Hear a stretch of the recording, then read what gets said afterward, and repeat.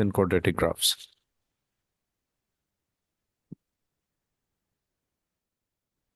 The slight difference, visual difference between them versus a straight line, and that is a quadratic graph. If we talk about detailed, there would be two more. This is with positive gradient. This is when coefficient of x square is positive. A is equals to positive.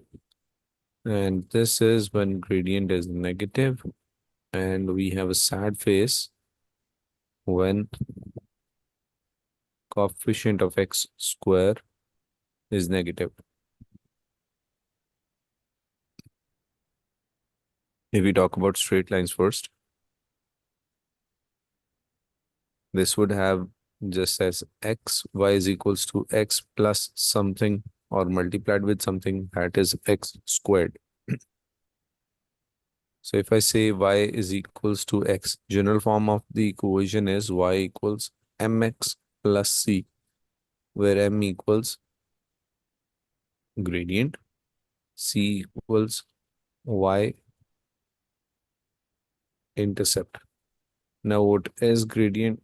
Gradient is the slope. Formula for that is y2 minus y1 over x2 minus x1. If we can show it on a grid, this is x, this is y, and let's say we are talking about these 2 points. This is 2, 1, and this is 5, 7. So if I talk about A and B, I can say that y2 minus y1, 7 minus 1, there is a rise of 6 units. And I can say this is 5 and 2. 5 minus 2, there is a run of 3 units. So 6 by 3, overall the gradient is 2. That means in every one step, it rises 2 units. Rise over run. A practical example, if we say we are walking on a straight road and then we see something at a height. And let me say this height is 2 feet. And if we have a plank, we place the plank here. Now we can walk over it. One thing. If I have a longer plank, I place it here. Third option, plank in black would be this. Now, if we say A, B, or C, which one would be easiest to walk over? A. A, because it is the least steepest. And so is the gradient used in designing of roads.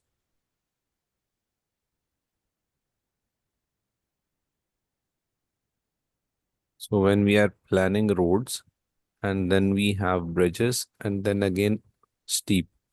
So this angle between those is 5 degrees to 15 degrees is considered comfortable. Comfortable to drive, comfortable for traction, comfortable for control, slippage, etc. Though there are roads which are more steeper than this and hilly areas, and so are the road signs given, and we drive accordingly. So straight line, we were talking about gradient. Coming back to that, if the gradient part is done, then there's y-intercept. Let's talk about gradient some more, then I'll come to y-intercept. For example, it passes through the origin. I would say this is y is equals to x. When we compare these two given equations, if I say this is y is equals to 2x, notice that there is nothing on x-axis or y-axis. This is just a sketch. So y is equals to 2x should look like this, more steeper than the previous one. And then we have y is equals to 2.5x. It should look even more steeper.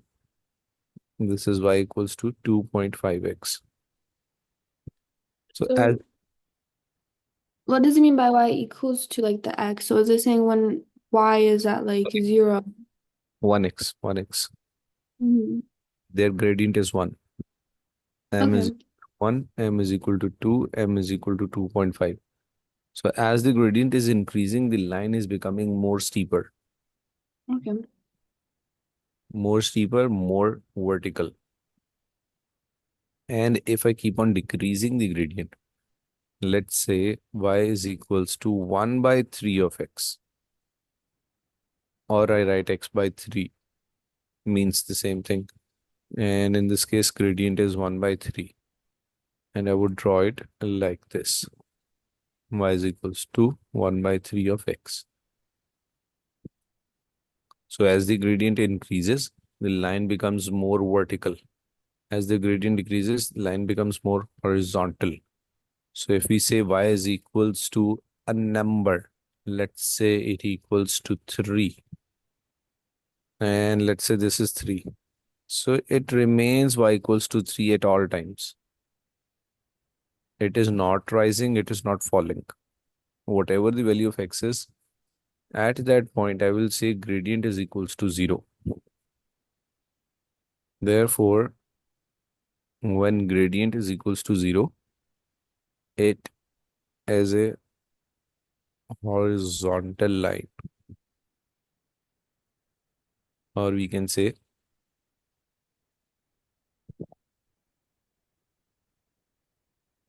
parallel to x axis. Now, what about the other line if the gradient keeps on increasing?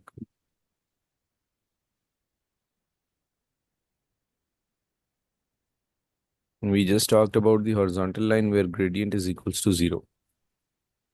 So what if the line becomes vertical? Gradient is equals to undefined, So it's parallel to the y-axis? parallel to axis, yes.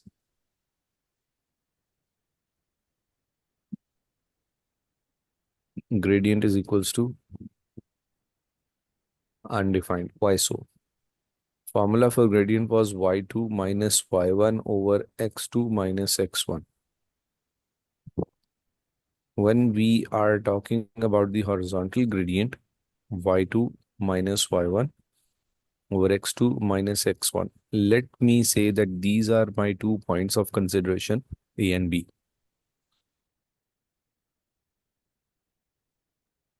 A and B are 2 points of consideration. And this is perfectly horizontal. So whatever y is there, that's same. So let's say this is x minus 2 and y4. And this is x6 and y4. So 4 minus 4, and that would be 6 minus minus 2 is 0 divided by 8. There's no rise in any change of x. So 0 by 8 is 0. The gradient comes out to be 0. And when we talk about the vertical line, let's say the point of consideration are these two, C and D. And let's say the coordinates of C are x, 5, y, 9. And coordinates of D are x, 5, and y3. So when we put y2 minus y1 over x2 minus x1. Now this is 6 by 0. So whenever it is divided by 0, it is undefined. That Okay. so we just name the vertical line as If undefined. if it's on the y-axis, is it still parallel to it? Like Still, if the yes, yes. Now position could be guided. For example, we had these lines just like this. Y is equals to Let me pass it through the origin. This is y is equals to x. That means 1x. And when I draw this line, I raise the line by some units. And let's say this point is 3. So I can write y is equals to x plus 3. There comes in y-intercept. Y is equals to mx plus c. When m increases, line becomes steeper.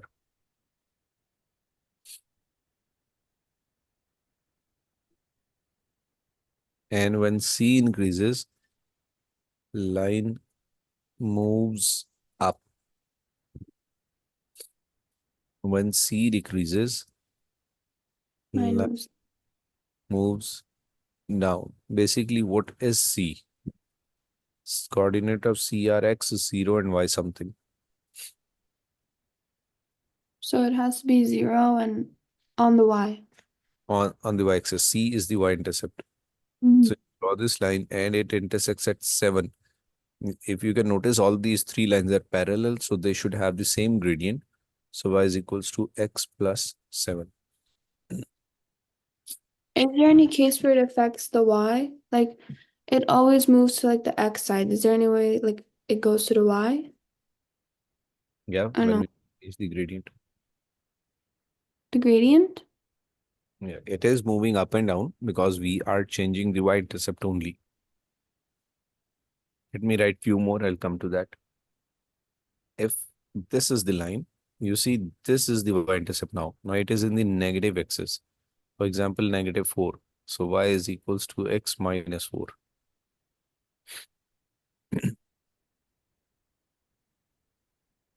Now, are you talking about this way? No, I'm just saying in the equation. Like it always like moves to the x. It's like it always affects the x. Does it ever affect like the y? Like it the part of the equation? Part of the equation, left hand side or right hand side. This is basically the general form how we write it. You can write it on left side or right side anyway. Okay. So, for example, if we write an equation y plus 7 is equals to x. You mean this? Yeah. So then we would rearrange for ourselves to understand that this is actually y is equals to x minus 7 because this is the general form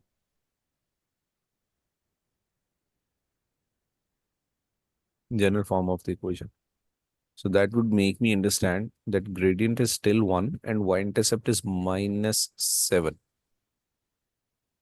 So So I we will always follow like that formula basically.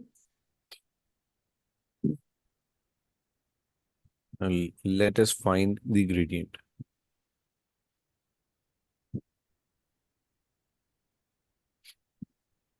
Y is equals to 7x plus 3, y is equals to 9x, y is equals to 4x minus 13, 2y is equals to 8x plus 4, 3y is equals to 9x plus 5, 2y minus 8x is equals to 4,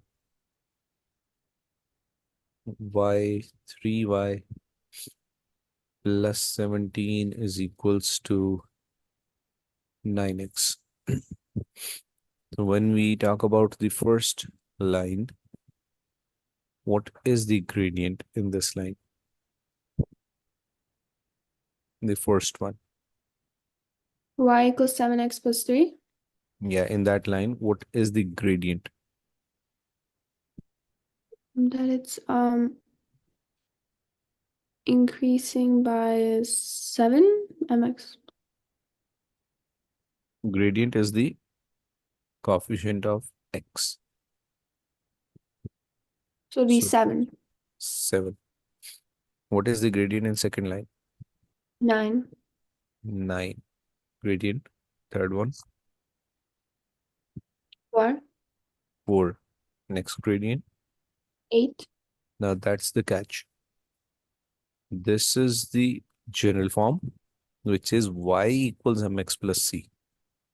So then we divide it by 2. We move the 2 over there.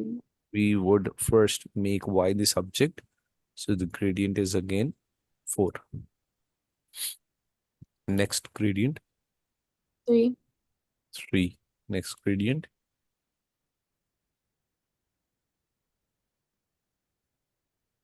4. very good.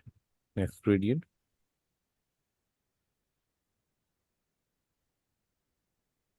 3. very good. One more. 3y plus 15x is equals to 9. Gradient,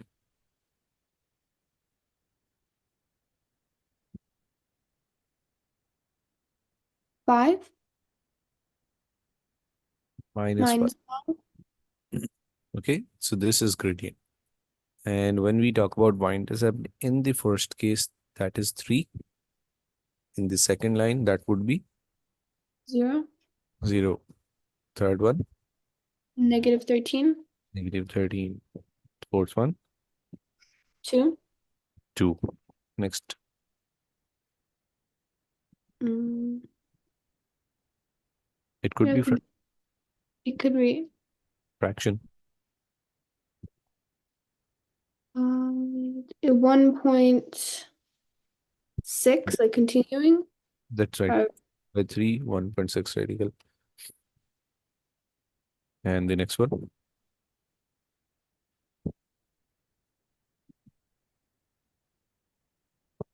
2.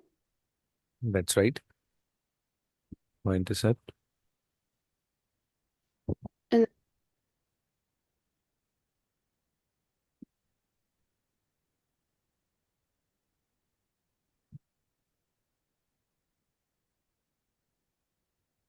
And 5.6 continuing. It is negative Negative. 17 by 3 or negative 5.6 continuing. Next, y-intercept.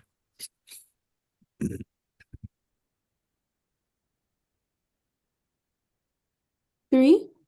3. You see, when we convert this one, this would be 3y is equals to 9x minus 17.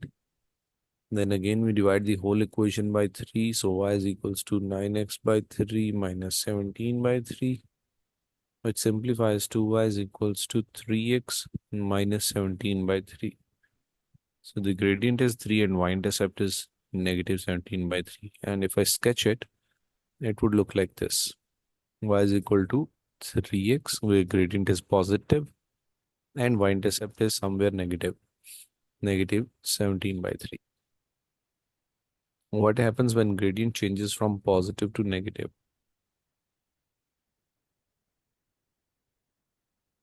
Positive to negative. All of these which look like this way are positive gradients, and which look like this way are negative gradients. So if I sketch a line which says y is equals to 2x plus 1. So if it is a reflection in y is equals to x, it would be y is equal to minus 2x plus 1. So it just changes the x to negative. Yeah, and it is a reflection in y-axis. Reflection in this axis. Okay. Gradient from positive to negative.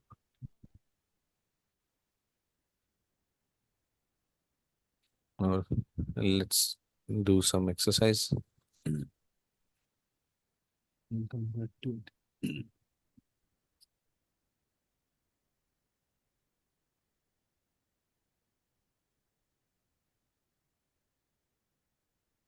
Some of the worked examples. We are given with the table of values straight line graphs. X is -1, y is 3. And if I look at the grid, This is -1 and this is 3. This is my first point, -1 and 3. Is it visible? Mm-hmm. The second So point, so x is at -1 and then it's at 3. yes. Mhm. And second point is 0, comma 4. So that is 0, 4.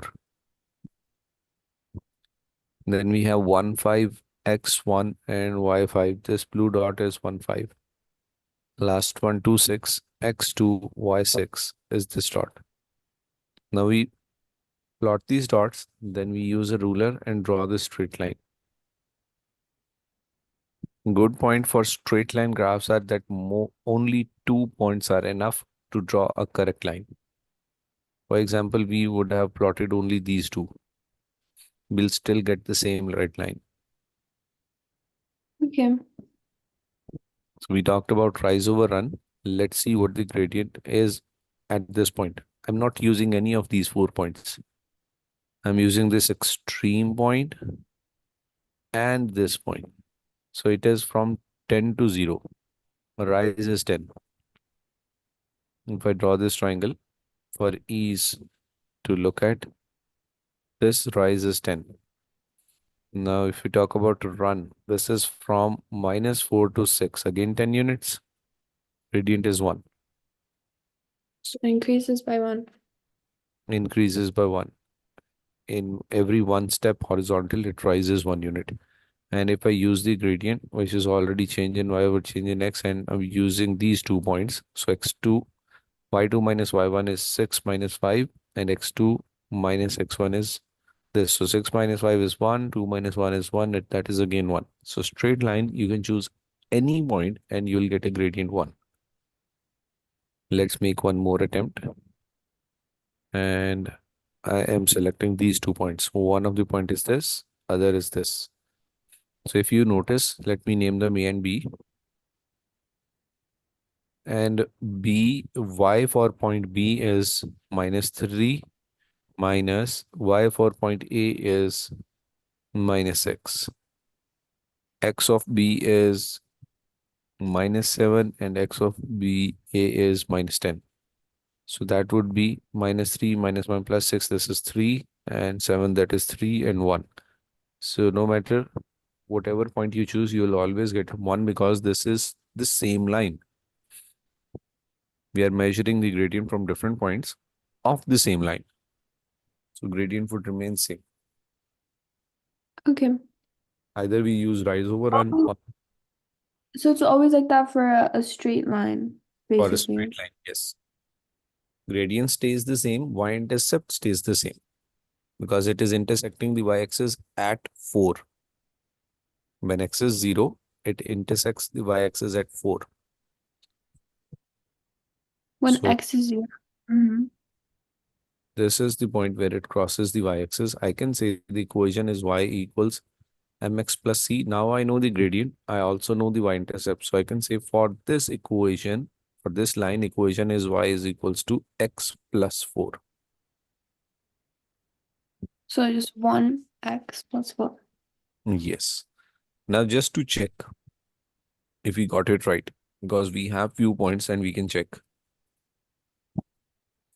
Just use x minus 1 in this place.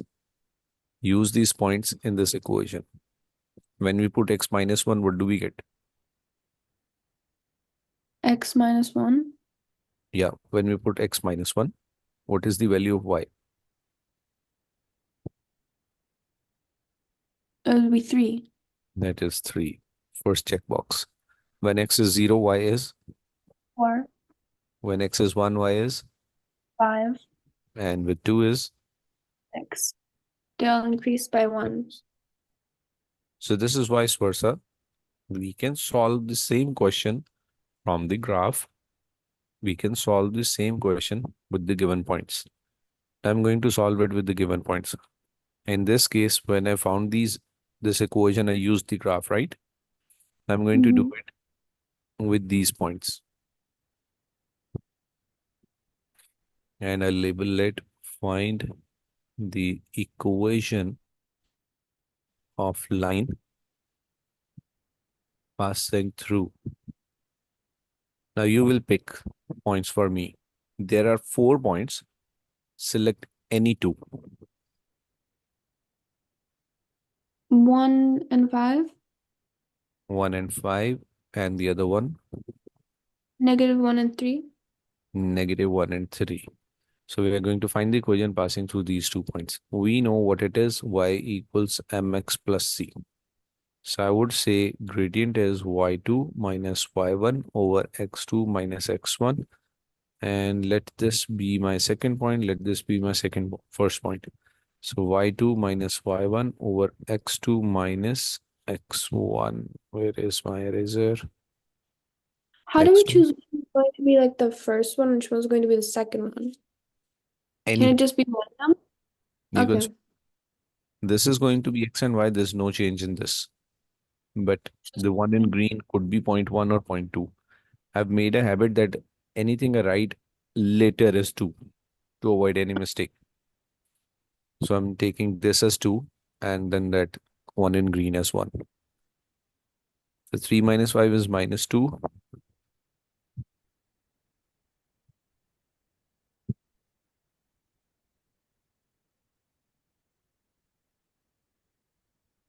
X2 minus x1 is -2. And gradient comes out to be +1. -2 by -2 is +1. So y is equals to gradient is already there. 1 x plus c. Now I need to find c.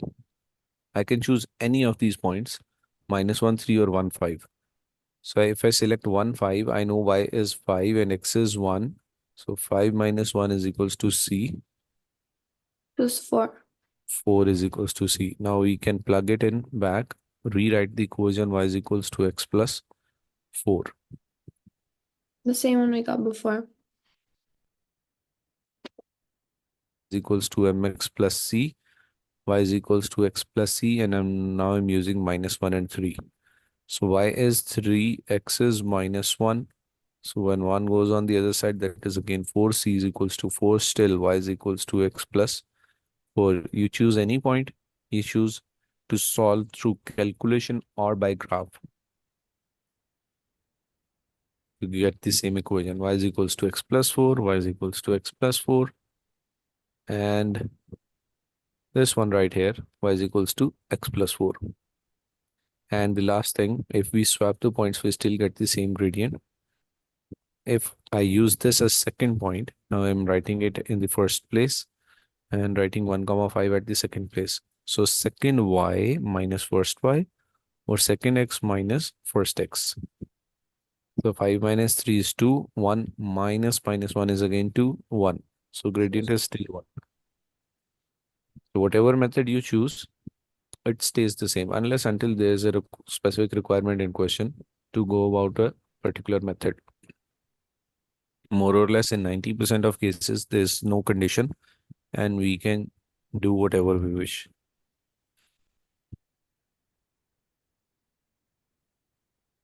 Okay, what rise over run is? With the same thing, we just chose 2 points and draw the triangle, and I can say this is rise and that was run.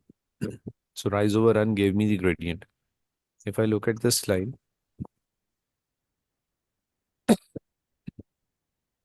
and avoid those points which are already marked, let us choose our own points. 1 and 2. And if I complete a triangle, this would look like this. How many units rise is there? 2. 2 units. And run? 7. That is 6. 1, 2, 3, 4, 5, 6. But doesn't it end on the last part? Like, I'll draw it again. I'll show you. It starts here and it ends here. mhm. This is one box, second box, third box, fourth box, fifth box, and sixth box. Oh, I was counting. Sorry, I was counting like the sides of the box, like the dots. We need the length. So run is 6. Mhm. This is rise over run, that is 1 by 3.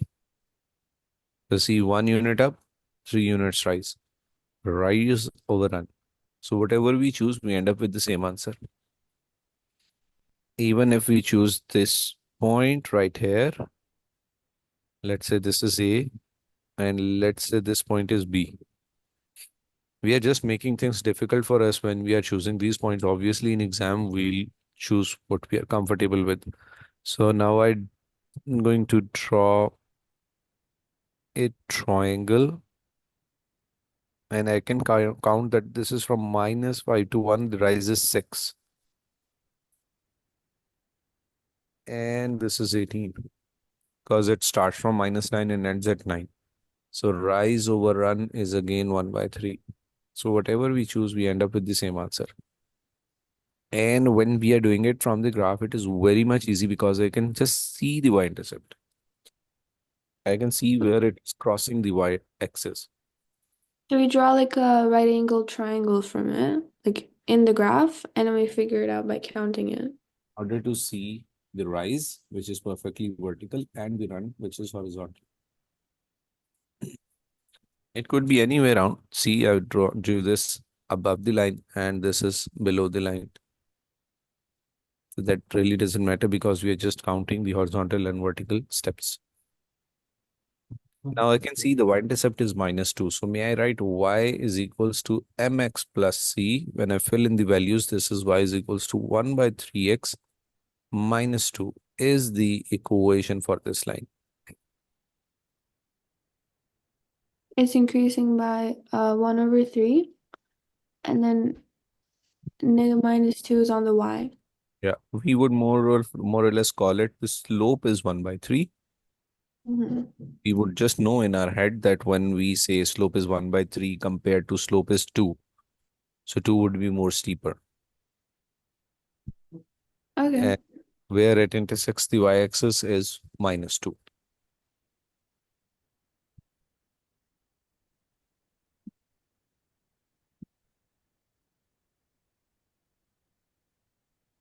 Using equations to plot lines. Now, these were points, and did the we draw the line, and we also found the equation. Now, if we already have the equation, we can draw the graph. For example, we have an equation which is y is equals to 3x plus 2. Equation is already there. I have to draw the graph. So it's going to be at 0 and the y is going to be at 2. And then the slope is going to be increasing by 3. Very good. So I'll write few points. X is something and y is something. Although for straight line, 2 points are more than enough.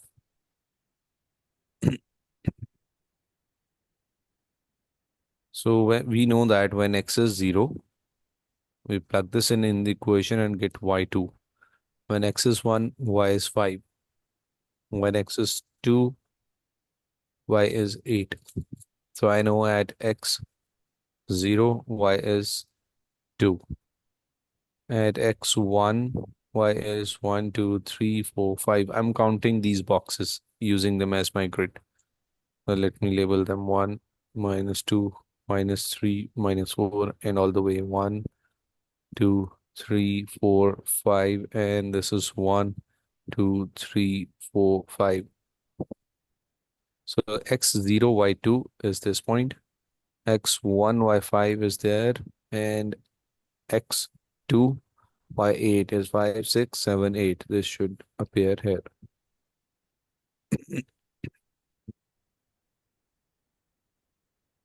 So we can just use a straight line and ruler and draw this line. Now, only 2 points are actually enough, but the examiner would always tell you to draw the line from starting from x this till x this. So we will just fill Will, up the will they give us the graph or do we have to draw the ourselves? graph paper. They'll give us this graph paper, Oh, centimeter by centimeter boxes. okay. There are a few types. If I can see this page, in this 1 centimeter by 1 centimeter, I have 25 boxes. Five small here, one, two, three, four. Five small on this side and five small on the other side. And in 1 centimeter, we also have 10 by 10 small boxes.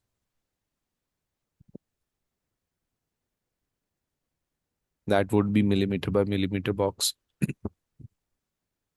It's just different types. Yeah, graph would be given. And on x-axis and y-axis, we may have different scales. Like 2 centimeters on x-axis is representing 2 units, but on y-axis, it is representing 50 units. Same as this one. If I just choose this scale to look like this, 1, 2, 3, and on the other axis, 5, 10, 15. So this would be x0, y2, x1, y5, x2, y8. It would look less steep because sometimes we know that it is very steep and with small change in x, it would rise a lot. For example, in place of 3x, we have an equation y is equals to 17x plus 2. So only 1 unit change in x would rise 17 units. 2 unit change in x would rise 34 units.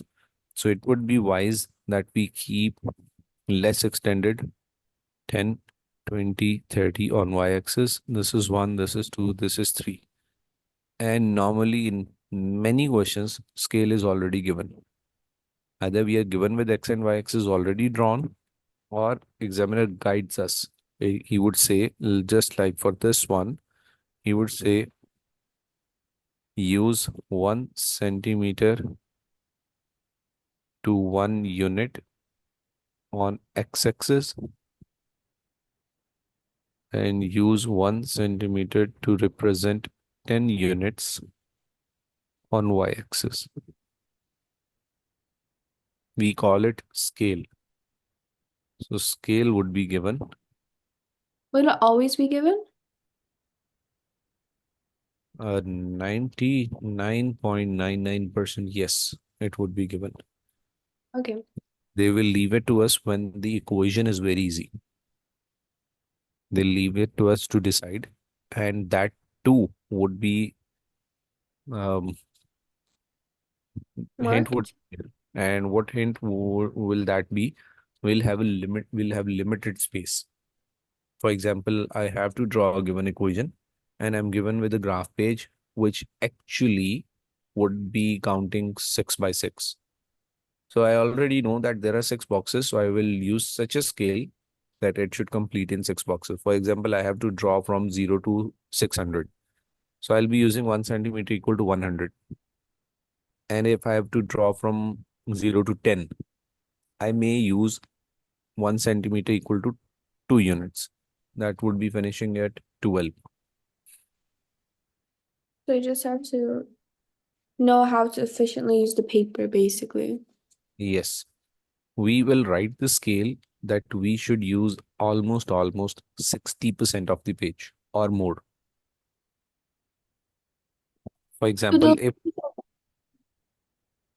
so sorry, they'll say give that us a so they'll give us a graph paper for each question, like each question that they want us to draw, like a graph. They'll give us a different graph paper. Or will we have one graph paper where we have to draw like all the questions that we have to. one graph paper for one question. Oh, okay. And if we are comparing two equations, examiner may say draw on the same graph. Okay. For the same question, cost of hiring Mr. Neil's boats. If I say that x-axis looks like this, 2, 4, 6, 8, and 10. And on y-axis, despite using 50 on 2 centimeters, I'm using 100 on 2 centimeters. So this graph would actually look like this. If he would have used 0 to 200 just there, the graph will finish in these two first boxes. and all of this graph paper would be left empty. So we just stretch our axis in the available space. Okay. Worked example. A straight line has equation y equals 2x plus 3. Now we already know, unfortunately, we just had a glance at this graph. Consider that we didn't saw it. So y is equals to 2x plus 3 would give me an impression gradient is 2 and y-intercept is 3. So if this is x-axis and that is y-axis, I would know it intersects somewhere here on the positive side, and gradient is positive, so the line would look like this. It's a normal impression before drawing the line. If I have that basic knowledge and I'm doing any mistake in calculation, the resultant line would give me an idea that I'm making a mistake somewhere. So it's just basically logics. Yes. So see, this passes through 3 and rise over run should look like 2. For example, between these 2 points, see 2 boxes up, 1 box horizontal. So rise over run is also supporting the logic. Now, step by step, I'll just show all of it and underline where we are reading. Now, construct, as I told you, that 2 points are more than enough. So this is the guide from the examiner. He's telling you to draw it from -3 to 2. So that is why we chose -3, -2, -1, 0, 1, and 2. That was the demand of question. Now substituting the values in the given equation, -3 in the equation, we get y -3. When we substituted -2 into 2 is -4 plus 3 -1. So we're getting all set of values. Now we start plotting this on the graph paper. X -3, y3, y -3, x -2, y -1, x -1, y1, x 0, y3, x1, y5, x2, y7. After doing that, we pick up the scale and pencil and draw a straight line. And while mentioning pencil, on the graph sheet, we use only lead pencil. Oh, wait, it No has to be markers, pointers. on the actual test where you have to use a pen, right? For On, not for graphs. on the actual test, we will use dark blue or black ink or ballpoint or marker, anything. And on the graph paper, we will use pencil on the actual test. While It has drawing, sketching, it has to be like a dark HD pencil, right? yeah, HB, HD, anything. It just won't be the sketch pencil. That's lighter and difficult to read. Okay. The same you use to solve your test papers, homework. Same normal pencil.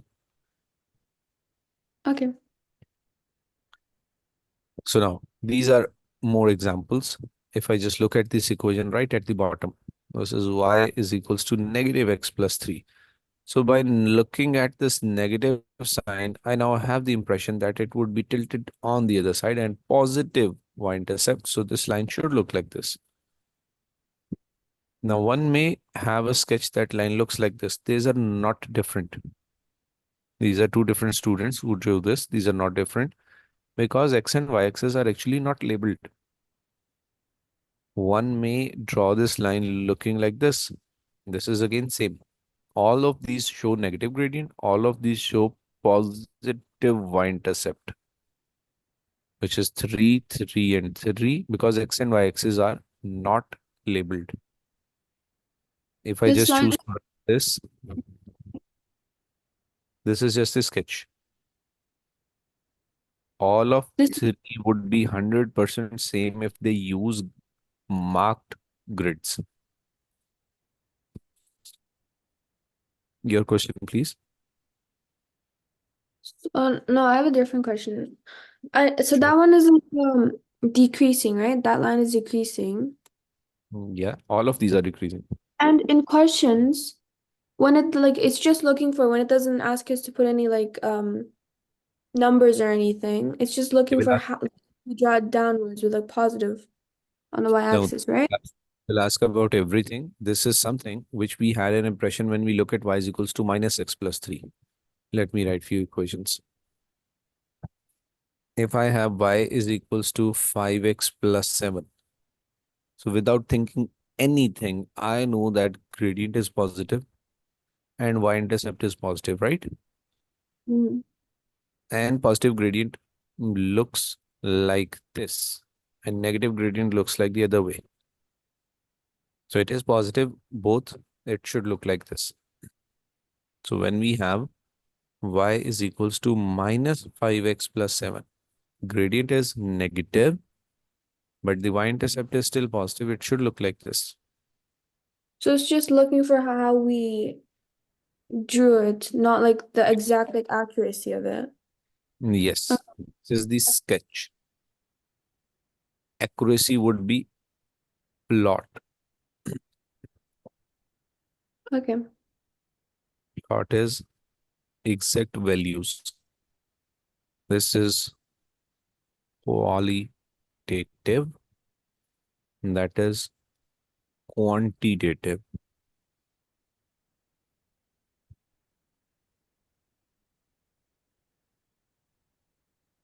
So when we just had this impression that it should look like this and have a look, is it so? Yeah. Showing a negative gradient and the intercept is at 3. So from minus 2 to 5, we always draw this box. And in exam, there's no need to draw this actual box. We can just write the numbers. This is X, this is Y, and I'm still doing that. I'm drawing the box. So just have a clear demarcation, clear difference.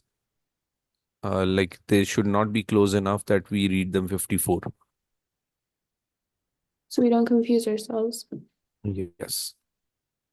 So after plugging in those values, when X is minus 2 using the same equation, I get Y as 5. Filling in the table, now we are plotting these points. Minus 2, 5, minus 1, 4, 0, 3, 1, 2, 2, 1, 3, 0, 4 minus 1, and 5 minus 2. And this question is complete. Draw the line this from minus 2 to 5. And this is the complete solution. Okay. Now first exercise. Make a table of X values from minus 3 to 3 for each of the following equation. Now what we will do in the actual life and for the exam point of view. If we are going to do every question of this particular chapter, this would take us like all the time we used to do those 9 chapters. So what we'll do is I'll choose one question. We'll do one here and you can practice in your own time any one of the questions at random. Like for example, when we look at these questions, how many are they? 1, 2, 3, 4, 4, 16. These are 16 equations only in question 1. So which one would you choose?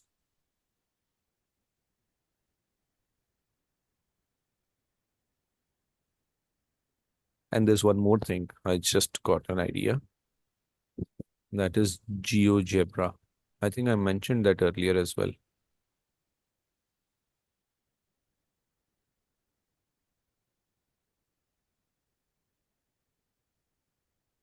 We say GeoGebra or we use Google. GeoGebra actually has a very good interface. These are circles. GeoGebra.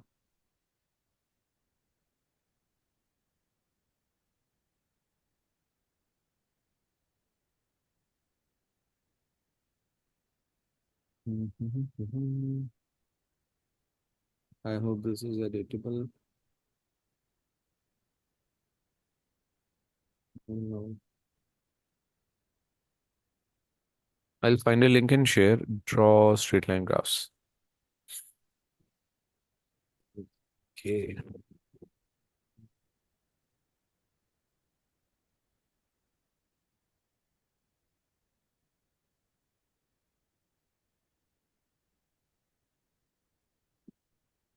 Actually, I didn't download it. I was short on space on my hard drive.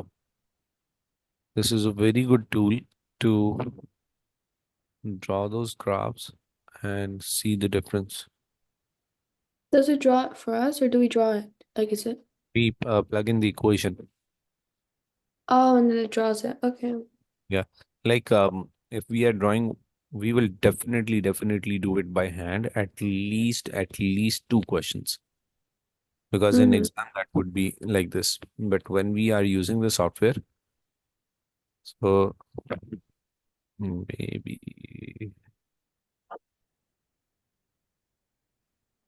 no, I didn't download it. I was short on space. So but I'll do it because we need it now. So when we'll be able to do more than 20 and 30 questions in the same time, we are doing one question.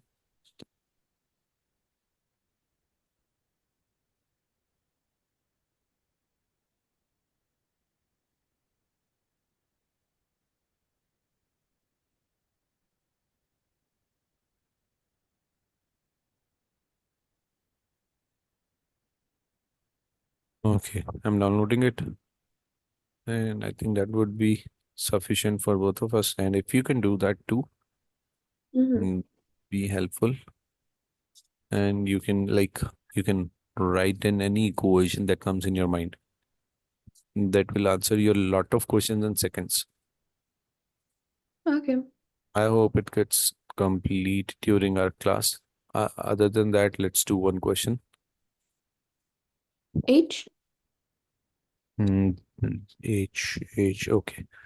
Y is equals to 3x plus 1 by 2. I'm following those same steps.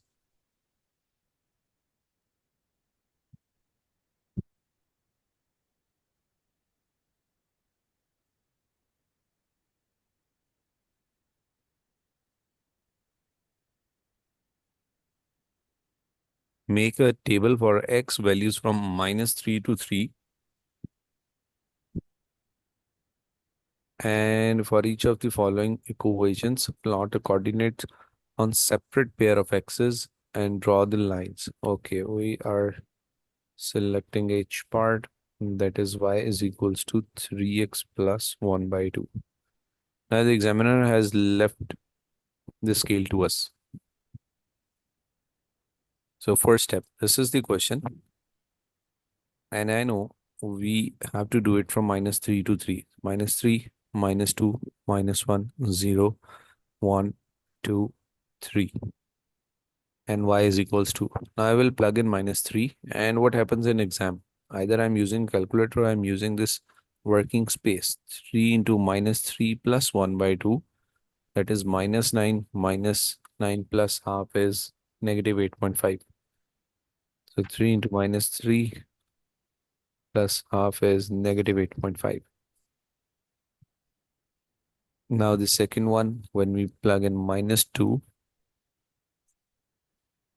I get -5.5.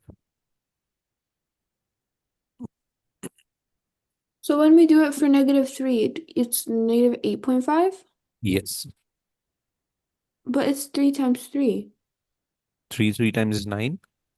And Yeah. then we have this plus 1 by 2 also. So isn't it -9.5? This complete equation, Mm-hmm. y is equals to 3x plus 1 by 2. So 3 into Oh, yeah. -3 minus Negative. 9 plus 1 by 2 is -8.5. And with -1, we are having -2.5. With 0, it is 1 by 2 or 0.5. With 1, this is 3.5. With 2, it is 6.5. With 3, this is 9.5. Now I have all the values. Examiner left the scale to us. So I'll choose a scale and I'll try to make a perfect straight line. Okay, one more hint. We can see that the values are from -3 to 3. So on left hand side and right hand side, it would be of same length. And when I look at the values of y, this is 9.5 and -8.5. That's not much of a difference. Sometimes we may have values looking like this from -3 to 3 and values of y are from -2 to 17. So in that case, graph would somehow look like this, more of positive, less of negative. So I have to draw a line somewhere where I can fit in all these values within the given page space. -1, -2, -3, that's too close, I think.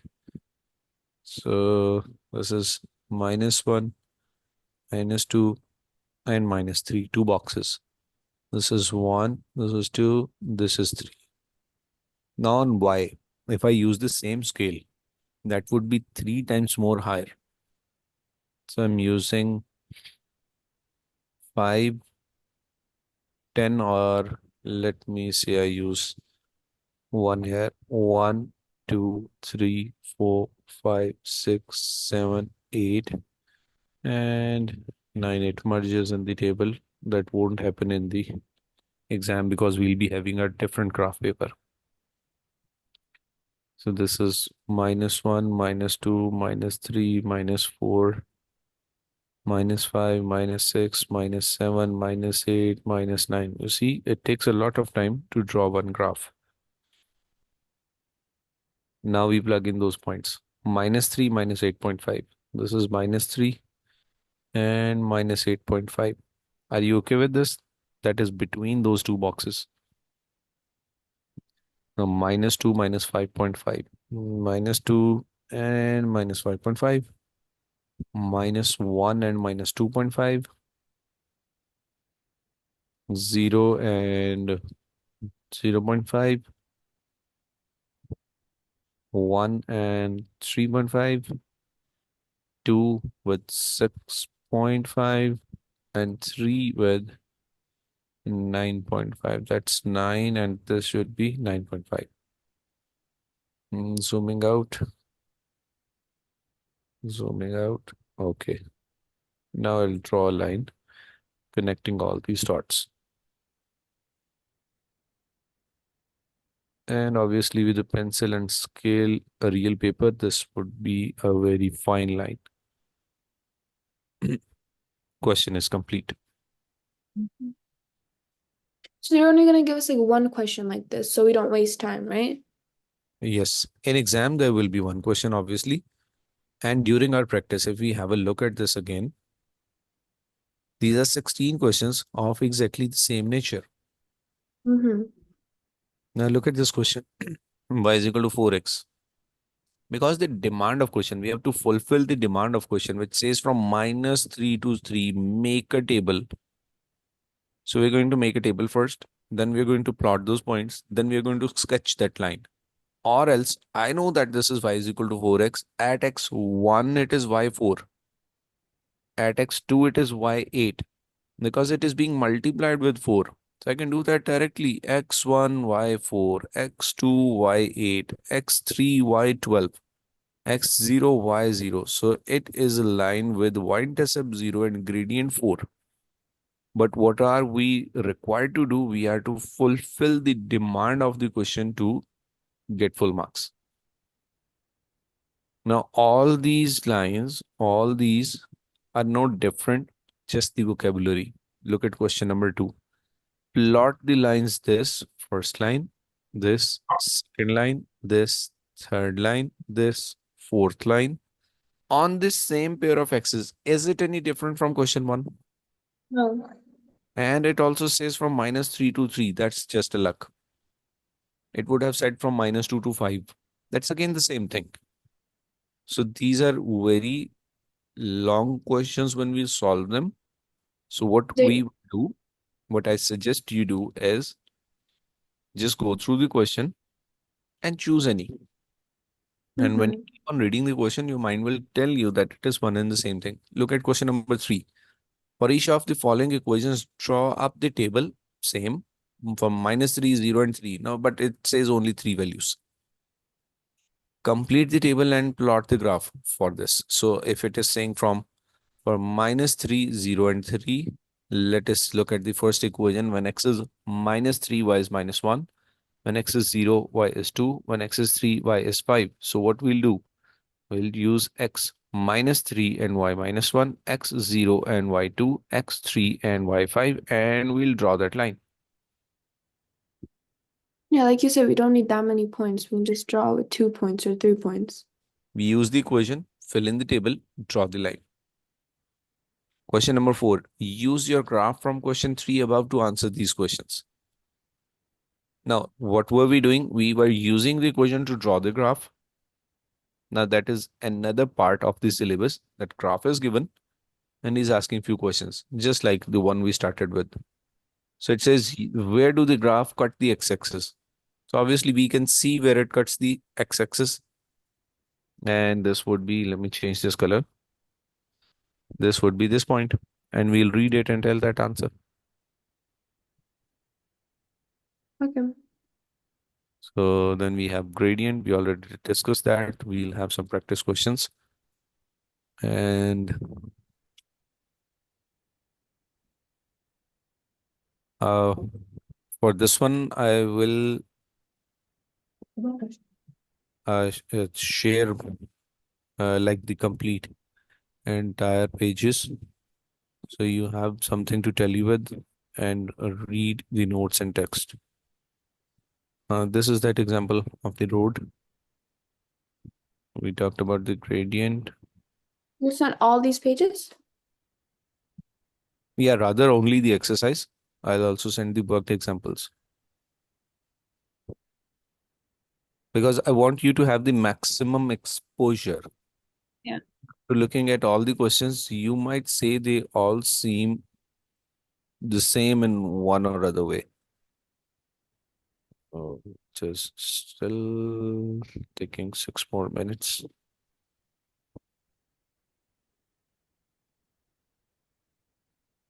I just hope it ends well and I can show you that it is actually very easy. This is just like handwritten task and it takes time. Yeah. Okay. Uh, till it's downloaded, look at these. Can you find the red line labeled A, small a? Red line? Yeah. So he's asking about the cohesion. May I Oh. say the cohesion of this red line is y is equals to, sorry, x is equals to 4. Mm-hmm. Gradient is undefined. Vertical line is always vertical is always x is equals to something.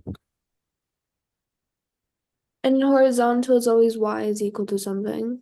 Very good. Y is equals to something. So can you tell me the equation of this blue line labeled B? X equals to 3.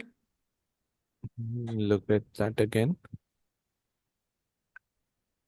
X equals to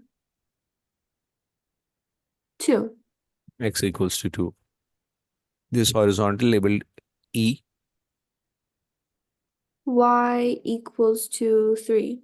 Y is equals to 3. So these were using those gradients, horizontal and vertical lines.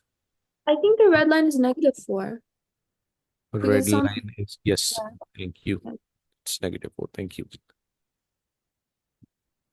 Question number 2. Draw the following graphs on the same set of axes without plotting points or drawing up table of values without doing anything.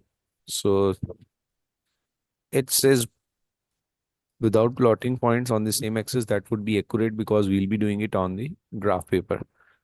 For now, so we can discuss more questions. Allow me to sketch it. Y is equals to 3 would look like this, passing through 3, the first one. Mhm. X is equals to 3 will look like this, that passing through 3. Y is equals to -1 would look like this. X is equals to -1 would somehow look like this. Y is equals to -3 again, passes through -3 on horizontal line. Y is equals to 4 is horizontal at 4. X is equals to 1 by 2. This line is already there, and X is equals to 1 by 2 should pass through 0.5. Y is equals to 4, none. X is equals to -7 by 2 is -3.5. So this point of intersection should be -3.5. Why is he asking you to draw all of these on one? Because this is a book. He's teaching you. He is making you visualize the differences and understand the topics. In exam, what happens? Maximum 2 questions on same graph paper Mhm. To save time. to save time. And we also will be doing a chapter that is shading the required region. That has sometimes it has 4 equations on one graph paper, but that's sketching. That's not plotting. That's not passing through all these tables and stuff.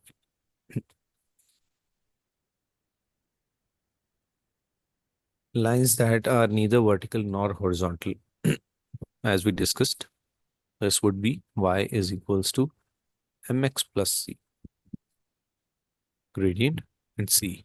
Without solving, is the gradient of red line positive or negative? Positive. Blue line, Negative. negative. Y-intercept of red line. Oh, it's at 2.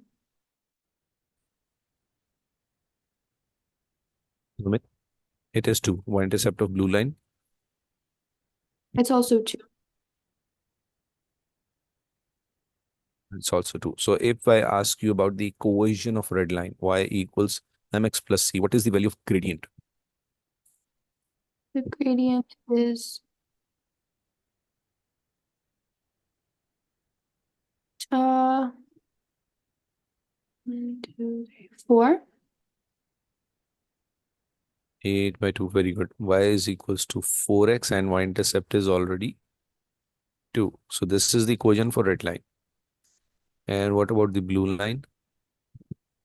Y equals mx plus c, gradient for blue line.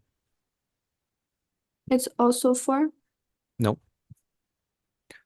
Have a look at them again. They're not same steep. They're different steep. Red is more steeper. Blue is less steep.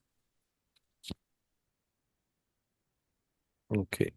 So it's at 2, no, plus I 3. understand that is difficult. You can like not have a point over it or pencil or anything. It would be easier when it is in front of you. Uh, Let me help you in this case. Now, what we do is we select good points. I will not call this a good point. It is difficult to read. Just like this one, that is a perfect point. I know it is passing through 2 and 0, x0, y2. And then obviously another point should be, I'm trying to avoid the one which he's already marked.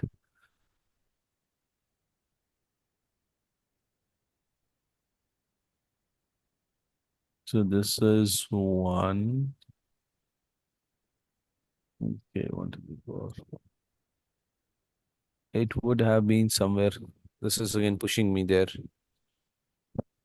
So if we just count these are 1, 2, 3, 4, 5, 6, 7, 8, and 9.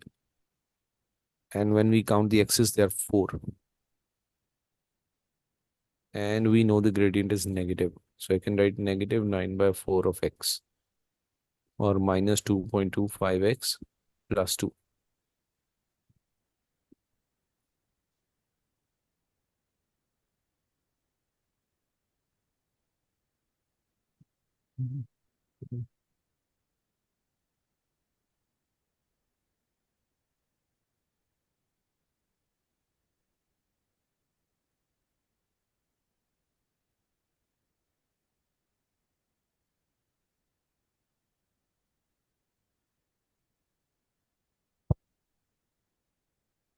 Hmm. No, Apple has something to do with that. Should find it.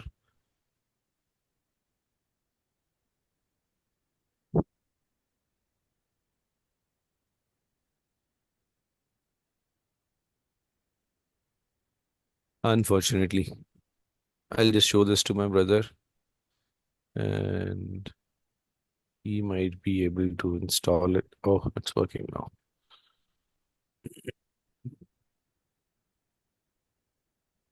Okay. Okay. Now we'll have fun. Name the equation. Any. Y equals to 4x plus 6. You see? Y is equals to 4x plus 6. Done. Y equals to Okay. Right. negative 6x plus 3. Okay. Negative 6x plus 3. Have a look at the screen. Meanwhile, I type. When I just write negative 6 is already drawn that. But I need to write y is equal to negative 6x. See the transformation? This is x. I'm typing right below in the last line. Negative 6x plus 4. Now see where it will go. This is at 0. When I type plus 4, see where it goes.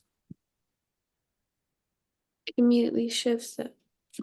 Oh. It is actually shifted upwards. Y-intercept was 0. Now y-intercept is 4. What if you do minus 4? Then shift Okay. backward. Type another. Let's keep it same. Before doing that, we are keeping minus 6x plus minus 4, right? Mhm. Having minus 6 would be parallel to this exact same line, but would intersect at this minus 4 point. So let's type it. Y is equals to minus 6x is the same line minus 4.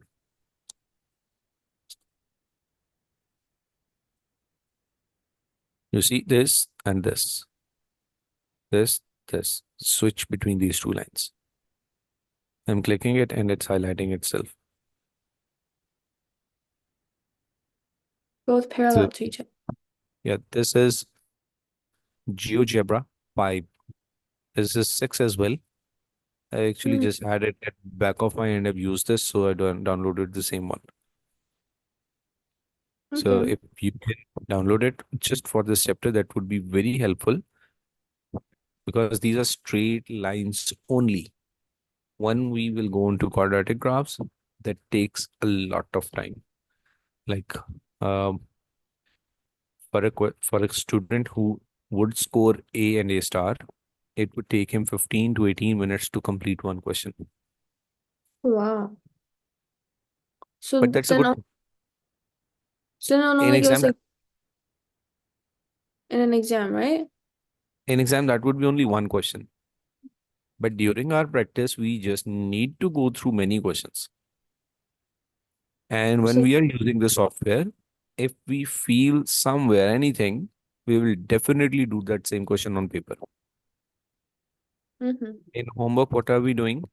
We are solving at least one question on paper and having an exposure using the software. Okay. There are pointers to actually.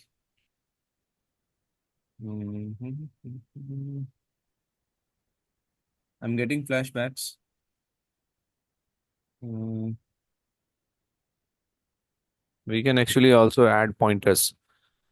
I will draw some lines before the next class. That would be for quadratics. Don't save. Now I have this downloaded. It is actually coming back to me.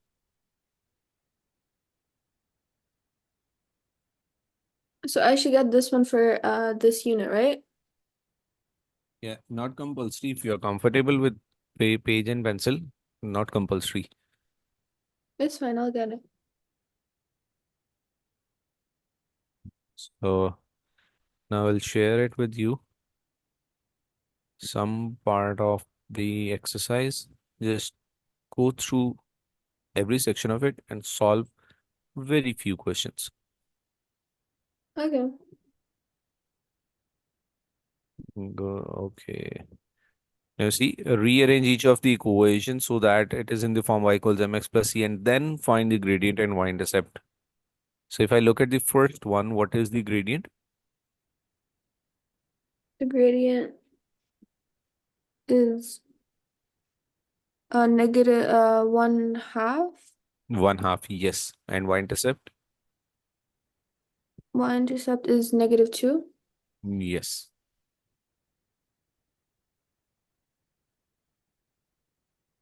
Okay, so I'll share these two exercises, and this is a different concept, parallel and perpendicular lines. We'll go through it soon. Anything you would like to ask? No. See you in next class, and I'll share it soon. Okay, thank you. You're welcome. Take care. Bye. Bye.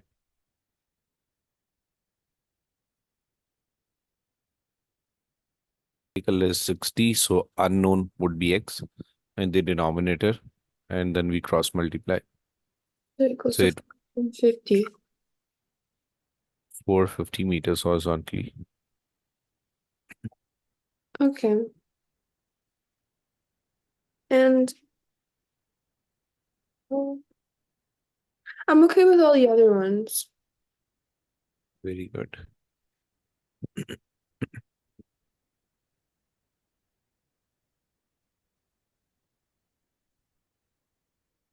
And this is also fine. We did a small exercise, like when just by looking at the equation, we should be able to tell the gradient and y-intercept. Yeah.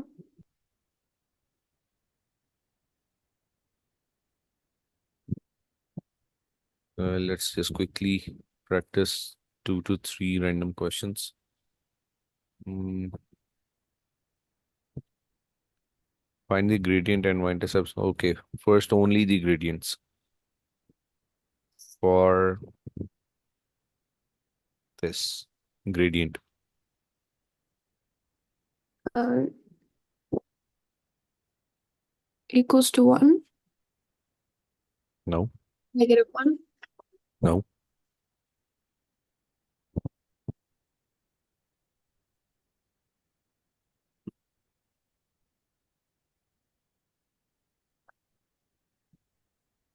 Well, I know before x is supposed to be the gradient.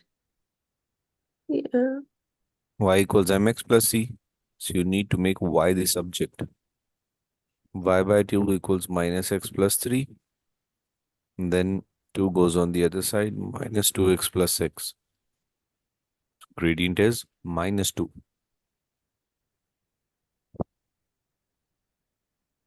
Okay. And y-intercept for the same equation is 6. Okay. Try J part, gradient.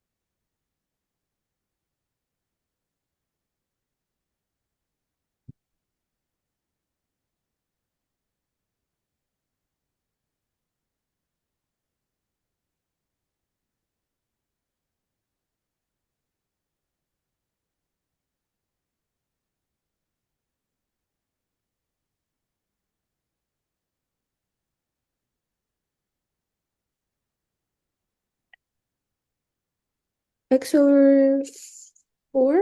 Negative x over 4? Gradient is only 1 by 4. 1 by 4. Cx is equals to 4y minus 2. Mhm. X plus 2 is equals to 4y. Now we bring this 4 in the denominator. So x by 4 plus 2 by 4 is equals to y. A simple rearrangement gives me this. So gradient is positive 1 by 4. Oh, I got x over 4 as well. Well, because the gradient is 1 with the x, like with x, so, but I got the negative one because I was on the, I think on the wrong side of the equation. Doesn't matter it is on left or right, it has to be opposite side of y. Mhm. And y should be with the coefficient of 1. And c is 1 by 2 for this case. I did get x over 4, so I did get 1 over 4. Try k part.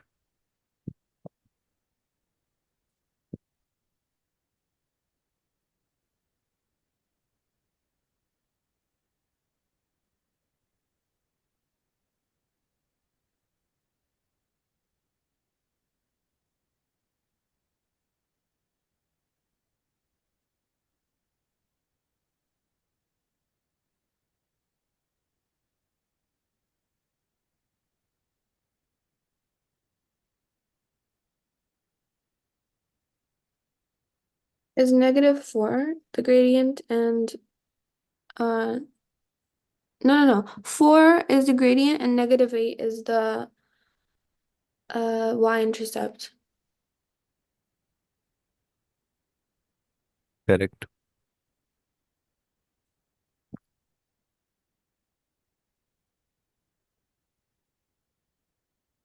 Okay. Rearrange the equation so that it is in the form y equals mx plus c and then find the gradient and y-intercept of each of the graph. It is exactly the same thing, just a little more practice. So let's randomly pick some fractional equations. Like these straight ones would be easy. 2y is equals to x minus 4. If I make y the subject, this is x by 2 minus 4 by 2. And we know gradient is equals to 1 by 2 coefficient of x. And the constant is y-intercept. Try for again. iPad, let's do these last four. Gradient and y-intercept.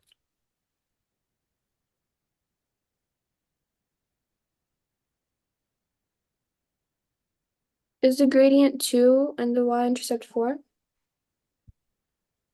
Correct. K part.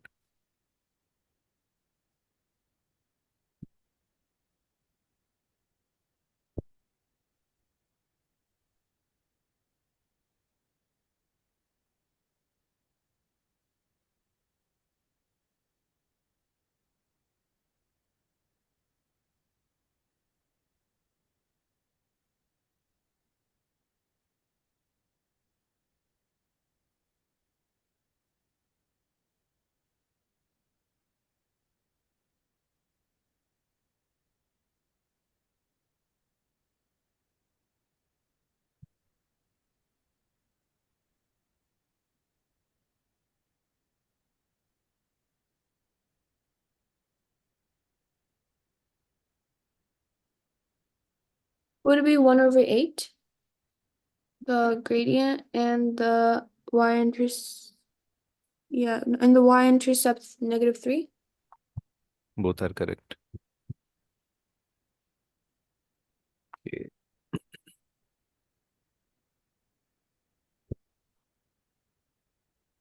Question number 3 says find the equation in the form y equals mx plus c of the line which has. Now we are given with gradient and intercept. So 3a. I can see that the gradient is 2 and y-intercept is 3.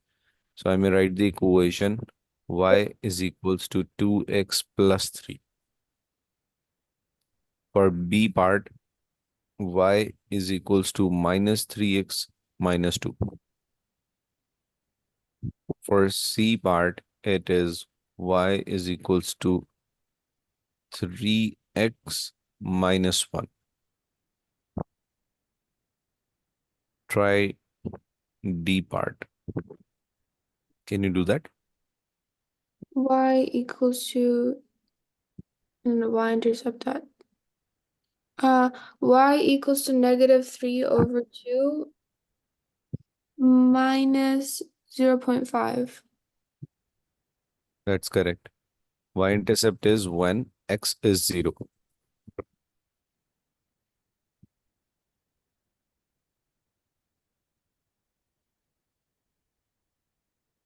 Try H part.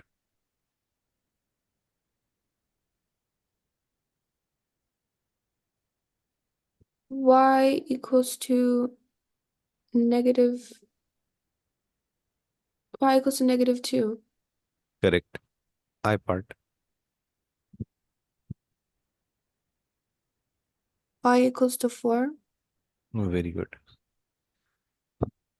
Now we have diagrams and we need to find the equations of all of them.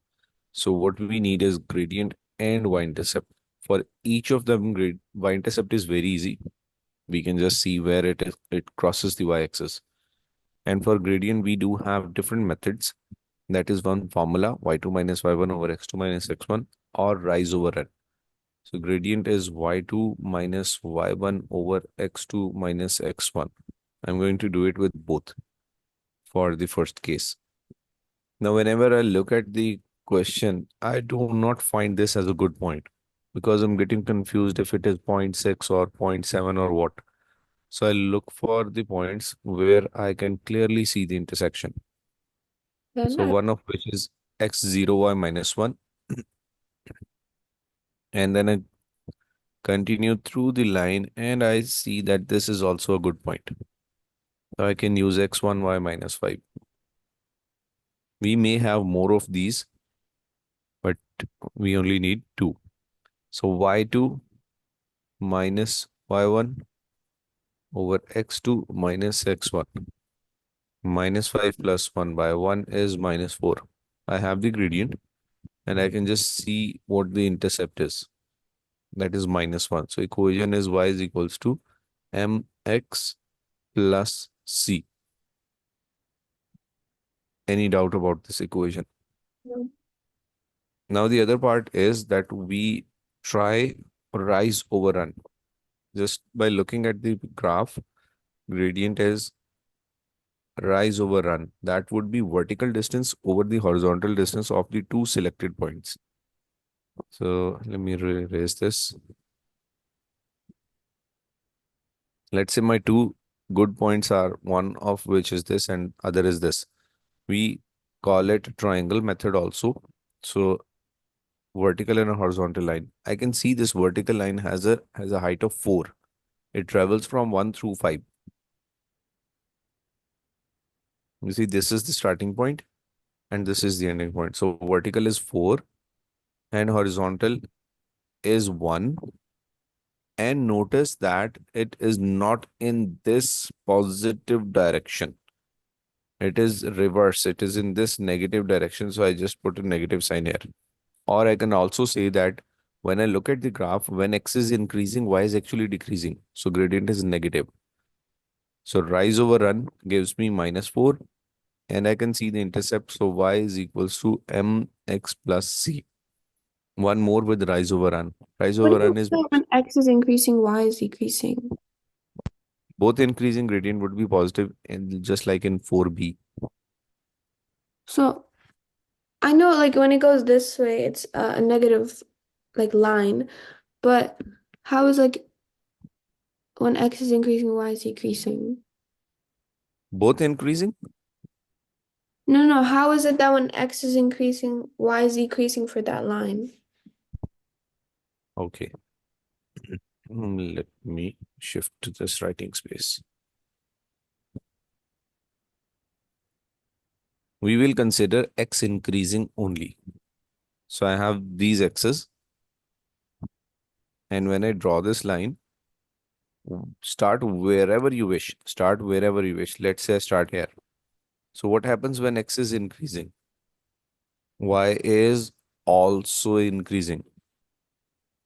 We do have values of x and y on the axis. Let's say this was 1, 2, 3, 4. So when x is increasing, y is also increasing. So gradient is positive.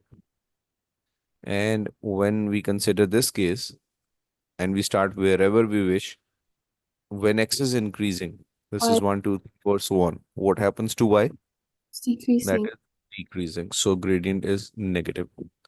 And we do not have any third case. Okay, okay. So this slope is positive and this slope is negative always. So both increasing positive, one decreasing is negative.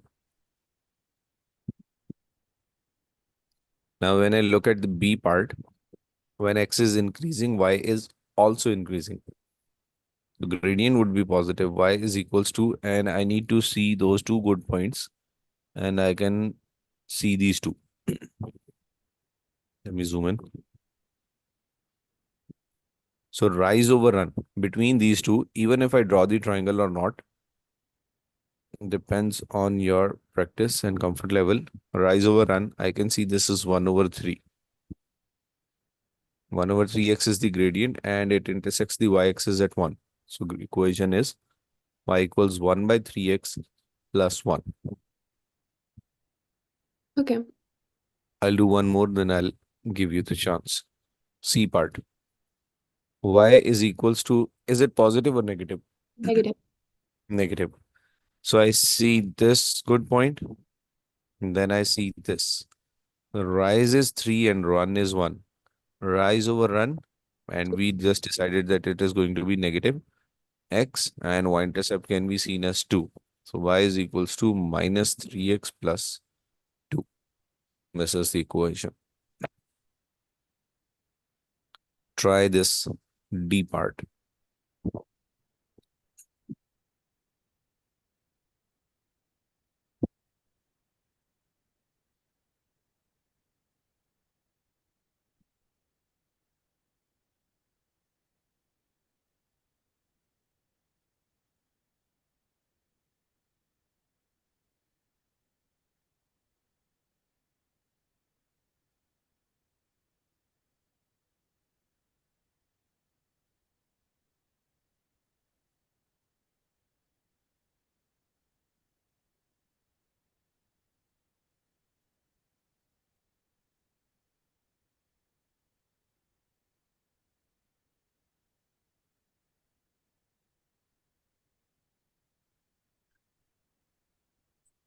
5x plus 2.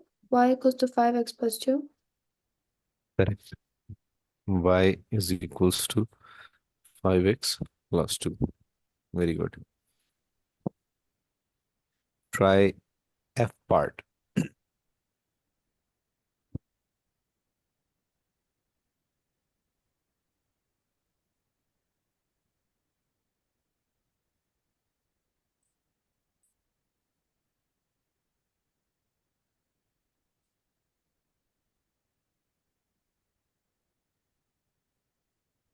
Y equals to x plus 2. Reconsider, please. Oh. Y equals to negative x plus 2. Very good. Try H part.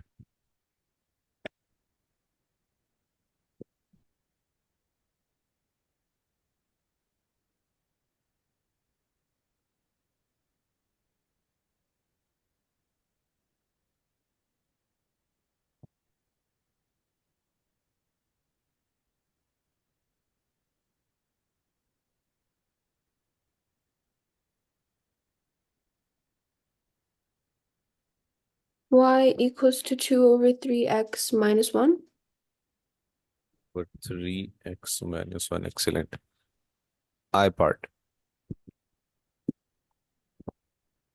Could you zoom in a little bit more? Yeah, sure. Okay, thank you.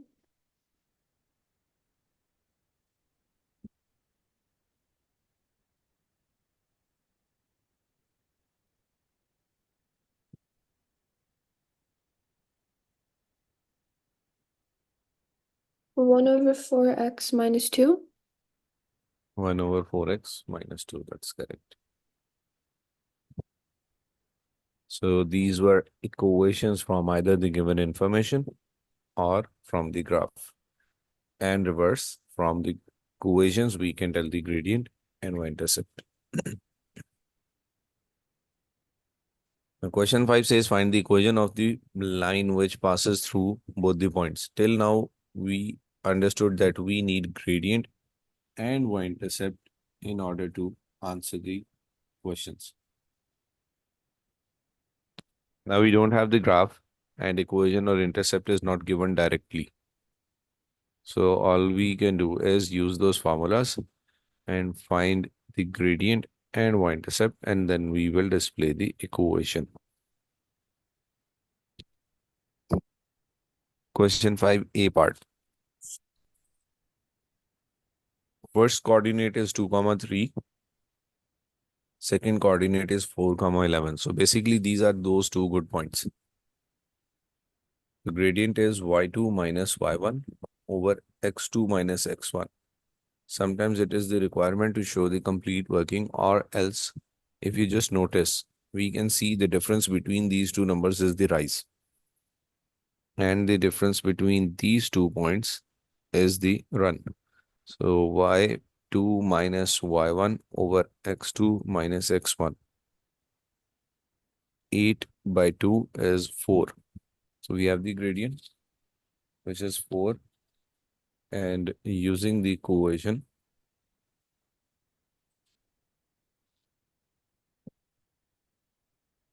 y equals mx plus c. Now I have to choose any one of these, either A or B. Both will give the same answer. I'm selecting A. So I'm using A in this, which says y is 3. We have the gradient, which is 4. It says x is 2 and c is unknown. So this is 4 2 times 8. C is equals to 3 minus 8 and c is equals to minus 5. Now we have the gradient. We have the y-intercept. I can write the equation, which is y is equals to mx plus c. So for sake of practice and understanding, doing it again with b. If we would have chosen b, in that y is 11, gradient was already 4, and x is 4.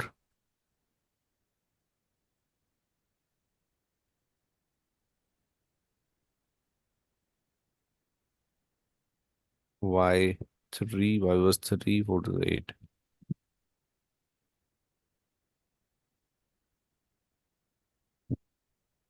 Plus c, 11 minus 16 is equals to c, and c is equals to minus 5. So again, y is equals to m is 4, x minus 5. So we get the same equation. Now there's one more method. What do? We first find the gradient. That is the first step. And second step is we find the y-intercept. And in the third step, we rewrite the equation. That was the demand of the question. So gradient, then y-intercept, then equation. Gradient, then y-intercept, then equation. So there's one more way. I'm writing this question again. 2, 3, 4, 11. 2, 3, and 4, 11. This is A, this is B. Question 5a. So gradient is y2 minus y1 over x2 minus x1. y2 is 11, y1 is 3, x2 is 4, y1, x1 is 2. 11 minus 3, 8 by 2, gradient is 4. Now what's the change in the previous and this method? I'm writing y minus y1 equals m into x minus x1. In some of the books, it is y minus y naught equals m into x minus x naught. Makes no difference. These second values are going to be the selected coordinate. And first one stays there. So y stays there. Let me say I select A. That says y is 3, gradient is already 4, and x minus x is 2. This is where the x is coming from. This is where the y is coming from. And the gradient is coming from this point.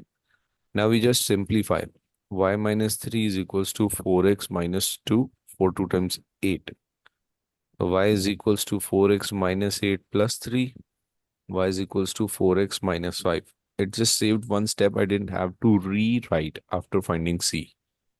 You see, the equation was 4x minus 5, and it is again 4x minus 5. Do you Clear? think yes? Do you think this one is better for an exam or like the other method that we did for finding C? That would depend on our practice. For example, I never told you this. So this would be the best method for you for your entire years because you never went through it, and before you knew that from some other source, book, internet, or any other teacher, you'll be so comfortable with this first method that you'll always find it easy. So that depends on individual practice. Oh, Uh, so depends I on how. personally find the second one easy, but I've seen more than 90% of students comfortable with this first one. Okay, they're And both. the difference was I studied additional mathematics, and my additional mathematics teacher, he preferred this second method. So I was more into it. Hmm. So So when Cambridge allows you, when your board allows you, you can use any of the methods. There's not a compulsion. Student experience, they prefer this first one. So we'll do a mix of both. We know we are not sitting in exam. anyways, both of them are having like the same amount of time. They both take the same amount of time, anyways. When we do. Yes, yes. They'll take the same time, same difficulty level, and 100% accepted. Let's try the C part. Can Question we number 5. for Sure. questions like and because it was the same for both of them, can we just find like the equation of one of the lines, like one of the coordinates? Because it's going to be the same for No, both. we always need both for gradient only. Then for the y-intercept, you may select any, Yeah. Okay. A or B, any. Now what we can do is, we have these coordinates.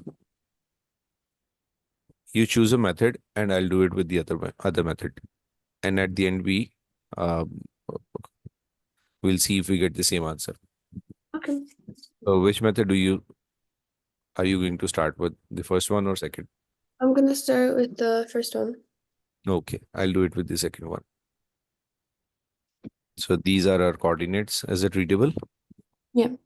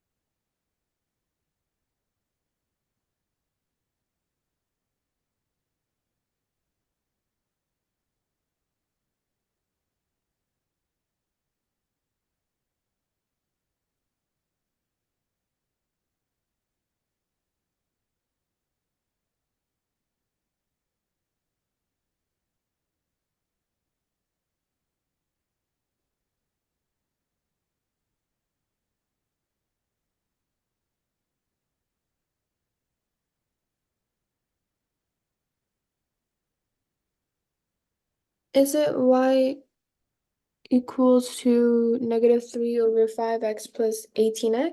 18 over 5? Negative 3 over 5. I got 9 over 5. Let's recheck quickly. Points are -1, -3, and 4, 6. Yes. Oh, And what do you I get? copied Great. it down as 40. Okay. Oh. Yeah, I copied it down as 40. Okay, sorry. No issues. I'll No issues. quickly redo it so that it can like. Okay, I'll do the question with 4, 0. Okay. Will not let that question go to waste. So please confirm your coordinates. You took A as -1 and -3, -1, -3, and you took B as 4 and 0. 4 and 0. So I'm going to do this new question and you'll do this new question. -1, -3, 4 and 6. Okay. And then we'll match these.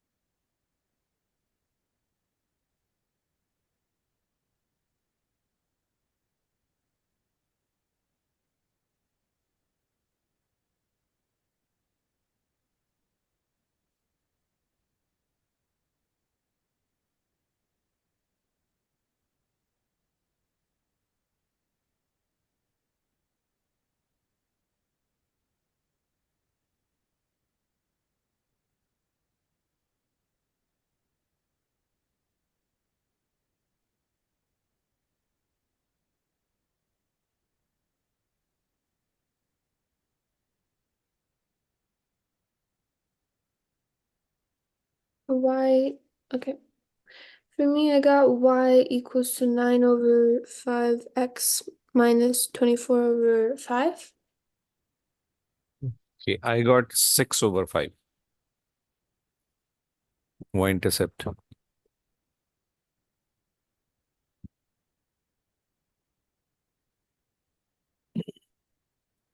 We have the same gradient that is 9 by 5, right?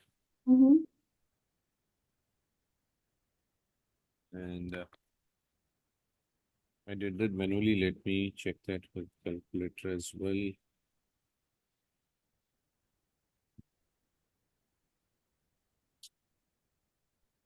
So when gradient is same, can you see this pointer moving?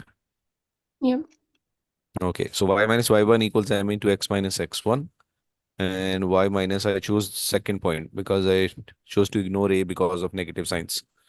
So y minus 6, 9 by 5, x minus 4 Left side is that easy. This is 9x by 5. 9 4 times is 36 by 5. Then I took 6 on the other side and I'm getting minus 6 by 5 as y-intercept. Why are you getting 24? Did you write this 36 by 5? But You chose the other method. yeah, I chose the other method. I didn't do this method. Y is equals to mx plus c. You did this. Mm. Y is equals to y. M is 9 by 5x plus c. And you chose B or A? I chose A. A, okay. So y is minus 3 in A, 9 by 5, and x is minus 1 plus c. This is minus 3 is equal to minus 9 by 5 plus c. When it goes on the other side, it changes sign to 9 by 5 from negative to positive. Now I can take the LCM 5. This is 15 with the negative sign plus 9 is equals to c.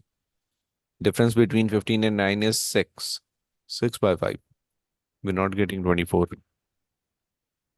You only get 24 when you have same signs. Uh, Maybe you've to say change the sign. when I moved the negative 9/5 to the other side, I kept it as a negative. I didn't change it. So that's why. So whatever method we choose, we get the same answer. So Right. so the equation is y equals to 9/5 x minus 6/5. Yes. Now this is in the form y is equals to mx plus c. And we can always write it in any form. If I just take the LCM or cross multiply with 5, I get 5y is equals to 9x plus 9x minus 6. Examiner in the examiner report or marking scheme says or equivalent. A student may wish to write it as 5y minus 9x equals minus 6 or 5y minus 9x plus 6 is equals to 0.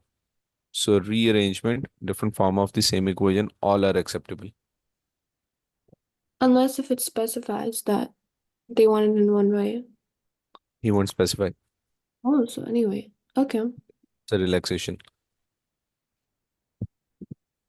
And the other equation with 40 was y is equals to 3x by 5 minus 12 by 5. Do we have the same? For that one, minus 3/5, yes. No, I got 18/5. Okay, let's quickly check this. Do we have the same gradient 3 by 5? Yes. And you did it with the first method again. So y is equals to mx plus c, where gradient is 3 by 5x plus c and y is there. And you chose A or B. I chose A. Why you keep going on the difficult side? Those are negative numbers. So minus 3 is y and 3 by 5x is minus 1 plus c. So this goes minus 3 is equals to minus 3 by 5 plus c. When it goes on the other side, that is plus 3 by 5. And LCM 3, 5 times is negative 15. 3 stays there. Is equals to c. And I get 15. We take away 3 is minus 12 by 5. And again, it is 18 when you just add them. I I mean, think same again. Didn't change the sign. yeah, I made the same mistake for this one as well. Y is equals to 3 by 5x minus 12 by 5. Now this is the equation and you can rewrite it as 5y is equals to 3x minus 12. Most of the answers in the book or in marking scheme are written as one-liner. Fractions are avoided. 5y minus 3x is equals to 12. So all forms are acceptable. Okay. But in a marking scheme, it's still like more preferred to do the second form. Just Both keep. are equally preferred. Okay. No limitation, no restriction. Okay. Question 6 says write down the equation of a line that is parallel to, and we know what parallel lines look like. For example, if I have this line, this is the parallel line. This is Okay. another parallel line. So what is same between them? They'll never touch. They never touch. Their gradient is same. They're increased by the same number. And what changes is the y-intercept only. If I just draw these x's, so their gradient is same. They have different y-intercepts. C1, C2, C3. So if I just write this B part, 6B, that says y is equals to 2x minus 3. And if I need to write the parallel equation, I just have to keep the gradient same and I can write any y-intercept. So these two equations are parallel because they have the same gradient. Change the same equation, I can write anything else plus 11. So For write down, for 6A, sorry? for 6A, it would Yeah, be equals to negative 3x. Can it be plus 1? That would be parallel to it. yes. So we keep it that way. Gradient is unchanged plus 1. So what was happening? That was passing through the origin. It was having y-intercept 0. But let me reconsider. Gradient is also negative. That was passing through the origin. When you added 1 to it, this is what happened. They're both still parallel. Yeah. So minus 3x and minus 3x plus 1. Let me open this.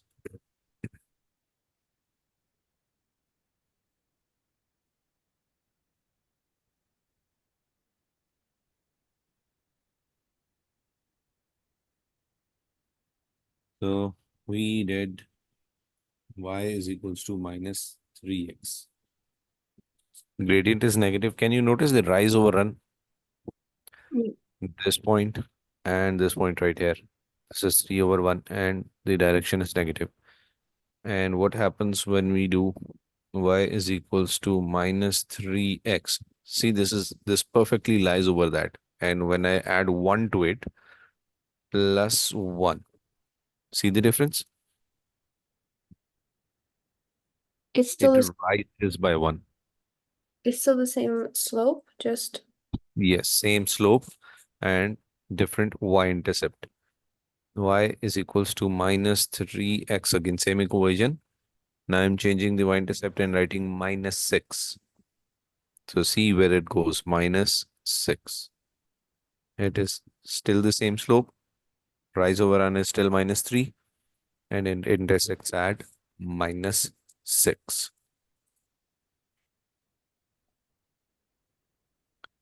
Question number 7. Which of the following lines are parallel to this? it would be, A, yes or yeah. no?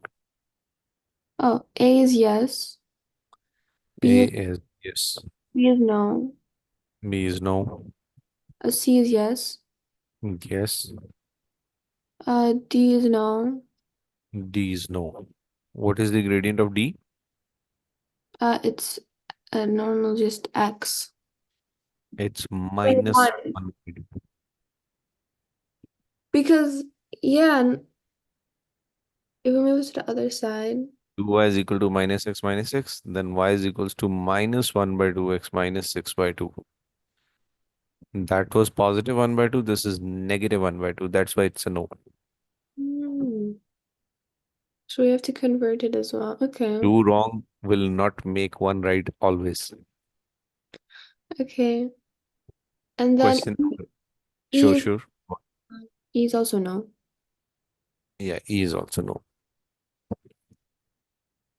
Question number 8. Find the equation of the line parallel to y is equals to 2x plus 4, which. Now we have some conditions. Question says there were no conditions. So equation of line, it should be parallel. So I'm writing y is equals to mx. And what is the condition? Has y-intercept of minus 2. So it can just be Is minus. true. B part, dictate the equation. Y equals to 2x. Y is equals to 2x. C part. Y equals to -4. Y is equal 2x minus -4. to 2x minus 4. And Y, D part, y equals to 2x plus 1 over 2. plus 1 over 2. Because it says parallel, so gradient is not going to change. We are only going to play with y-intercept.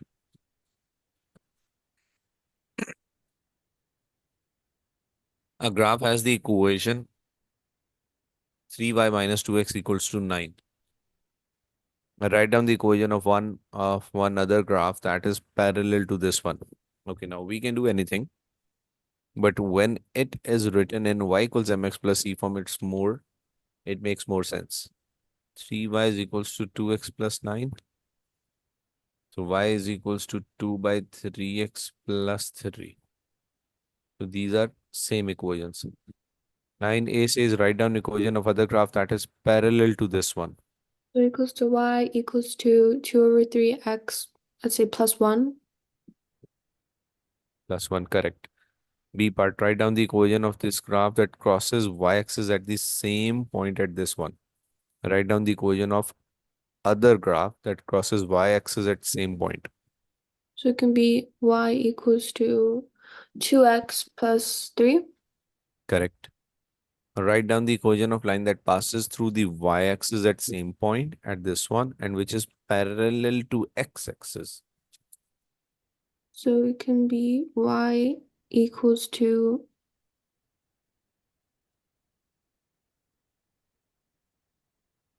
You can do it.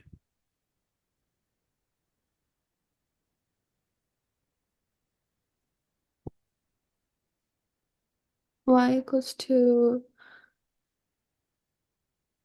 x. So be parallel.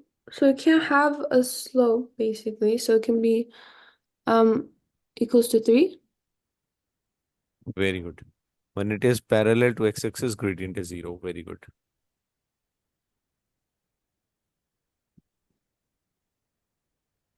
Okay, now we have parallel and perpendicular lines. There is a relationship. Just look at the diagram first. One is -1 by 3, the other gradient is +3. They are perpendicular to each other. Wherever they cross, they make a 90 degrees angle. For example, if I just draw these two lines, 1 and 2, are these parallel? Sorry, are these perpendicular? Yes, they make a 90-degree. It's a no. Let me exaggerate it more.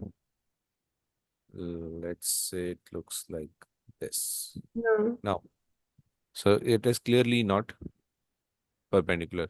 So if I say the gradient of one of the line is +4, gradient is equals to +4, and I'm drawing another line with gradient -4.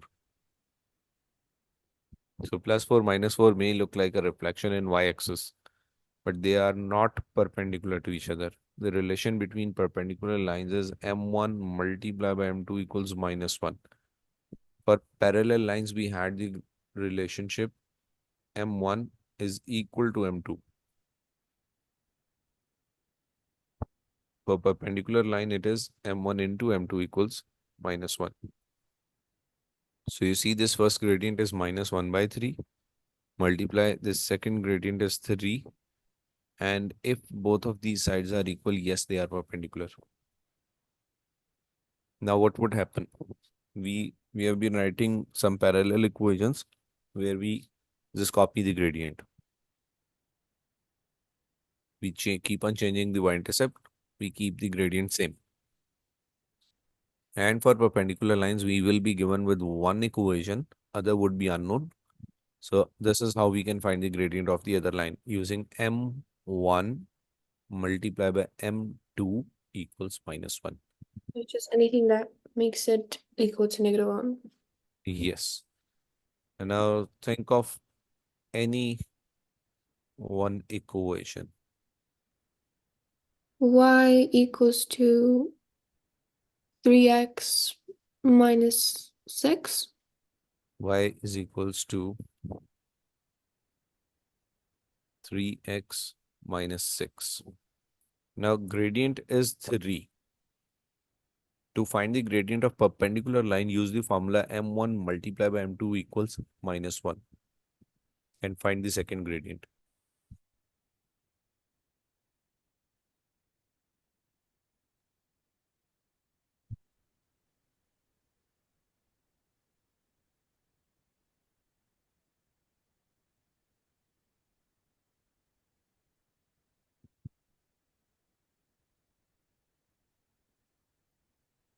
It's just 1/3. -1/3. -1/3. The quick method is just take the reciprocal and put a negative sign.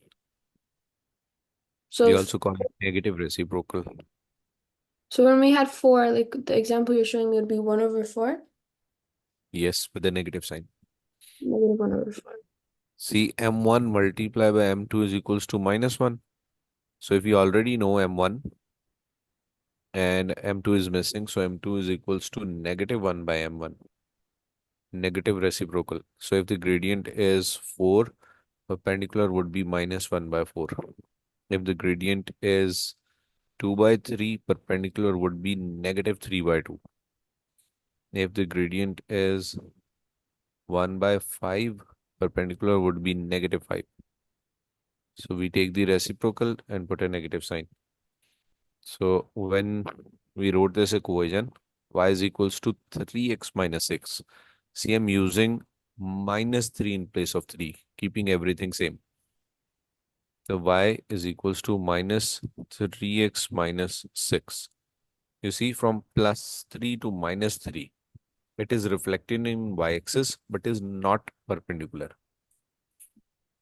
In order to make it perpendicular, I should have a gradient of -1 by 3.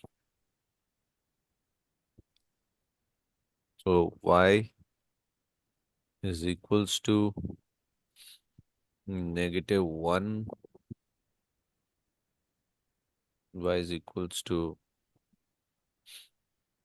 -x by 3 and -6. You see, Perpendicular. they are perpendicular. And let me remove this from the page. Yeah, So the C always stays the same. it may change. Can be anything? Change. Yeah, it could be anything. Condition is just for m1 and m2. See, y is equals to 3x. I'm going to change c as -3. It's still perpendicular. Oh, sorry, I needed the perpendicular version. So rewriting 1/. y is equals to -x by 3 and changing the y-intercept to +1. See, c can change. It This is is the up or gradient. down, but it's still the same. Yeah, relationship is between the gradients. So m1 into m2. Now see these second two equations on top left corner. You can see the gradients are same. So these two are parallel to each other. But the first one is perpendicular to remaining two. Okay.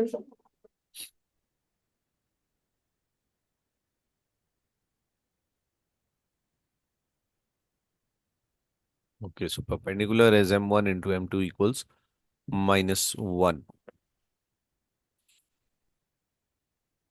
Worked example, given that y is equals to 2 by 3x plus 2, determine the equation of the straight line that is perpendicular to the line which passes through the origin. So equals to y equals to 2/3x. No, no, no.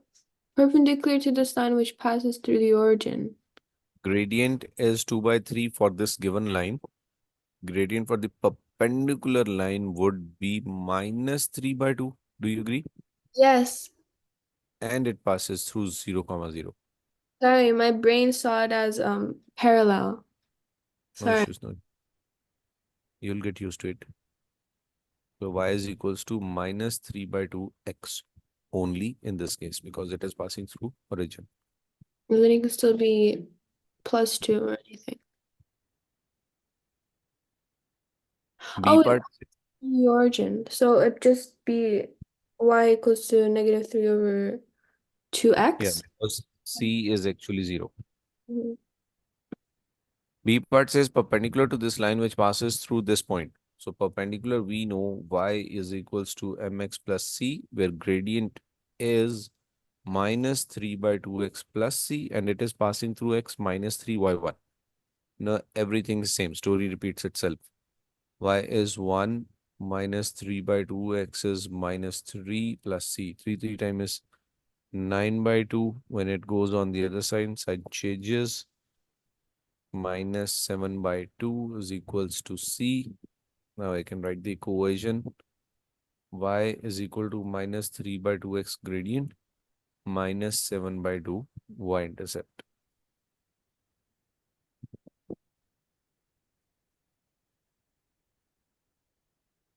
Let's do some practice. A line perpendicular to this passes through this. What is the equation of line? Can you try that? Question number 1.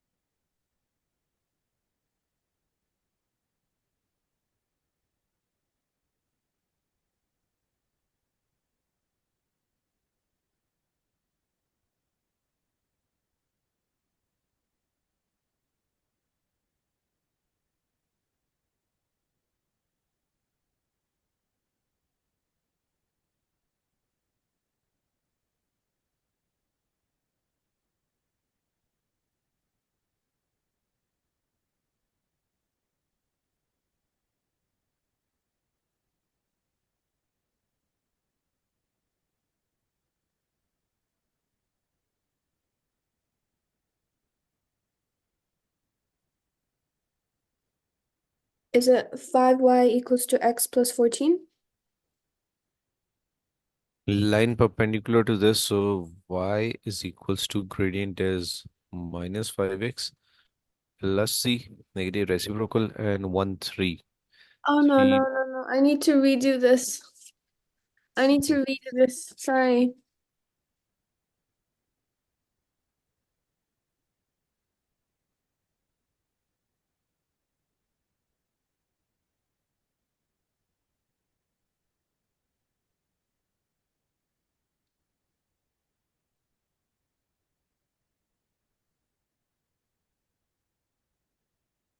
I won't give any test today. You'll be tempting a small test. So no homework today. Okay.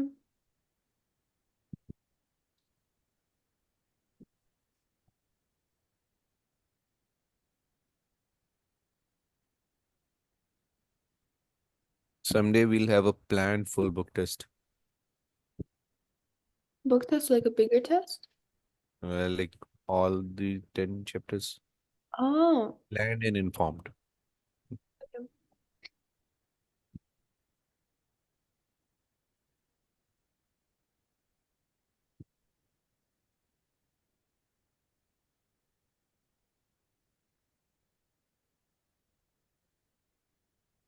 Y equals to -5x plus 8.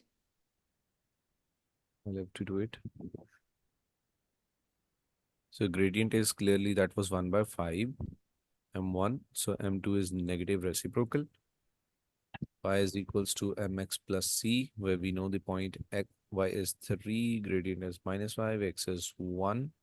So 3 is equals to minus 5 plus c is equals to 8. So y is equals to minus 5x plus 8. Do we have the same answer? Yes.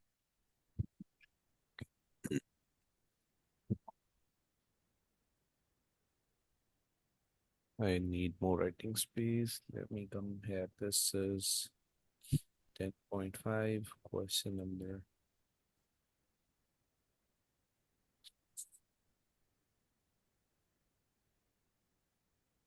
Exercise 10.5, question 2.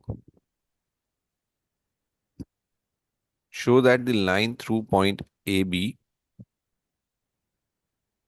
A is 6, 0, B is 0, 12.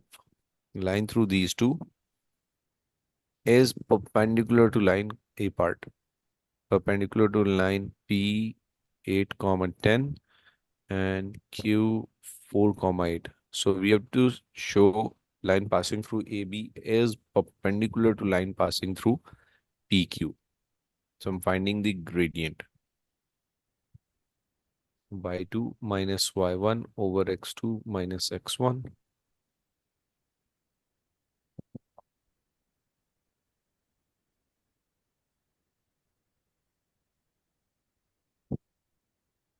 Then I'm finding the gradient for PQ.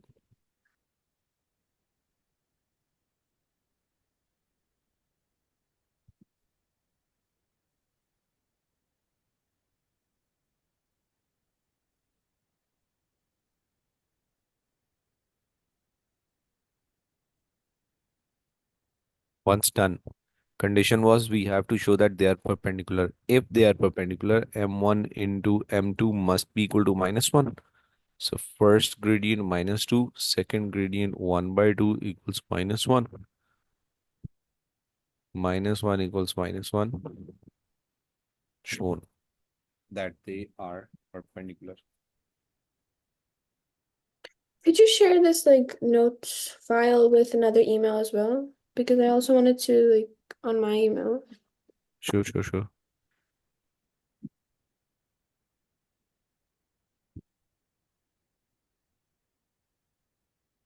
So this is how we show that they are perpendicular. B part of the same question says perpendicular to line passing through this. So we already have done for gradient for AB. You just need to find gradient for MN.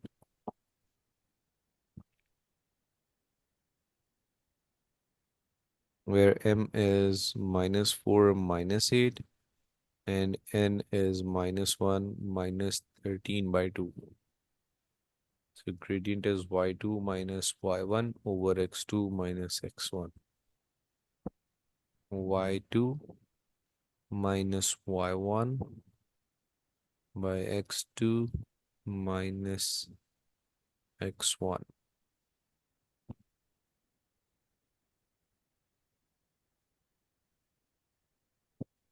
I have fractions. I'm using calculator. Before that, let me get rid of these signs.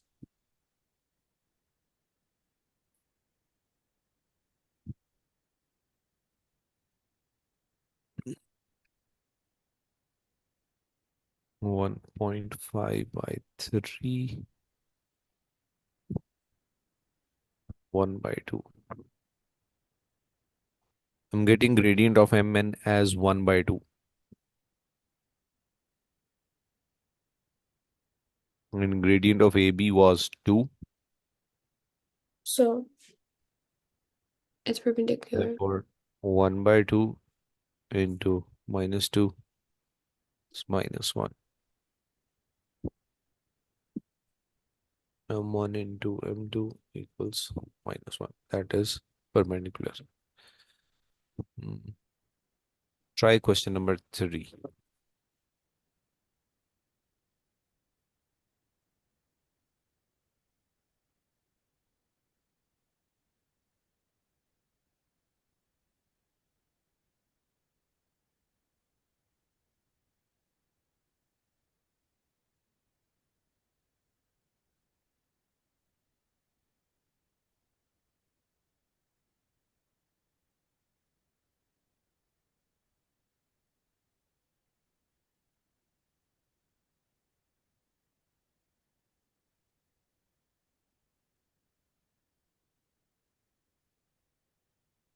So equals to y equals to -1/3 x plus 5. You started with this. A was 0, 0, B was 1, 3. So gradient of AB is rise over run, that is 3. So gradient of perpendicular is minus 1 by 3. What next? And then plus 5.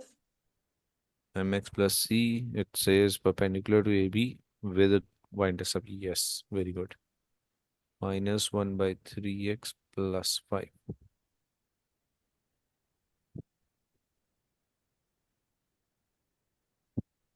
Okay. Question number 4.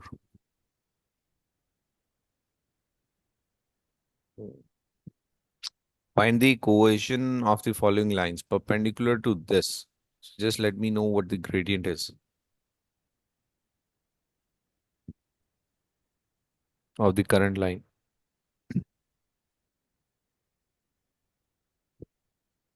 So it's 2x minus 1 equals to y.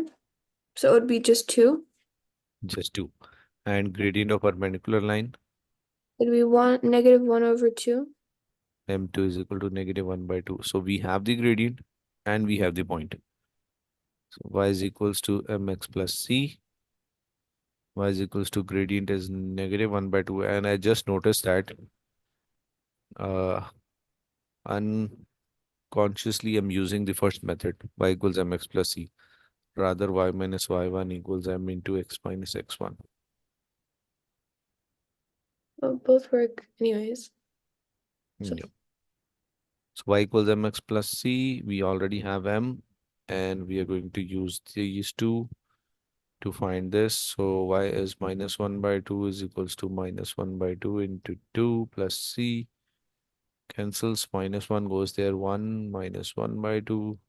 C is equal to 1 by 2. So y is equals to negative 1 by 2x plus 1 by 2. Do we have the same answer? I didn't do this one yet, but No, I no issues. But you like saw that closely. yeah, I Okay. agree. B part says perpendicular to this equation and passing through this. So same nature. And the gradient is minus 1 this time. Is it? Yes. And gradient for perpendicular would be It'd be one. It would just be just 1. just 1.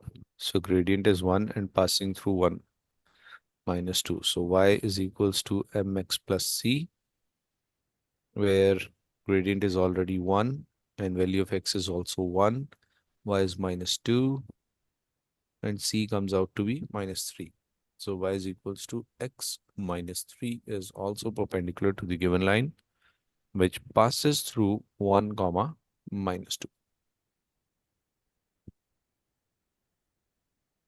So slowly and gradually, when you will just keep practicing, you'll have a very good grip over it. So far, what have we done? Gradient, rise over run, and with formula, y-intercept from the equation and from the graph. Then we did how to find the equation from the given points. We need the y-intercept and the gradient. So we use the 2 points, find the gradient. Then we write y equals mx plus c and write the equation. Then we did parallel equations. Gradient stays the same, y-intercept changes. Then we did perpendicular equations. All we have to do is find the equation, find the gradient of perpendicular line, and then all the steps are same. And then what's left is the quadratic equations, I think, with like 2 brackets that you have to multiply with each other. The quadratic equation is left, and there'll be a little more to it, like the use of these equations, like solving them simultaneously, finding the point of intersection, Oh, there's a lot more, just midpoints. length of line, that is distance formula, and then we have quadratics.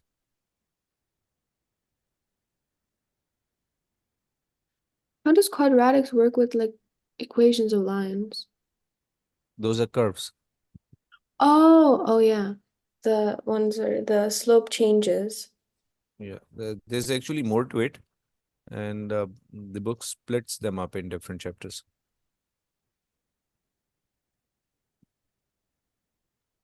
So we are till 10.5, and I'll share your test.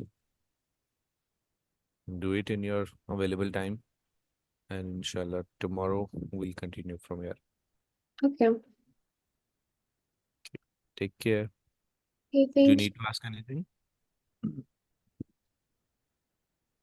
So where were we? Straight lines, gradient, y-intercept, rise over run, horizontal and vertical lines, finding the gradient from the given equation, finding the equations from the given points.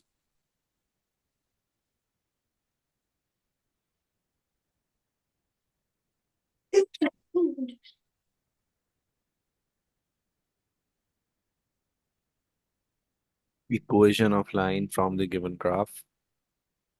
We find the gradient. We did with rise over run. We can also do it with y2 minus y1 over. Yeah, they're selecting 2 points. Yeah, I'll just quickly do it for this. So I'm selecting this point, which is x3, y3, and another point, this is x2, y1. So gradient is y2 minus y1 by x2 minus x1, y2 minus y1, x2 minus x1 is minus 2 by minus 1, that is 2. So y equals mx plus c, because this is a graph and I can clearly read that y-intercept is minus 3. So I'm not solving for that. Equals Y 2. equals to 2x minus 3.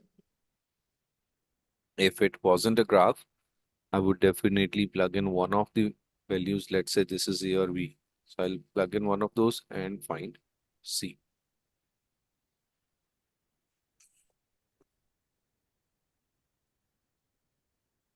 Okay, we just touched the concept of perpendicular lines. Did a few questions Yeah. and It, five. um, it was that the gradient would change, but the y-intercept could like could be anything it wanted. For the gradient, you have to find a reciprocal of it and make it a negative. Yeah, negative reciprocal for gradient, and y-intercept could be anything.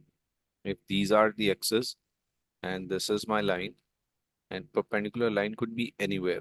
First, second, third, all of these are perpendicular to the blue one. But we may also be given some options. Till now, we have done questions without restrictions. For example, this is the blue line and equation is given. It says y is equals to 2x plus 3. Examiner may say, find the equation of perpendicular line which passes through the given point. So definitely we'll have a fixed y-intercept So and only what would it be negative 1 over 2x plus 3? m1 is equals to 2. So m2 would be negative 1 by 2 and y is equals to negative 1 by 2 x plus c. Now for c, I need a set of values, y and x. I can't do them without that. Can it So, still remain plus 3?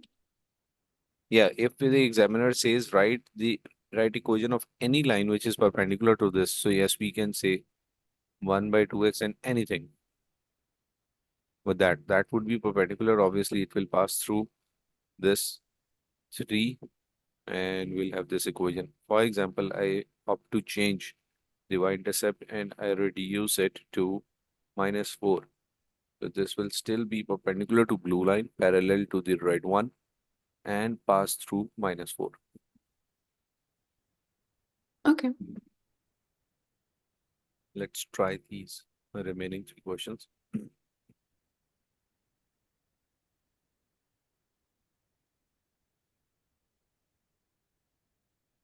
Question number 5 says, A line joining point 60 and 012. 60 and 012. And the line, this was line A, other is line B, joins 8, 10 and 4, 8. Determine the gradient of each line and state whether A is perpendicular to B. So gradient for first line, y2 minus y1 over x2 minus x1, 12 minus 0 over 0 minus 6. That's 12 by minus 6, which is negative 2. Negative 2x. Gradient of second line, y2 minus y1 by x2 minus x1, 8 minus 10 by 4 minus 8, minus 2 by minus 4 is minus plus 1 by 2. Now we will check for these two gradients. M1 multiplied by M2, and this comes as minus 1. Therefore, they are perpendicular.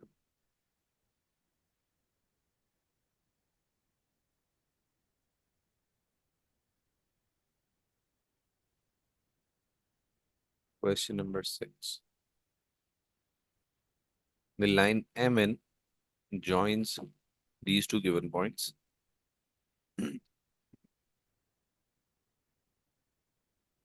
7, 4 and 2, 5. Find the equation of AB, the perpendicular bisector of MN.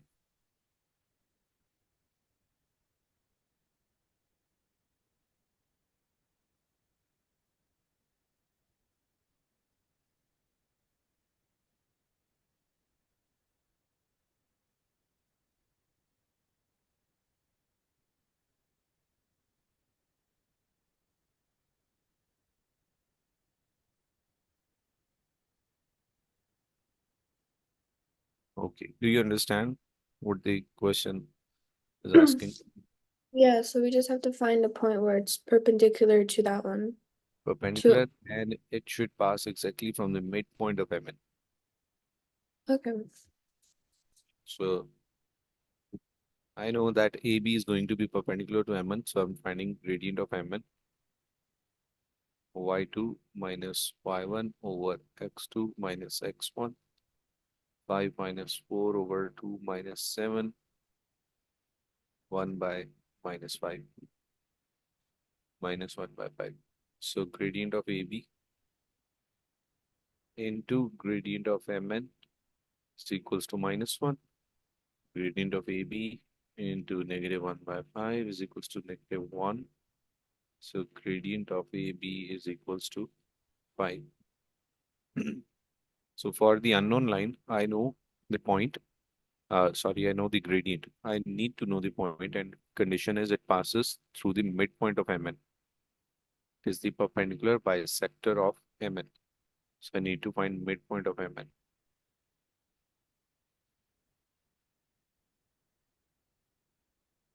X1 plus X2 by 2, comma, Y1 plus Y2 by 2. 7 plus 2 by 2, 4 plus 5 by 2. This is 9 by 2. That is also 9 by 2. So in order to find equation of any line, we need gradient and point.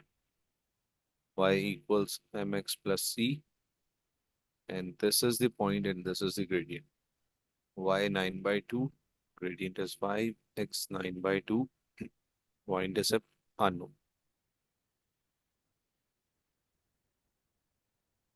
Nine by 2 is equals to 45 by 2. And 9 by 2 minus 45 by 2. 2, 9 minus 45. 5 goes away, 40, 36 by 2 is 18. Quickly check it.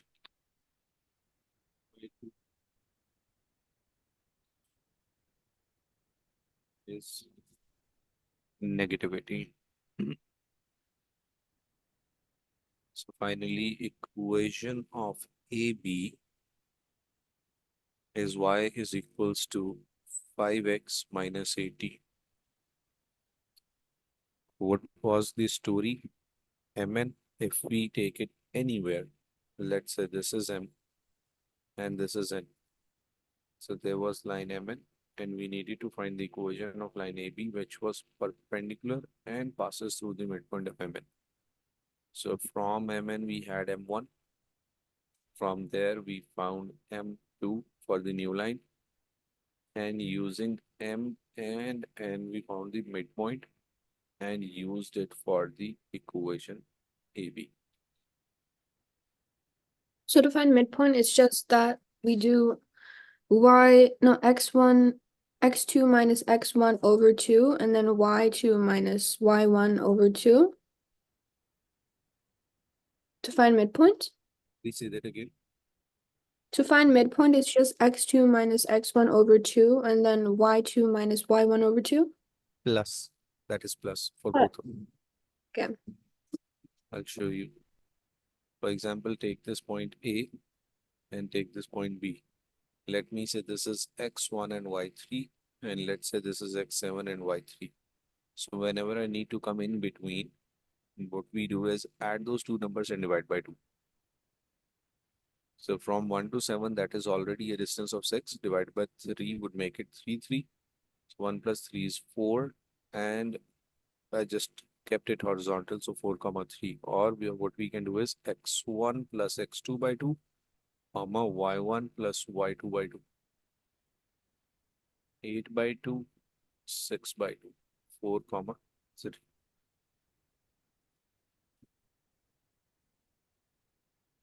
Okay.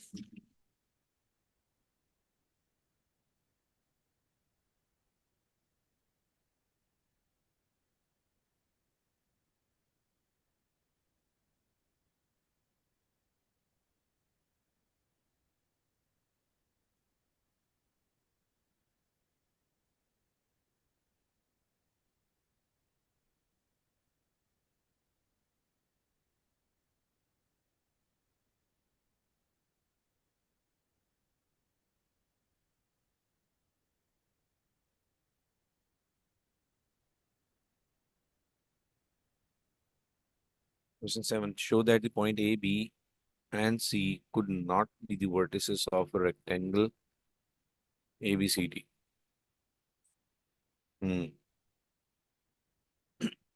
Sometimes making a good diagram also helps understand the question.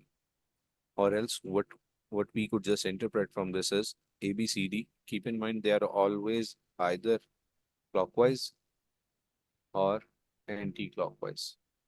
For example, if we are talking about ABCD, if this is A, this is B, this would be C, and this would be D. Orientation of rectangle could be different. For example, rectangle is lying like it, like this. So if this is A, this is B, this would be C, and this would be D, either clockwise or anti-clockwise.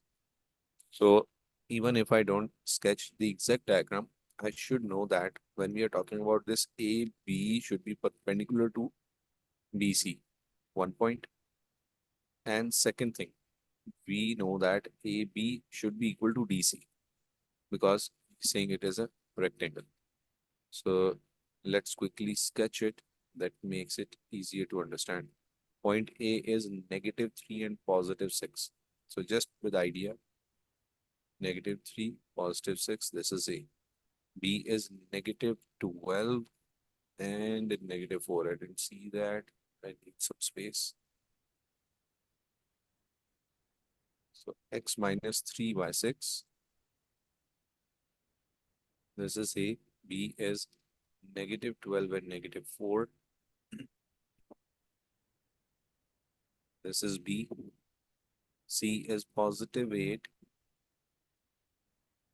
and -5. 8 comma -5. This is C.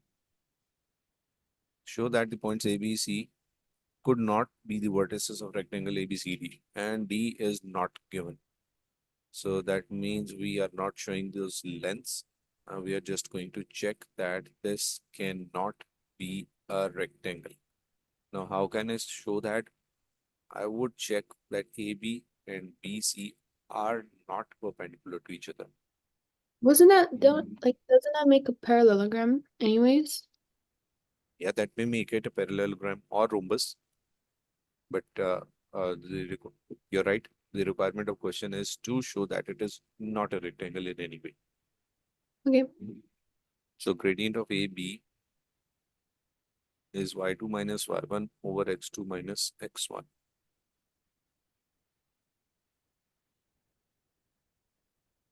This is minus 12 minus 4, y2 minus y1 over x2 minus x1. Negative 10 over 12, 3 minus 9 is 10 by 9.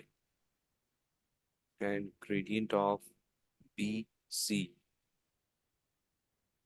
y2 minus y1 over x2 minus x1. Minus 5 minus minus 4 by 8 minus minus 12. That is 5 plus 4 minus 1 and 12 and 8 is 20. So clearly M1 into M2, checking for this, 10 by 9 into negative 1 by 20, 1, 2. This gives me minus 1 by 18 Yeah. equal to minus 1, so not perpendicular. So we would show them the working, and then we would underneath the right, like all sides of a rectangle must be perpendicular. Not all sides, the adjacent sides Like all angles must be 90 degrees, must be and 90 degrees. Yes, yes. All vertices must be 90 degrees.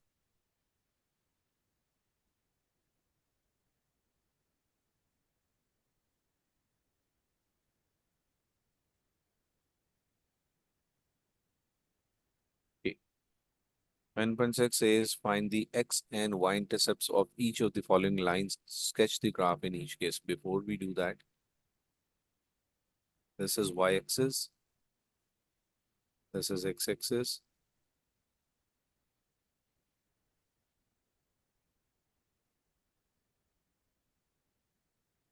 For example, this is the line.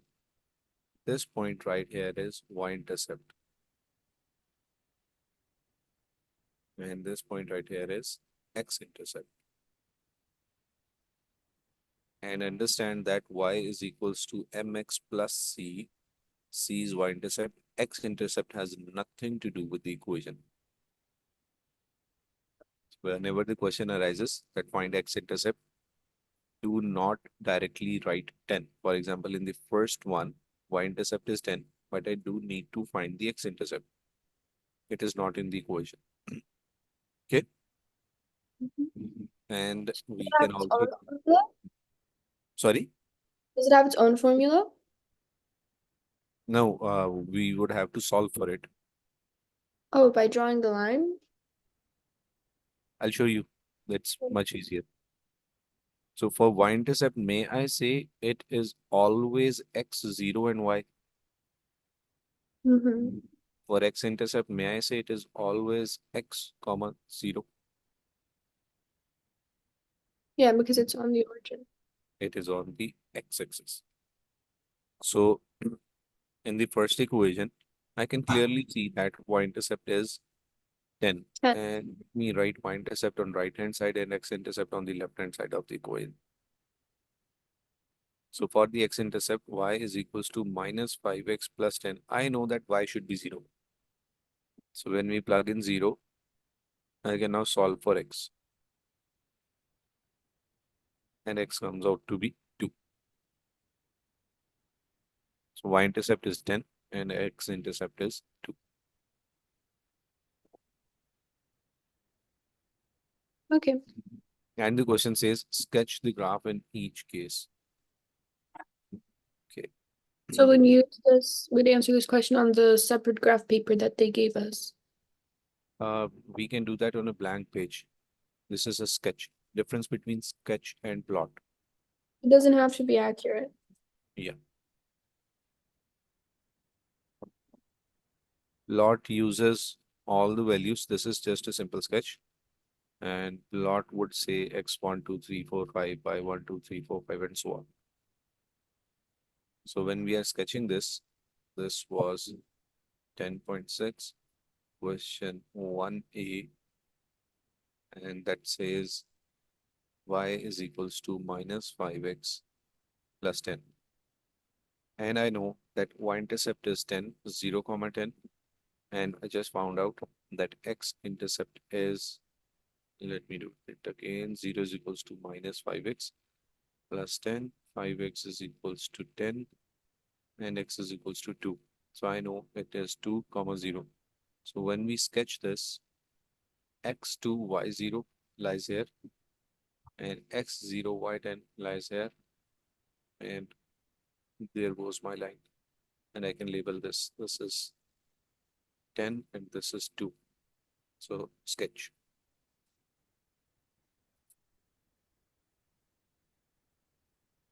Second one says y is equals to x by 3 minus 1. Question 1b part. Y So is one, equals to x by 3 minus 1. Now see, without solving for x-intercept, I can see the gradient is positive, 1 by 3. And I can see y-intercept is negative. So may I just draw this line that shows a positive slope and that intersects at the negative y-axis. So I can label this as minus 1. And when I need to label the x-axis, the x-intercept, I can put 0 in place of y and solve for it. So 1 is equals to x by 3, 3 is equals to x. So this is 3. That's a sketch. how can it be just like that short? Not like overlapping into the lines? Like how long do they want us to make the sketches? Does it matter? It doesn't matter because we exactly know, or we are showing everything. First, the positive slope. Second, the negative y-intercept. And we've also labeled it that it is minus 1. Thirdly, the positive x-intercept, which is 3. When we solve it, it comes out to be 3. Okay.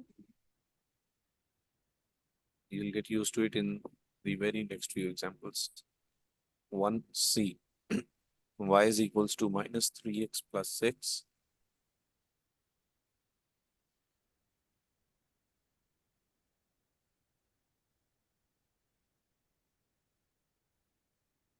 What is the slope? Positive or negative? It's negative. Negative slope and y-intercept? Positive. Positive. So may we consider this Mhm. negative slope and positive y-intercept? So this point is 6. And when I need to label the other one, 0 is equals to minus 3x plus 6. 3x is equals to 6, x is equals to 2. So this is 2. 6 and 2 also does the complete job as compared to this sketch. If I write that this is x0, y6, we don't actually need to write the coordinates because we are labeling the x's only. So this is x2, that is understood. This is y6, that is understood. So this is complete. X-intercept is there, y-intercept is there, and the sketch is there.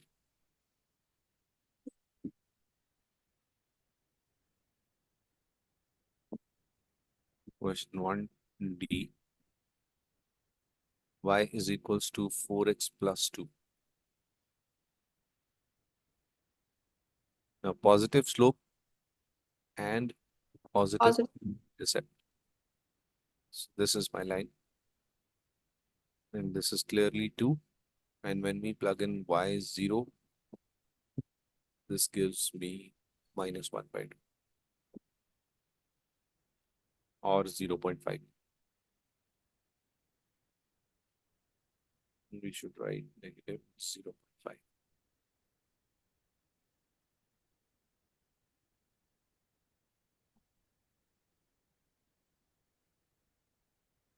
And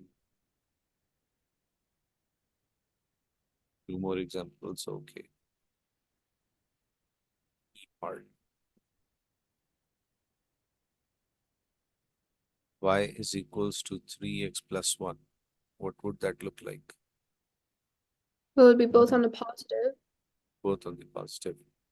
And this intersection is, y-intercept is 1. 1 and x-intercept is X-intercept is uh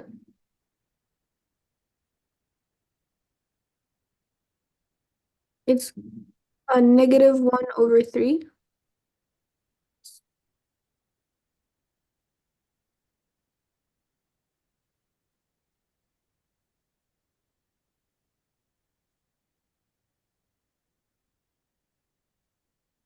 correct. Now let's try some of the questions which we need to shuffle. K part. Minus 2 plus y is equals to k by 4. So y-intercept is 2. Very good. Um,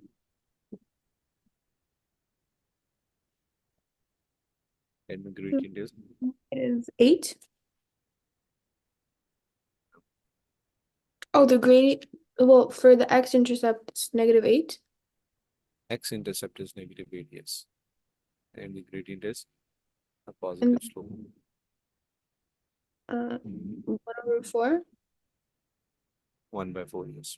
Positive slope, and these are the intercepts. Very good.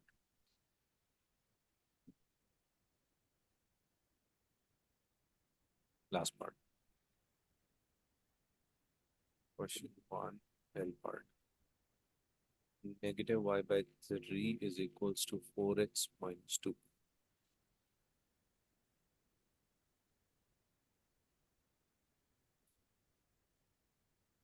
So the y-intercept is 6. And then the x-intercept will be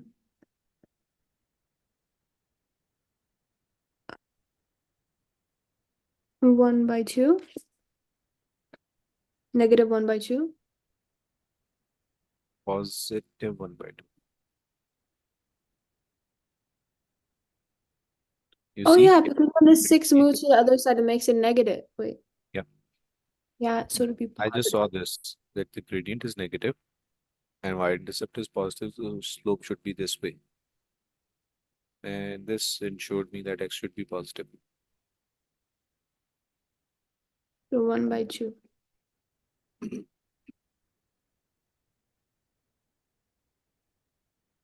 Question number 2.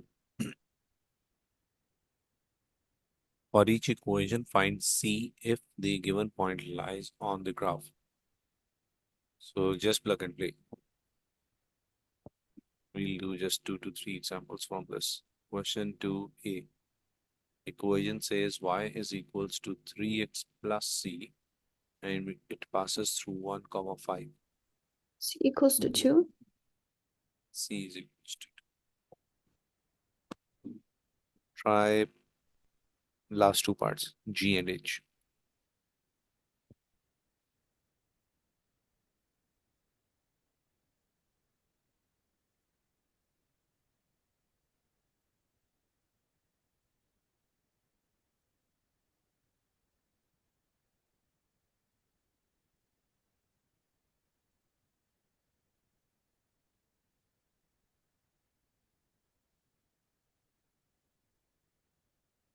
Ten. I got negative 2.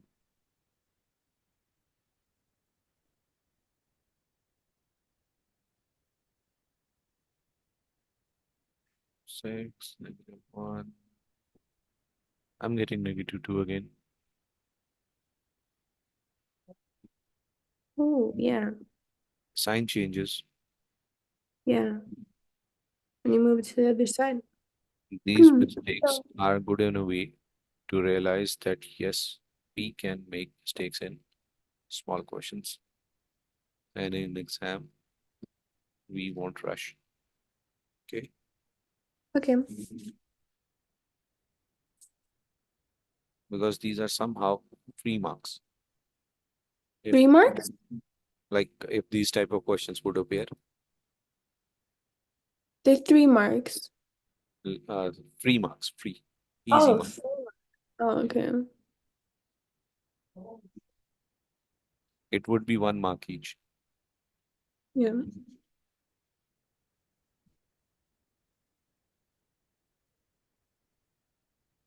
Okay, then there's the new concept finding the length of a straight line segment.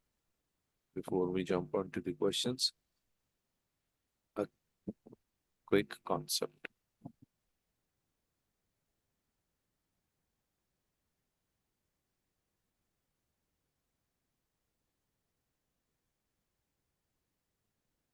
Length of line segment.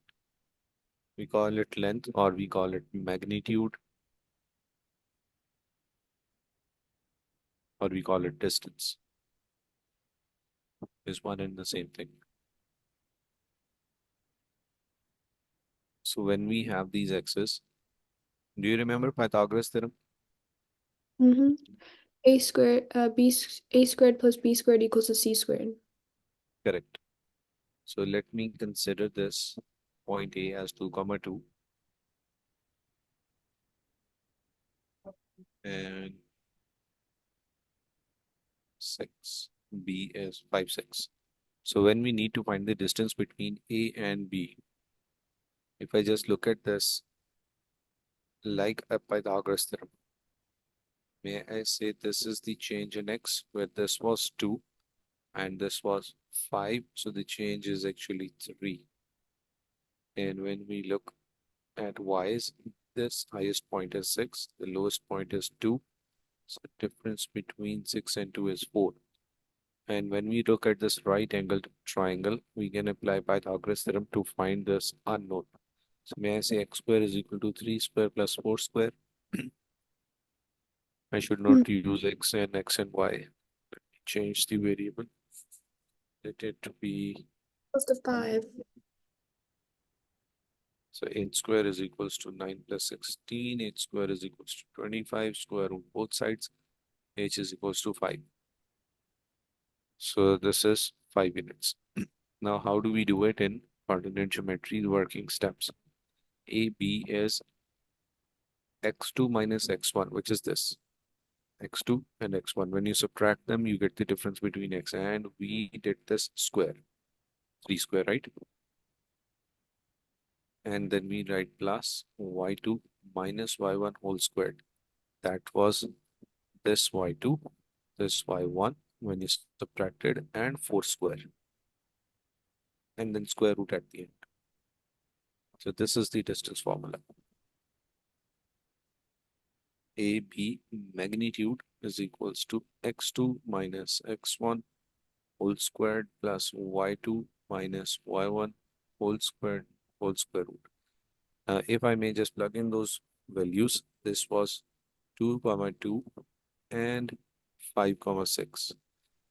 Now some students who are not very good at using these coordinates, they write it like this: x1, y1, x2, y2. So they don't mix it up.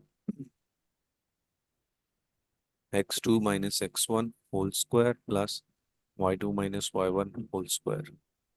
This is exactly the Pythagoras theorem. 5 minus 2 is 3 squared. 6 minus 2 is 4 squared, isn't it? What we Yeah. actually do. So 9 plus 16 So 25 square root 5. and 5. And we write UNIT units, 5 units.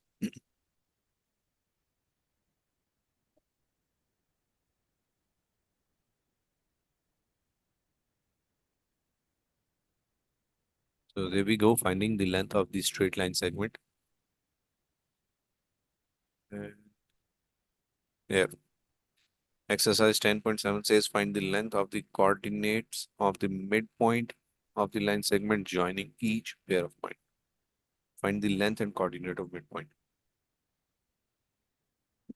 Oh, so is it only up to the midpoint length that we're gonna find? Uh, no, So, I misread that. We have to find the length and mhm. midpoint. Okay.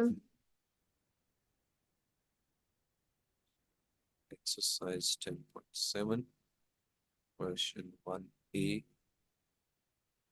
First point is 3 comma 6 and 9 comma 12.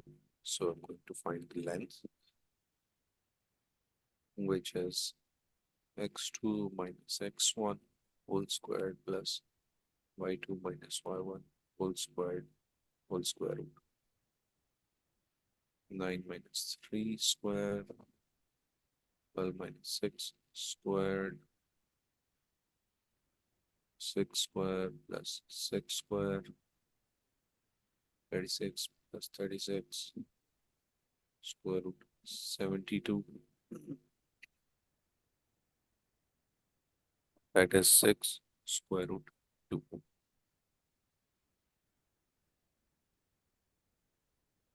units. I did the last step using calculator.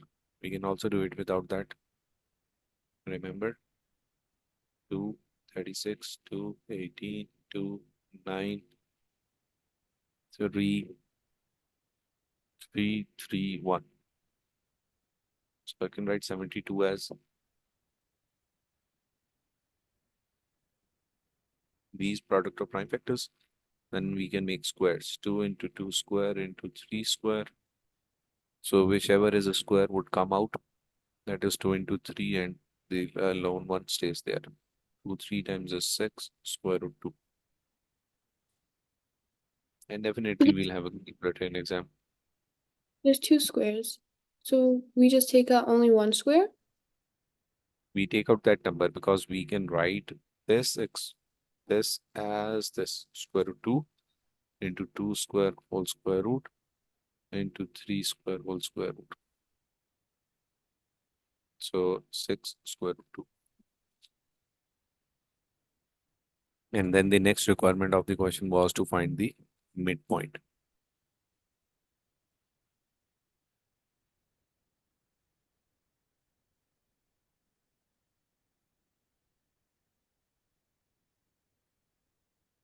X1 plus x2 by 2. Be careful, in the distance formula, there is a negative sign. In midpoint, it is positive sign.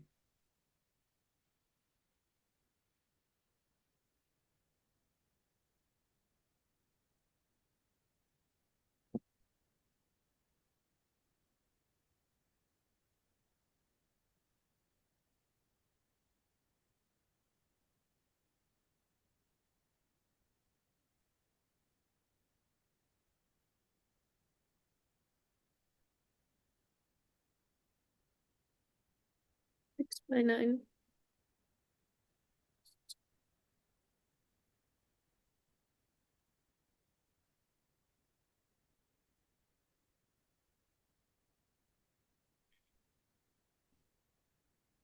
Let's try one of these negatives, the last one. So we find the length. Yeah. Oh, okay. Length and the midpoint.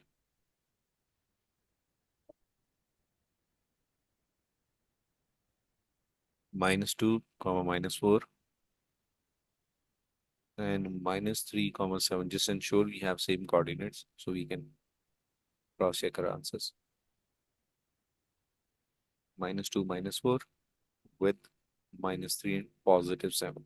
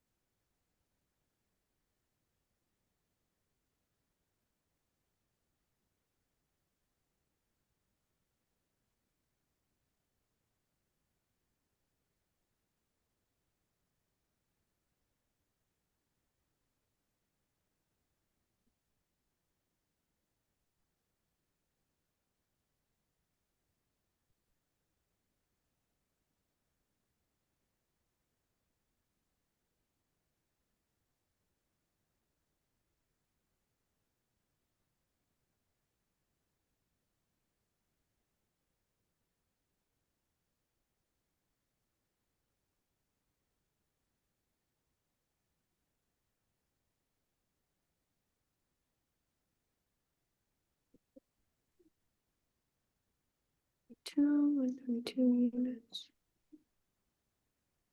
Okay, so for the, yeah, I got 122, square root 122, and then Okay, midpoint -5/2, and then 3/2. very good. We got the same answers. Now look at question number 2. What is the difference between first and second? First question and second question. It actually gives us something that we can measure. Mm, Or no, it gives us the coordinates. I mean, it doesn't give us the coordinates. We have to find it out for ourselves. yeah. Or use the words read off. Read off. We'll be reading off these graphs. For example, coordinates of C are -6, comma 7.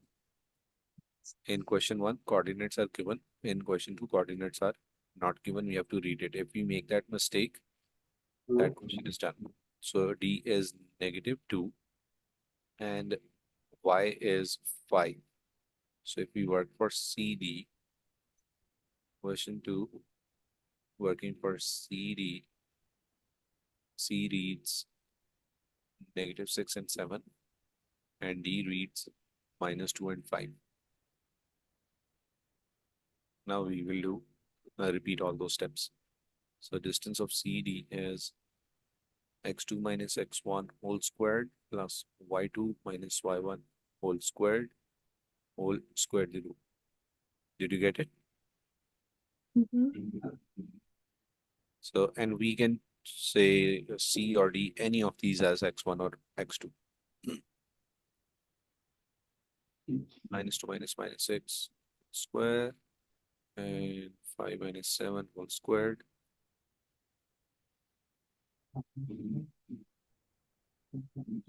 This is 4 squared, that is -2 squared, square root 20. And when we talk about the midpoint, x1 plus x2 by 2, y1 plus y2 by 2, and just copying those coordinates, -6 plus -2 by 2, and y is 7 plus 5 by 2, -4 and 5, 12, 6, -4.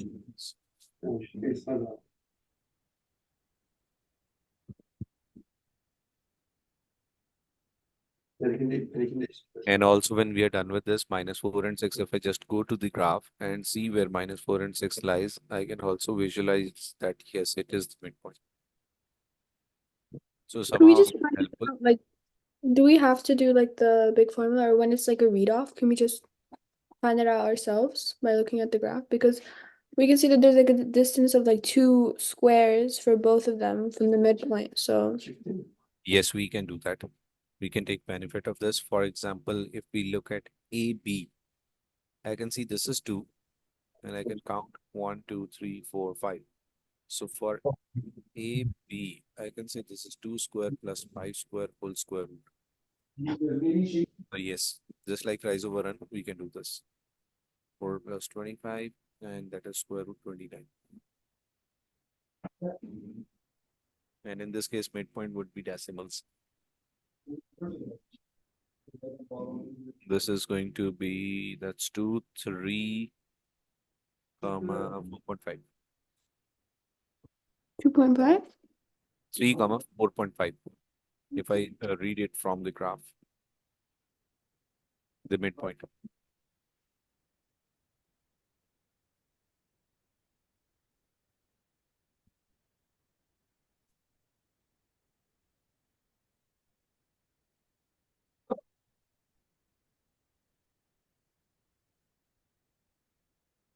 Question number 3. Find the distance from the origin to this point. So 0, 0, and that point. Correct.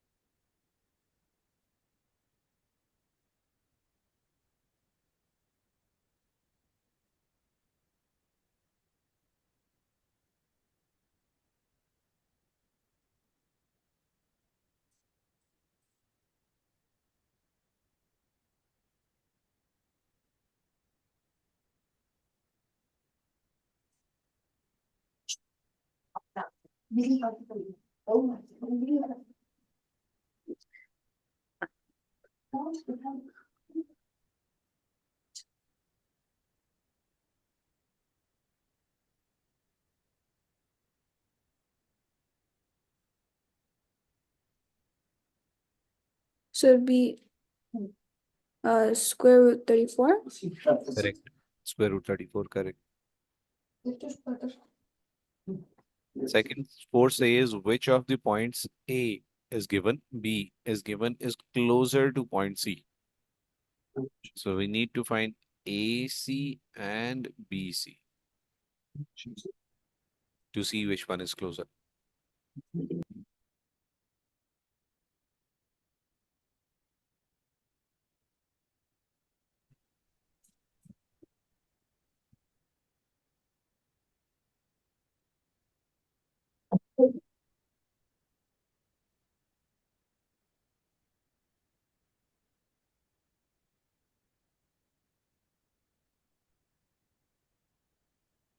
So we just have to find like each one like paired with C, Paired with basically. C, yes.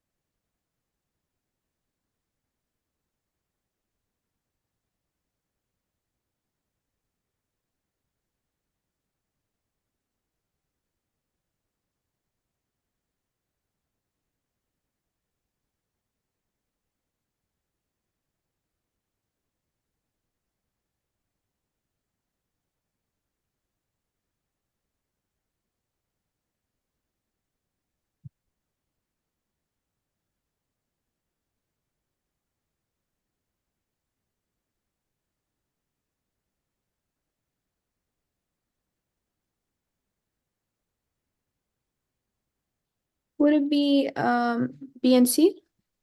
Correct. Yeah. B is closer to C. As one is square root 80, the other is square root 65. Question number 5, which is further from the origin? So when the question is with the origin, you don't have to use 0, comma 0. We can directly put them in the formula. Like A is 4, comma 2. So I would say OA is equals to 4 square plus 2 square whole square root. Because the Yeah. other part is obviously 0. So that's 20 square root units. And the other one is 3, 4. 9 plus 16. So OB is 3 squared Or plus 5. 4 squared. So it'd be B. Oh no, A. Wait further. Square root 20 is 4.47. So B Oh, is so further. B is further.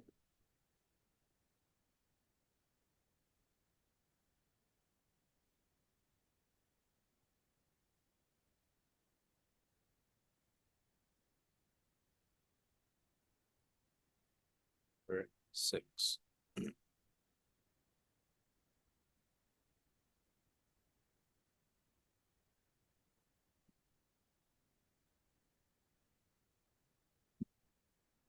The triangle ABC has its vertices at the point A, B, and C. Find the length of each side. Sometimes this question would say, show that if it is isosceles or not. So for that one, we have to just draw a rough sketch of it and We'll see. find, for that, we'll find all the sides and then label those two sides which are equal. And then that would be isosceles. Yeah, if that would be isosceles, we'll have two lengths that are coming equal.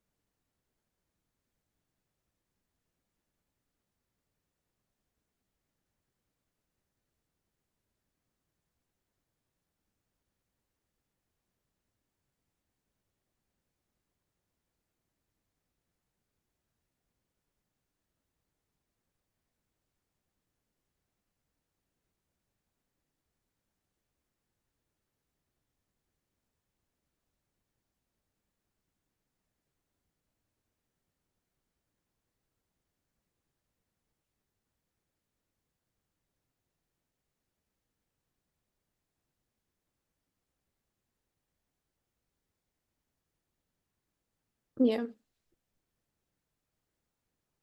Root So for, 41, square root 53, and 3 square root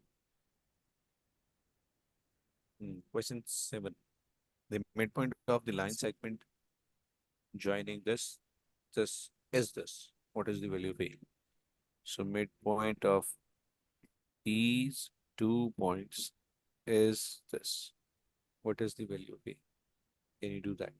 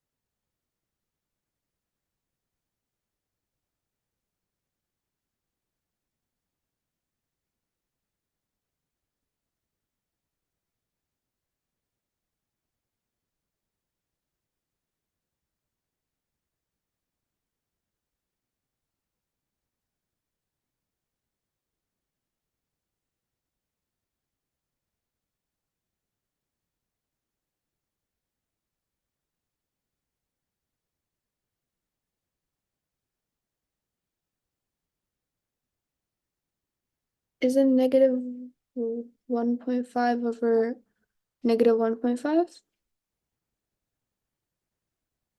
I mean, beside negative 1.5? Midpoint of these 2 points is this. So I see that x of first is 10, x of second is 4 by 2 is equals to 7.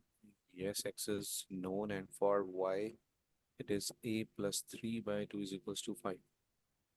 So 5 2 times is 10, a is equals to 10 minus 3, a is equals to 7. For a plus 3 over 2 equals to 5. So if, yeah, Yeah. let's So do- 2 5 times is 10, yeah, and then we take 3 on the other side. equals 3. And then we subtract 7 equals to a. And then for the other one, 15. Actually, we Oh, didn't need to do this one. Just in my conscious, I just according, put that because x was already known. 10 is known, 4 is known, 7 is known, and we needed to solve for y only. So midpoint of a and 3 is 5. so 10, 5. No, what was it? Yeah, no, 10 to 7. Yeah. So 10, 7, and 4, 3 are those points whose midpoint is 7, 5. Okay. Question number 8. The midpoint of the line segment DE is this.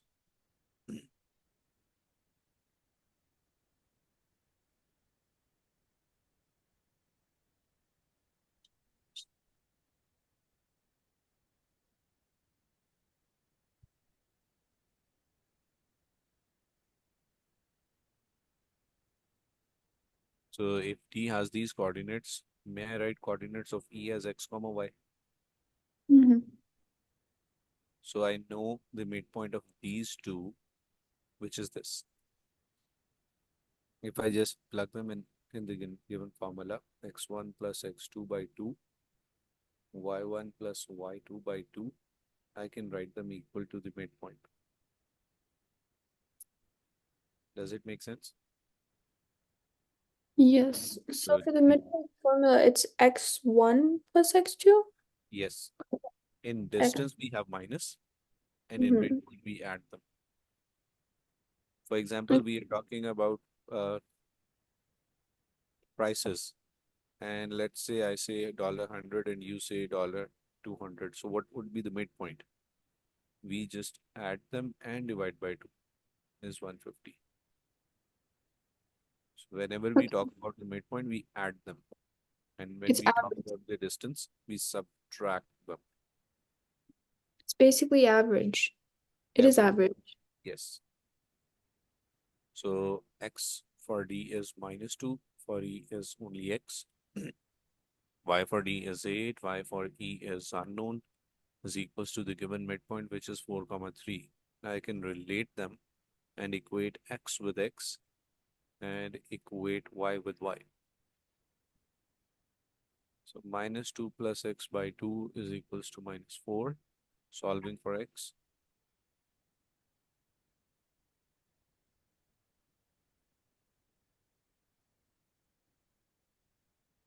And then 8 plus y by 2 is equals to 3. Solving for y.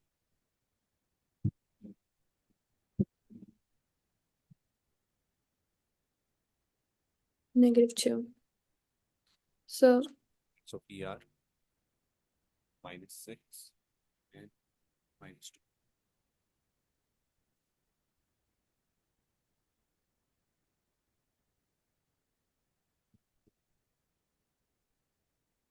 Let's solve one question.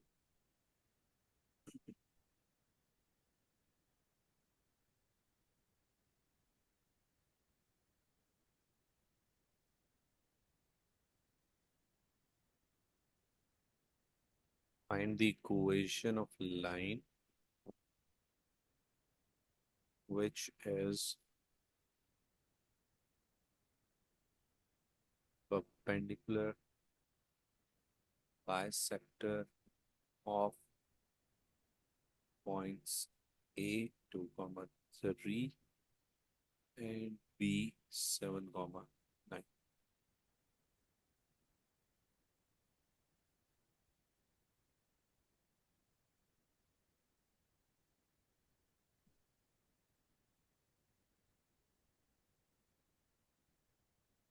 Can you do that? Mhm.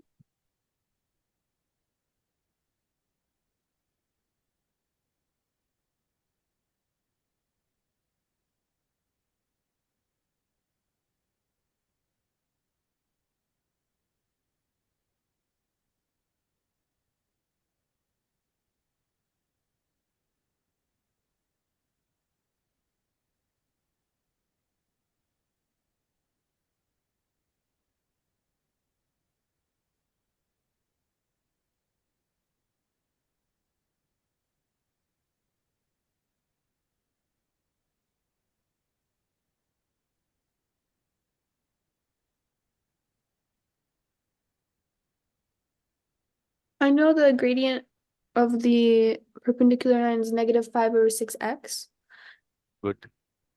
and then I just have to plug it in.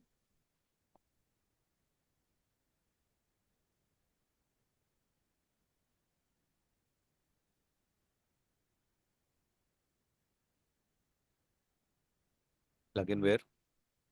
Into y equals mx plus c.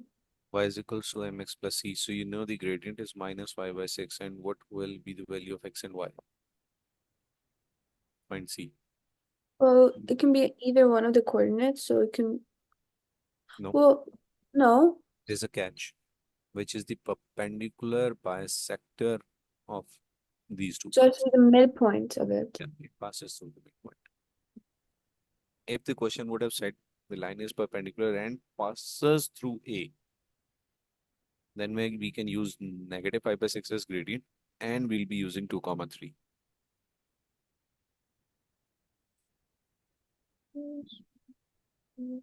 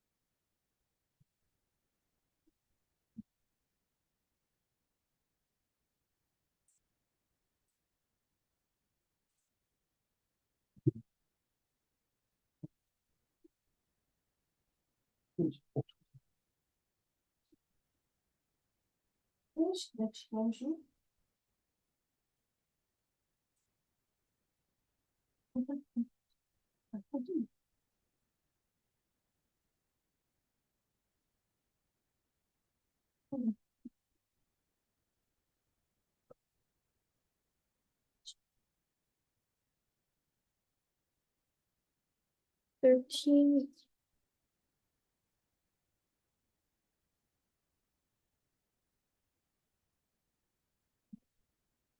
Well, yeah, 13.5. So would that equal Got 13.5, but no. If 13.5C. mm-hmm. What is your midpoint?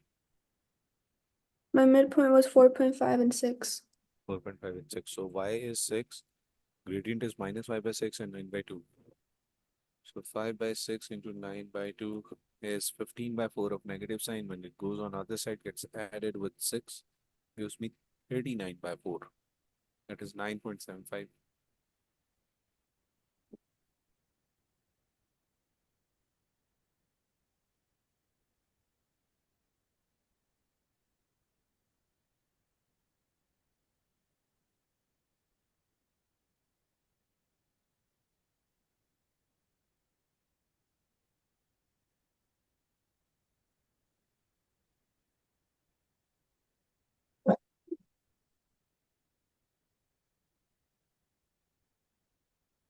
Did you get it? 39 by 4.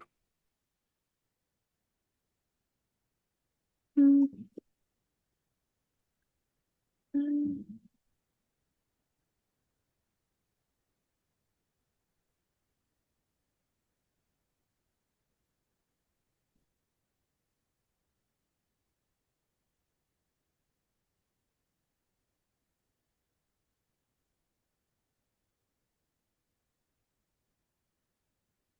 Yeah, 39 by 4.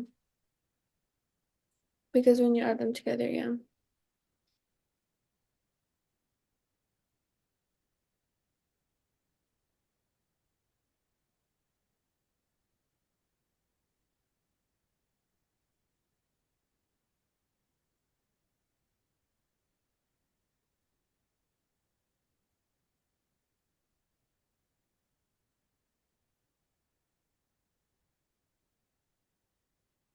For parallel lines, gradient had to be the same, right?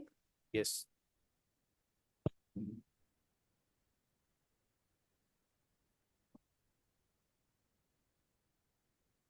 Find the equation of line L parallel to the line passing through these 2 points, and line L passes through 1, 8.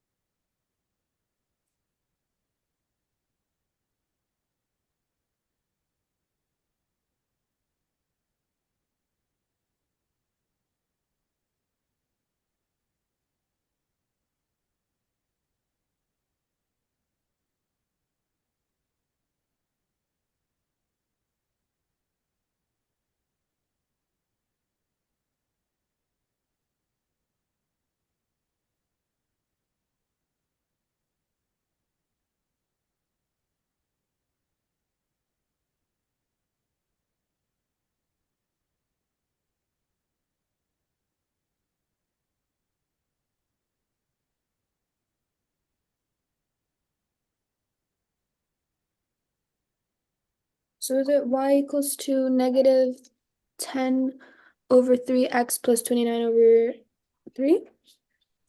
I got 34.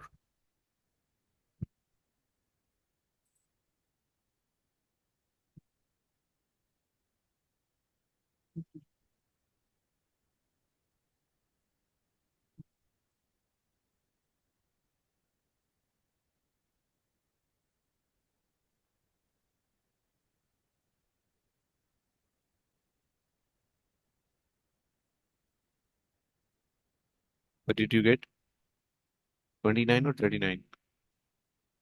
I got 29. 29. 9. Even if you mess up the positive negative sign, we don't get 29, we get 14 by 3. Can I see when you did it? Our gradient is same, minus 10 by 3.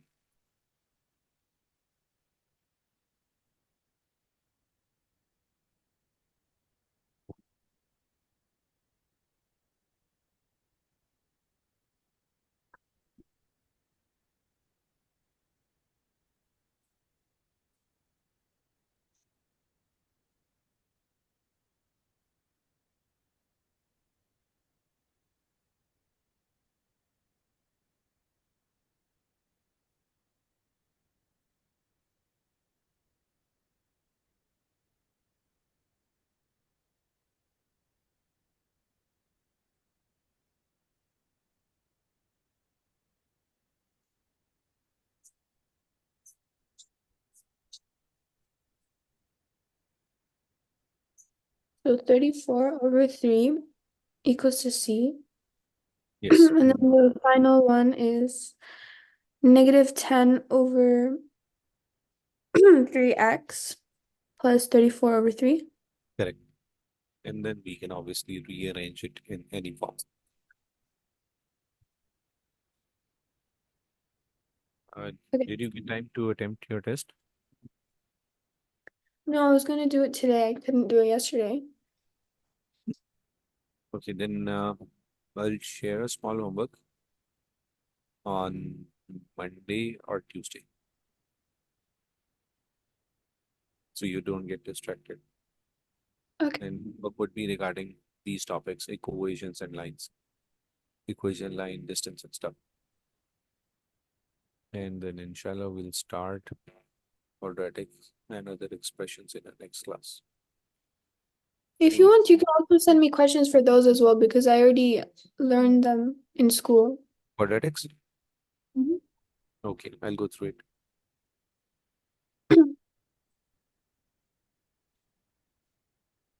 Anything you would like to ask?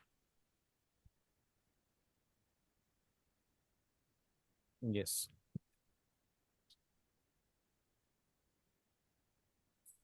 It was question 3B.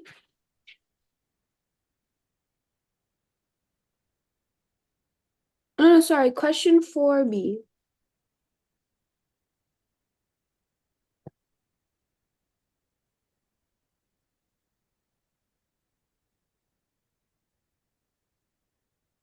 Find the equation of line CD in the form y equals mx plus c.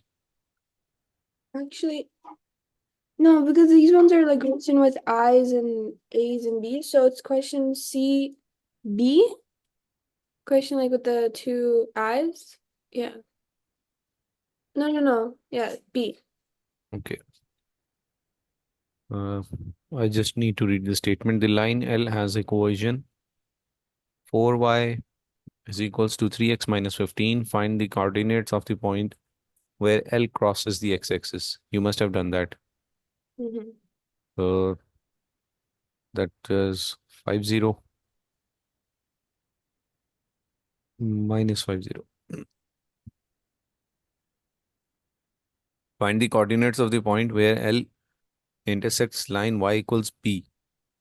Express each coordinate in terms of p. So basically y is p. We have to do nothing, just replace it with p. So 4p is equals to 3x plus 15. So this is 4p minus 15 over 3x minus 15 over 3 is equals to x. And that's it. This is x, that is y. So 4 4. minus 15 by 3 and p. These are the two coordinates. Let me just I reopen was it. confused Getting because stuff. I didn't know like the y equals p. I thought it was a different line, and I thought that because it didn't give us like the lines y or p. Yes, they are different. They are different, but it intersects at y equals p. For example, if we sketch this, it would look like this. This is the line, and this is y is equals to p. So when y is p, x is 4p minus 15 by 3.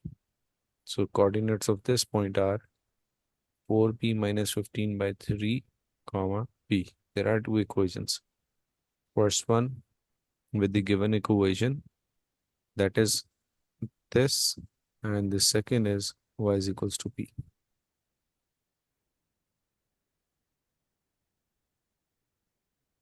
So where they intersect?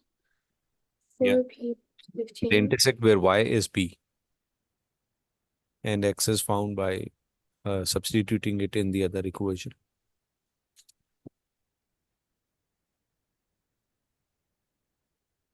Okay.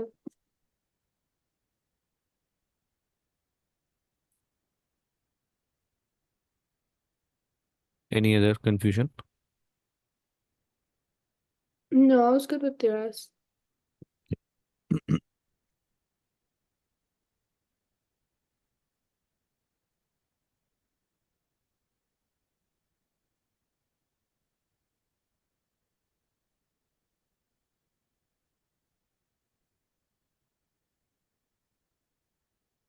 So we are done with straight lines, and now it is quadratic.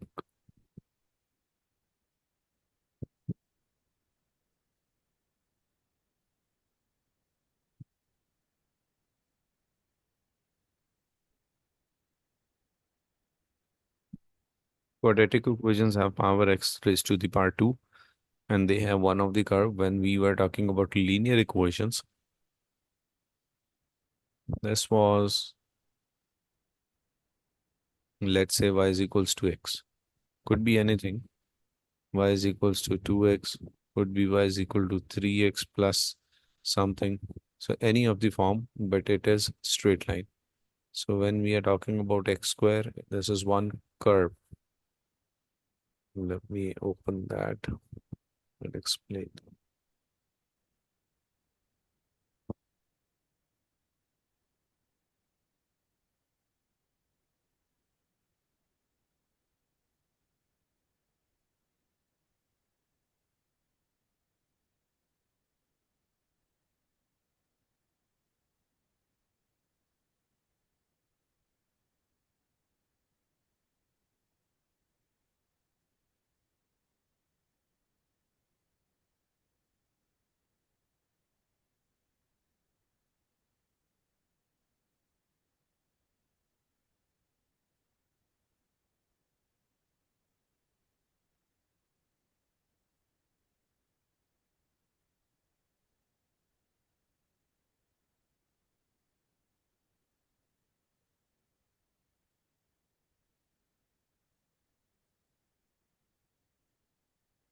Straight line is y is equals to mx plus c.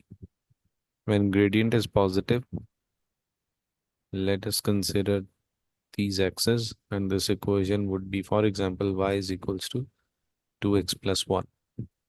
If I draw a parallel line through the origin, I would write y is equals to 2x. And if we draw a line with negative gradient, let's say this is y is equals to minus 2x plus 2.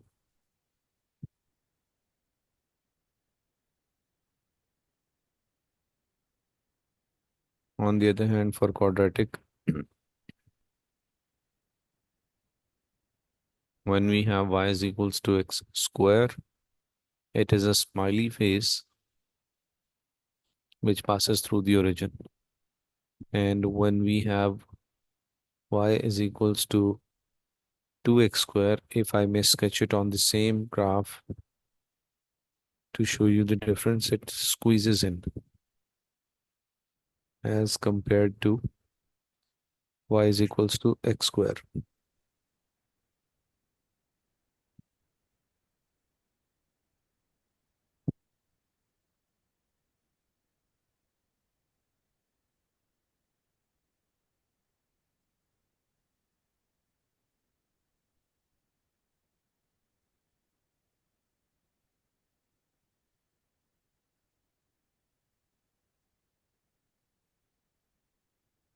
And when it is negative, this becomes sad face.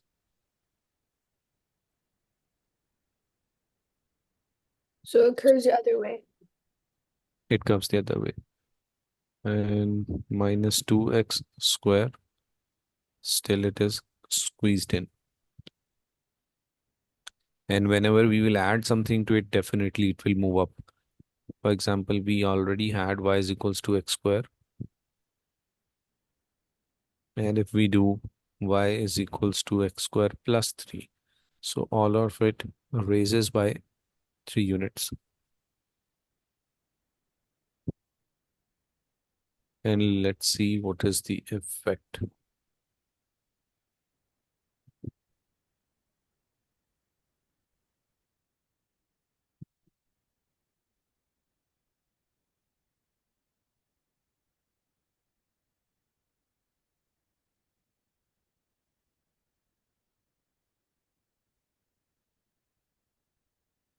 So this is x square. And let's say we draw 2x square. This is how it looks, squeezes in.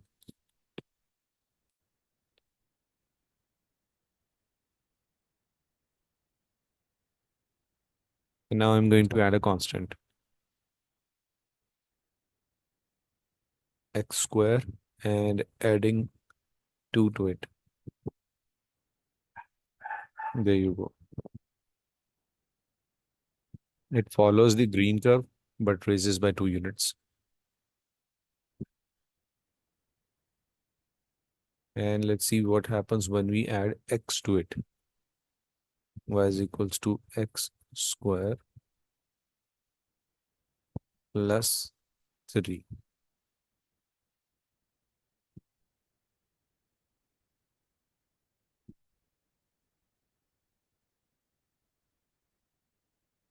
X.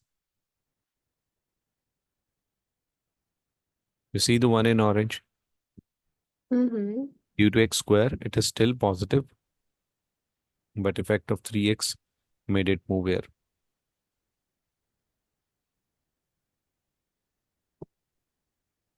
And if we do x square minus 3x, takes it on the other side. Adding something moves it towards left, subtracting something moves it towards right. Use of this uh, software is just to save time. Otherwise, in exam, it would be handmade, handwritten. And before we go to the book and questions, there are some more things.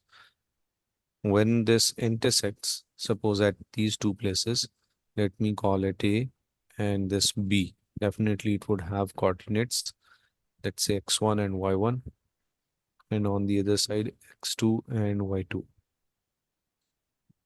So basically, we would say that x1 and x2, these are the roots, or we can say solution.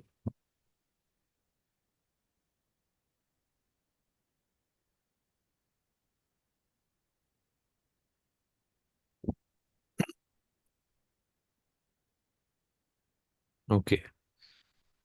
Quadratic and other expressions. So when we are multiplying x with x, we are getting x square and getting the quadratic form. First section says expand and simplify. So let's copy this, and this is x plus 2 times x plus 9. So I'm multiplying the first alphabet, first element with the other two. So x into x is x square, x into the second one is 9x.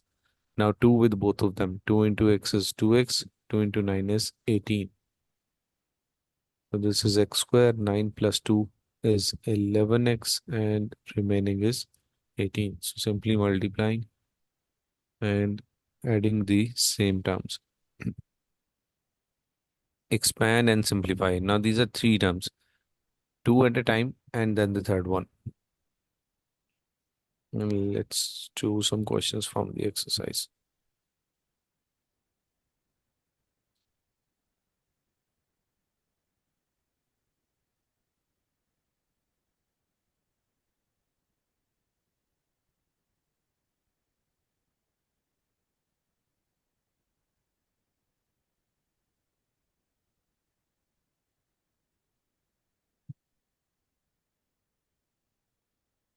Question number one says expand and simplify the following. So let's try the same part. Y plus 3 times y minus 14. So multiplying the first one with both of these, y square minus 14y. Then multiplying the second one with both of these is 3y minus 14 into 3 is 42. Y square minus 11y minus 42.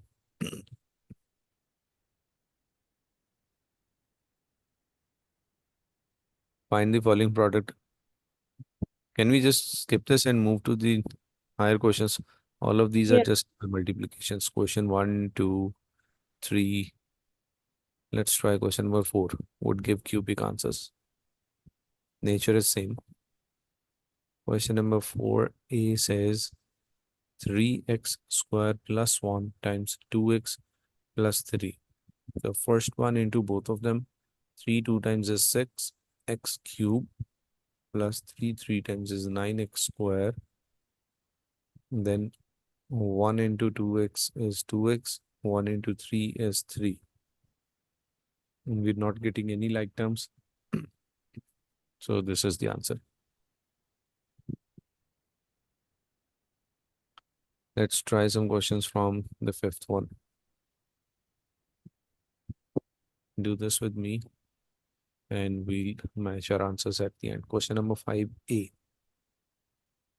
5x plus 2 into 3x minus 3 into x plus 2. Give it a try.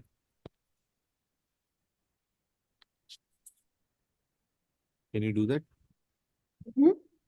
Can you do this? Yes.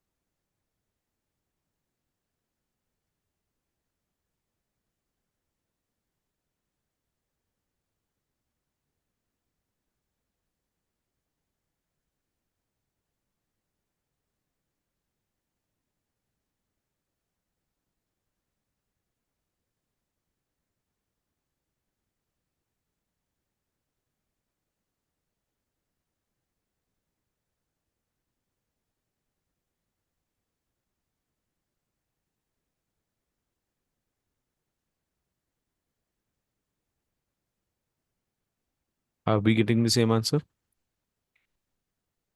I'm not done yet. Sure, take your time.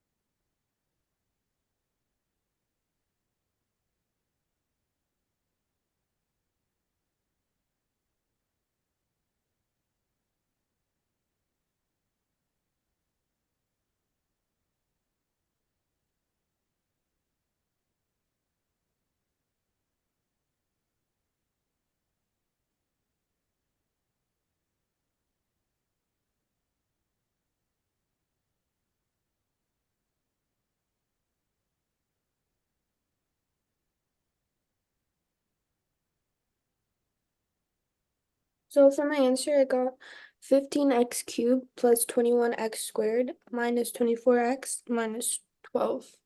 That's correct. We have the same answer. It said expand and simplify. We've already expanded it. We've added the like terms. This is the acceptable form. But if someone would allow, we can take 3 as common in all of these. And then we can put them in brackets. Yes.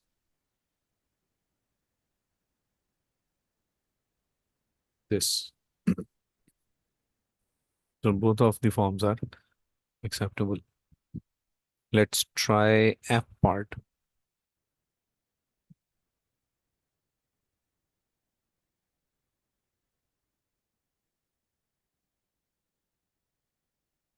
3x minus 2 whole square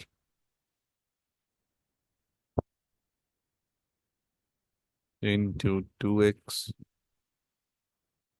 minus 1.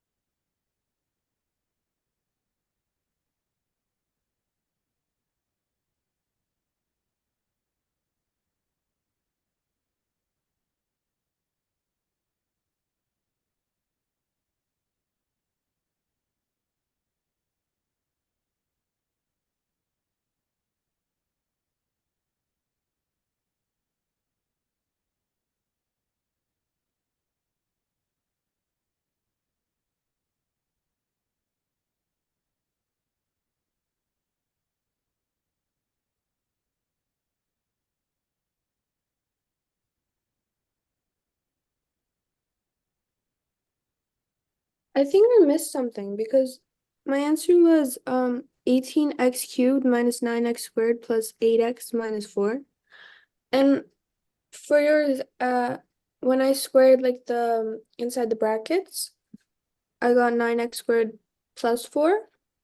You missed this 12. That Yeah. is whole square. This is a plus b whole square equals a square plus 2ab plus b square. Yeah. Okay. So the negative 12x. Yeah, either we do it this way or we write it two times. Obviously, the first one is easier using the formula and directly expanding it. Mm-hmm.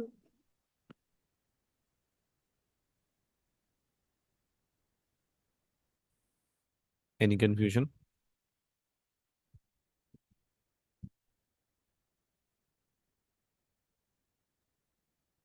Sorry? Any confusion? Oh, no, except for that part, the 2ab.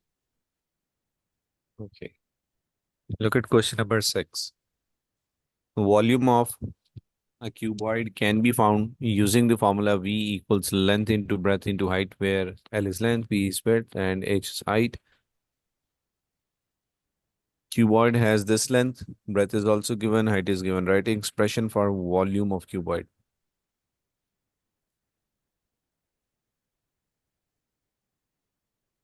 So volume is equals to length, breadth, height, where length is 2x plus 1 by 2. Breadth is x minus 2.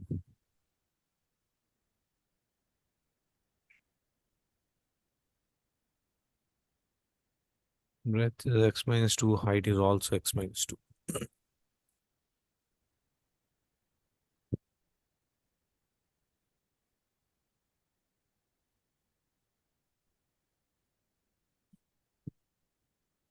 So volume is 2x plus 1 by 2 into x minus 2 whole squared.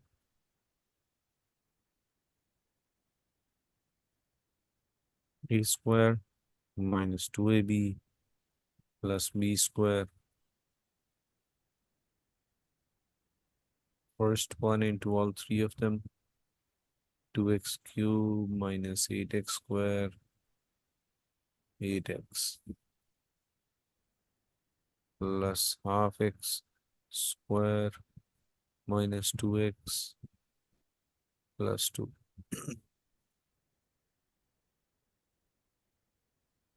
2x cubed, this is negative 7.5 or negative 15 by 2 x squared. 8 minus 2 is 6 and 2.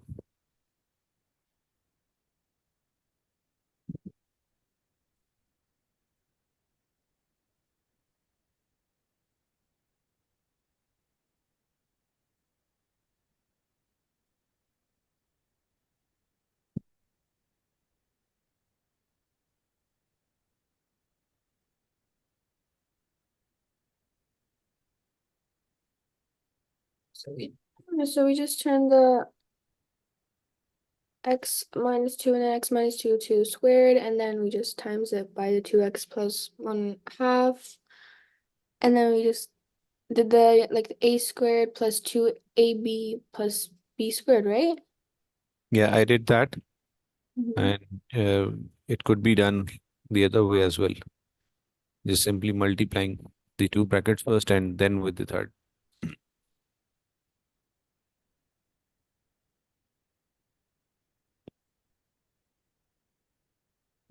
Are we getting the same answer? Oh, I didn't know I was supposed to do this. I thought I was just seeing Sure. you do. So is it understood? Yeah. Okay. B part says expand the expressions, write the expressions done. Okay, we were supposed to do it in steps. So this is the A part, and then B part says expand the expressions, and this is the B part, and C part says determine the volume when x is equals to 2.2. So volume is equals to 2 into 2.2 squared minus 7.5 into 2 squared, 2.2 squared, plus 6 into 2.2 plus 2.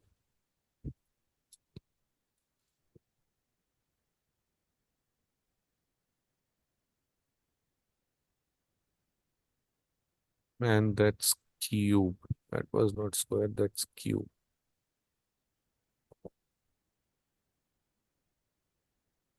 2 into 2.2 cube minus 7.5 into 2.2 squared plus 6 into 2.2 plus 2 gives me 0.196 meter cube.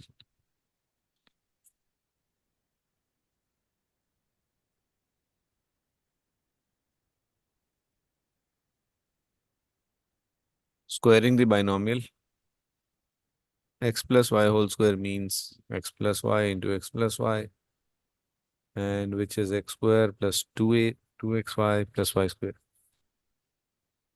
Basically, a plus b whole square equals a square plus 2ab plus b square. And then a minus b whole square means a square minus 2ab plus b square.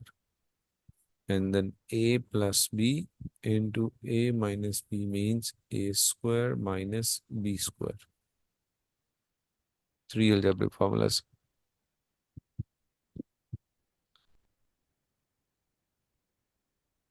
However, if you think about this, all just the explanation. Question number 1. Find the square of each binomial. Try to do this by inspection first and then check your answers. So we'll directly just use formulas and solve these.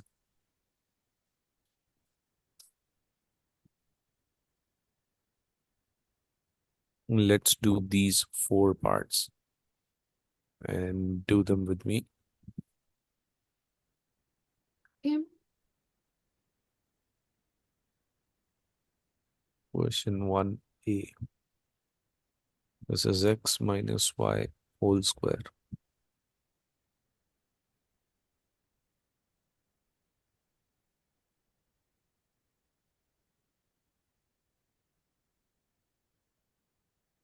Let me know when you're done.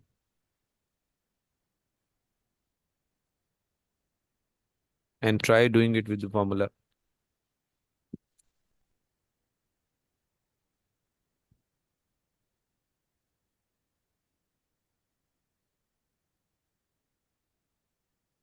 Would it be x squared minus xy plus y squared? Yeah. 2xy. 4xy.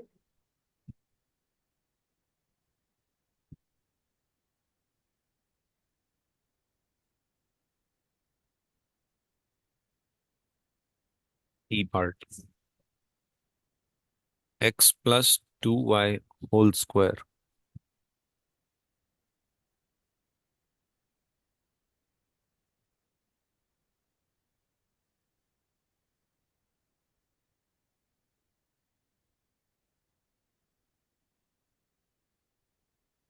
Would it be x squared plus 4xy plus 4y squared? Yeah. Correct. Part I.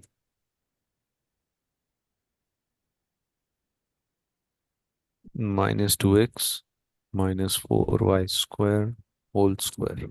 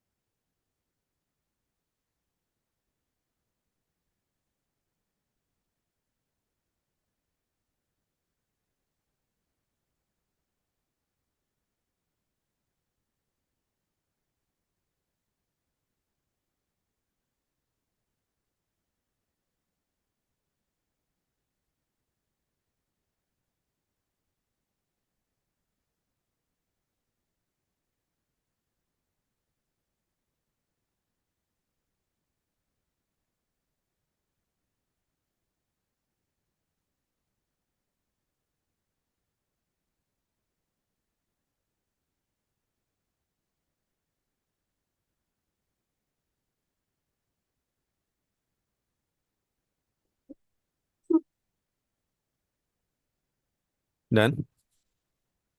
Yes.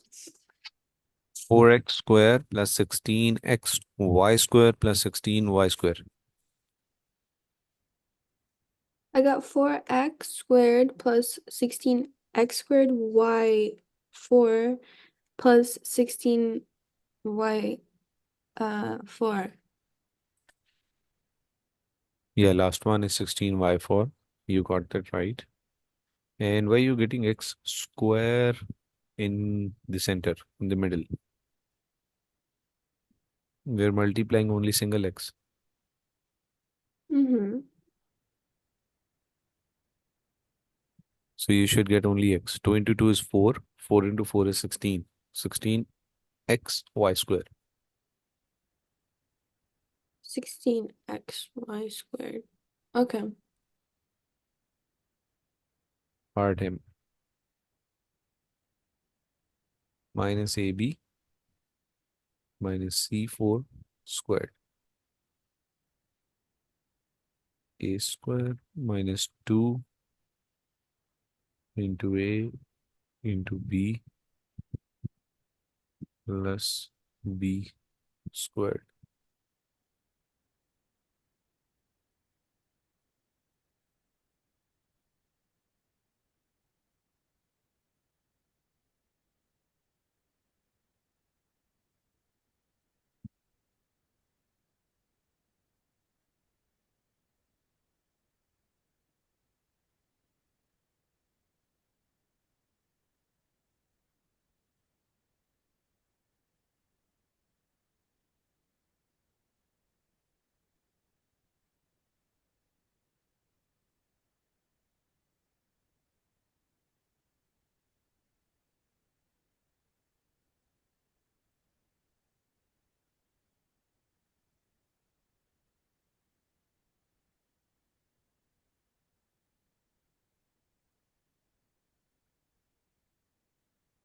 Done with it. No.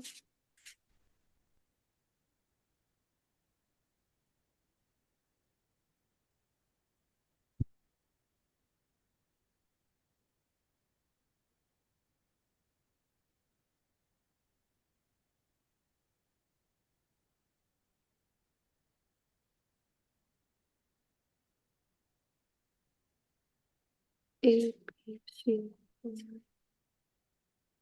Oh, okay. I got a squared b squared plus 2abc4 plus c8. Yeah.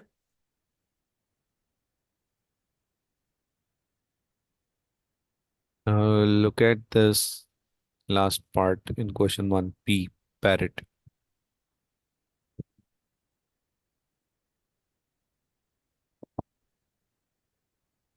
Negative x minus 3 whole square. Now, basically, when we will apply this negative, this is going to be positive. So I can write x minus 3 whole square. A square minus 2ab plus b square. Any confusion?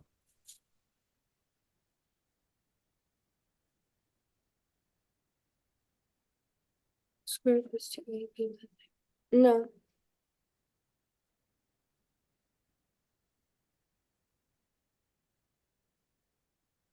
Question number two. Basically, the nature is same, but it is expanding the question and we just simplify it slowly.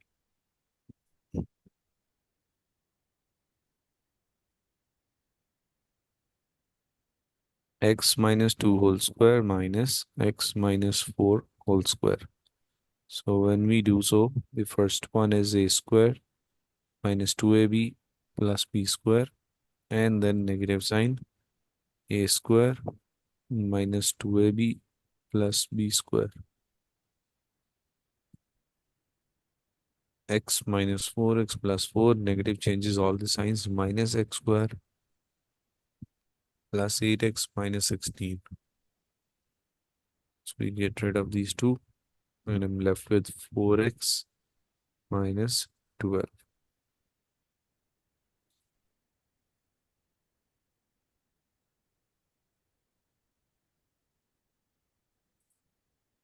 Hmm.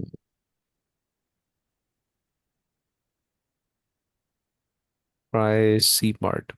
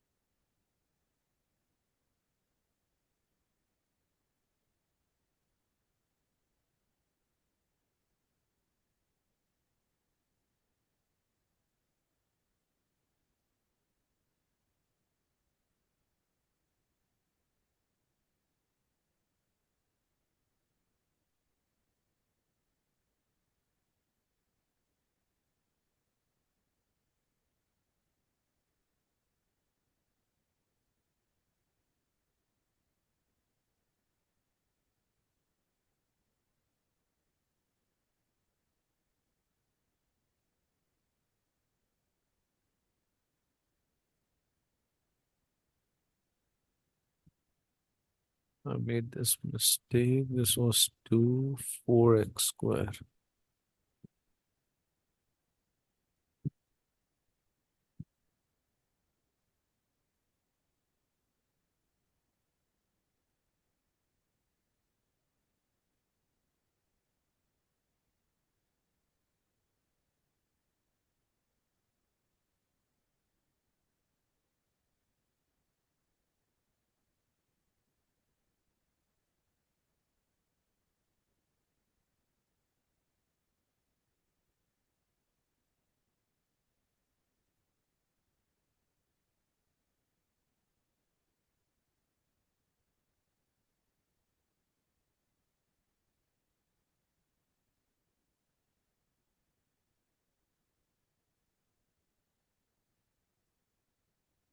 GPT getting there.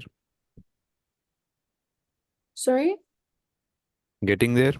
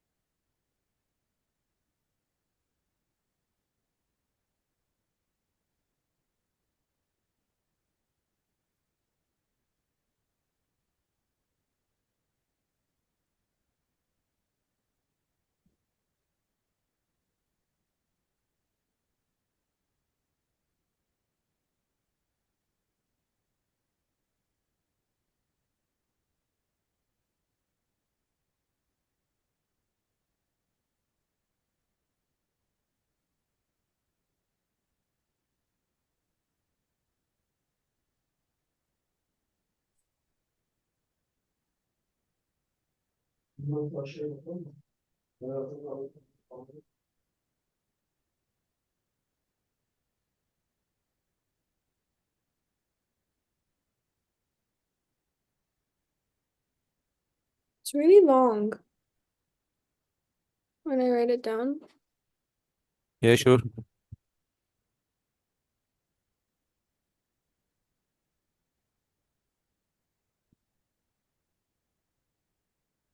You didn't get this answer? No, when I'm writing it down, it's really, really long.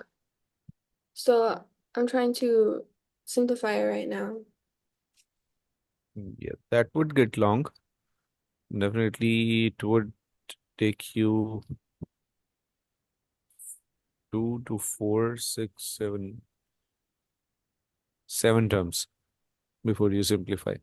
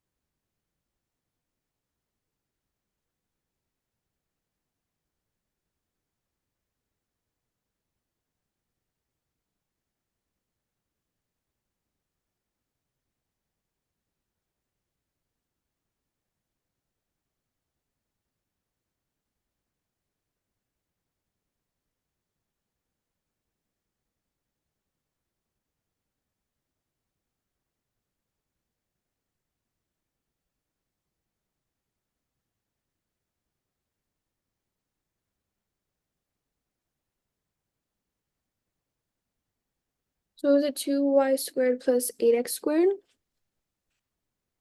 2y square plus 8x square, yes. Basically, if you notice, at the very beginning in the first step, this was 2x minus y, and in the second bracket is minus y plus 2x. If you just rearrange them, that is 2x minus y, and rearrange the next one is 2x minus y, which could be written like this. When the same brackets are being multiplied,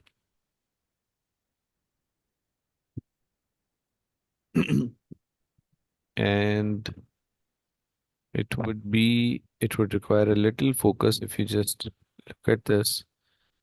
This is y plus 2x whole square plus 2x minus y into minus y plus 2x. This is the original statement. Now, if I rewrite it as y plus 2x whole square plus 2x minus 2x y. minus y whole square and then expand. So first one is a square plus 2ab plus b square. Second one is a square minus 2ab plus b square. So negative goes away and 2y squareds and 2. This was supposed to be 4. and this is 8x square.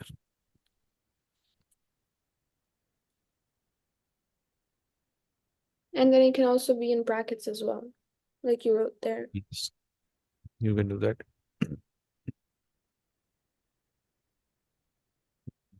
Okay, let's try this F part with the surds. Is it readable? Yes.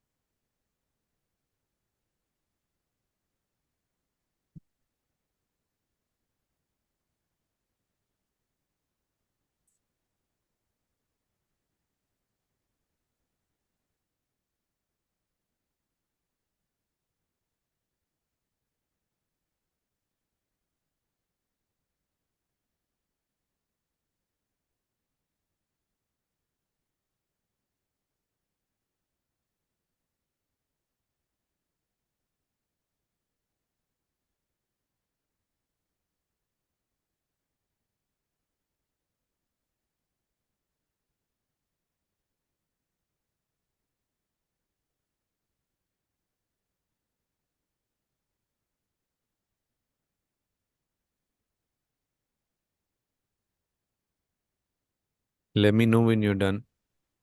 Mhm.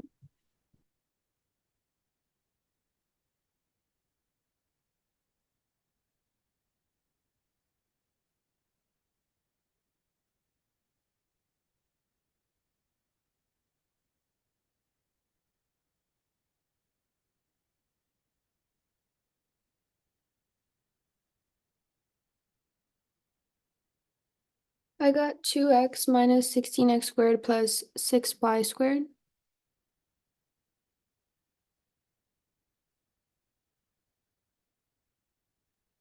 Sorry, say that again. I got 2x minus 16x squared plus 6y squared. Very good.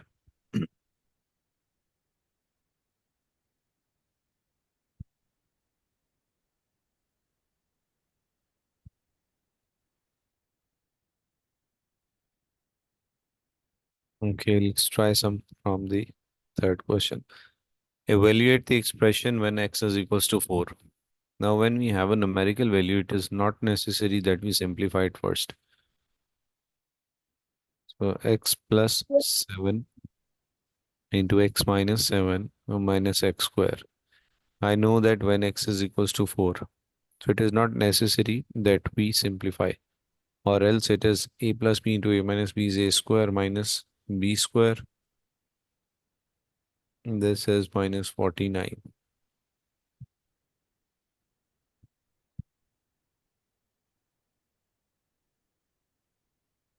And if I just place that here, this is 4 plus 7 into 4 minus 7 minus 4 squared. This is 11 minus 3 and minus 16 minus 33 minus 16 Minus 49. minus 49. So either we expand or we just substitute, we get the same answer. B part is x square minus x minus 3 into x plus 3. Actually, I could directly apply algebra and it is so tempting that it is giving me this that satisfaction that a minus b into a plus b is actually a square minus b square. And when I simplify, this is 9. So without substituting 4, I'm getting that answer. Getting it? Mm-hmm. C part. 3 plus 2x whole square minus 2x plus 3 into 2x minus 3. So again, we have to substitute 4. Either we put that number or we expand. That is a personal choice. 3 plus 2 into 4 whole square minus 2 into 4 plus 3, 2 into 4 minus 3. So that is 2 4 times 8, 9 10 11 square. 2 4 times 8, 9 10 11. 2 4 times 8 minus 5 is 3. 121 minus 55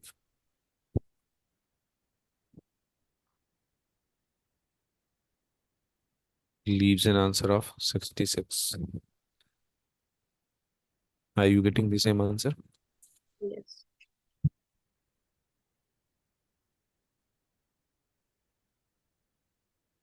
So wait, could we also do algebra on this one too? Like, Yeah, we can do that because the question is not restricting it. mm-hmm. Look at this one, you'll know. X plus 2 whole square.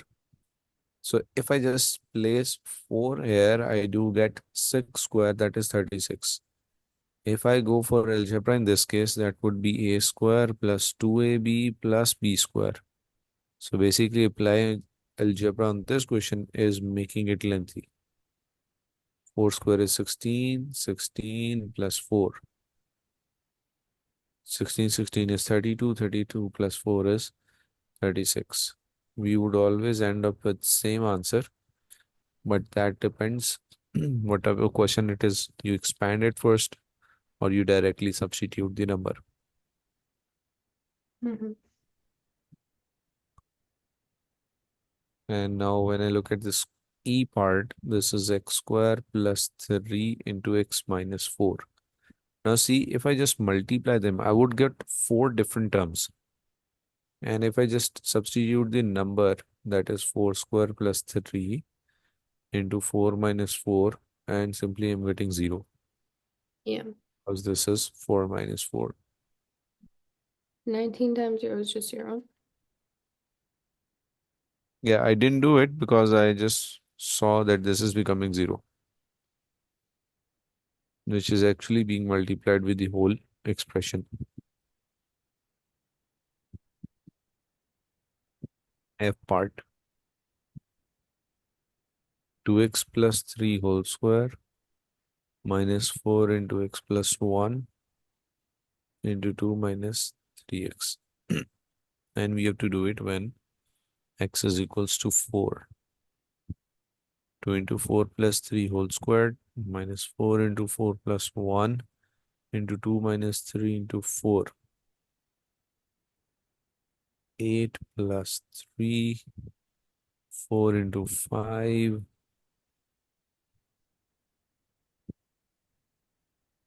and 2 minus 12. 11 square minus 20 into minus 10.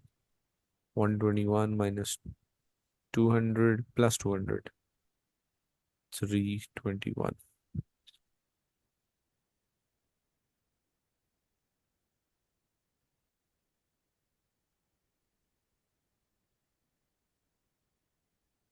We've been multiplying the brackets. Now we have to do the middle term breaking. Break those three terms into four. Reverse of all this. Let's consider some basic examples. First, for example, we have x square plus 5x plus 6.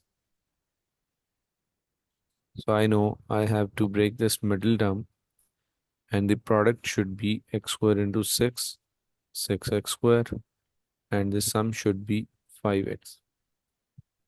So I'm thinking of 2 and 3. X square plus 2x plus 3x plus 6. When I multiply these two, I get 6x square, and when I add them, I get 5x. So taking out common in the first two, I get x plus 2. Taking out common in the second two, I get x plus 2. Also note that you should get these two brackets as same. Mhm. Once done, this is x plus 2 common against x plus 3. So we were going this way. Now we are coming reverse of that. I think we talked about this like during the In the first class. like the first class.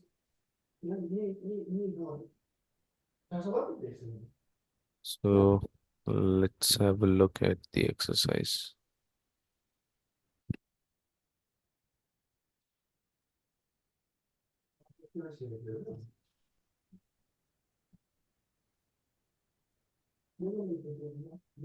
This is something which should be practiced.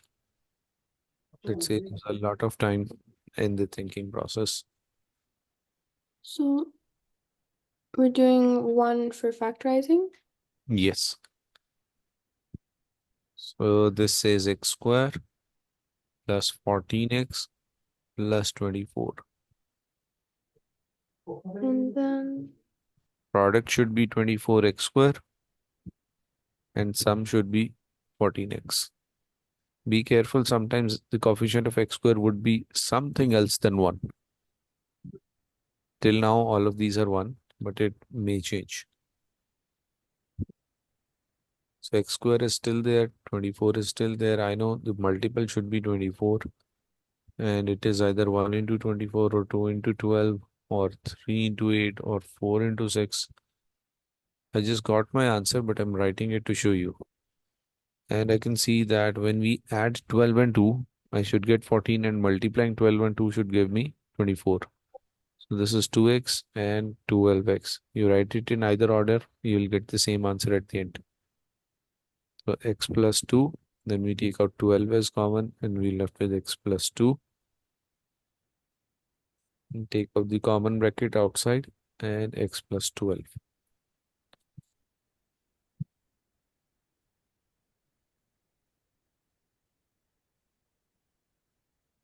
Any so confusion? no confusion. Your question, please. The question, so this was so you were just showing me as an example, right? Yeah, but this is the question from exercise, and this is the way how we do it. Mhm. Let's try B part. That is x square plus 3x plus 2. Now, if I've already thought of those numbers, I'll directly write x square plus 2x plus x plus 2. And never forget to check it. This is 2x plus x 3x. Multiplying both of these is giving me 2x square. Taking out common from the first two is x plus 2 plus 1 into x plus 2. And then it's going to be x plus 2 times x plus 1. Yes, and you may also wish to write them in different order. That won't matter. You can also write x plus 1 first. Mhm.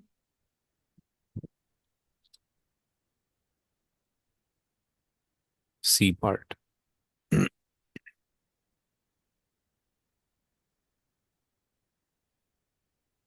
x square plus 7x plus 12. I should get 12. 4 3 times is 12. And 4 plus 3 is 7. Taking out common from first two, x plus 4. Second two is x plus 4. Now this time I'm writing x plus 4, x plus 3 first. And then x plus 4. Makes no difference.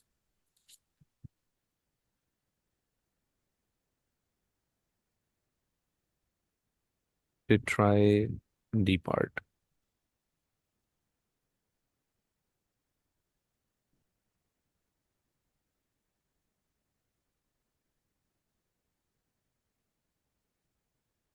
X square plus 12x plus 35. Tell me what the factors would be, those two terms. So it can either be two, 4 and 3, or 6 and 2.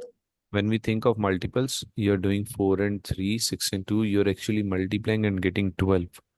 It is Mhm. the other way around. You have to get 35 when you multiply them. So 7 and 5 Yes. equal to 12. 5, yes. When you add them, it gets 12. And when you multiply them, you get 35. So yes, these are the factors. Then we take out common from the first two and then the second two. X plus 5 into x plus 7. This is the factorization or middle term breaking. E part. Every question would be unique in this case. X square plus 12 plus 27, where we will not be able to think or where the midterm breaking is not possible, then we use quadratic formula. So it would be 9 and 3 as factors. 9 3 times 27, 9 plus 3, yes. X square plus 9x plus 3x plus 27, x into x plus 9 plus 3 into x plus 9 is x plus 3 into Into x. plus 9.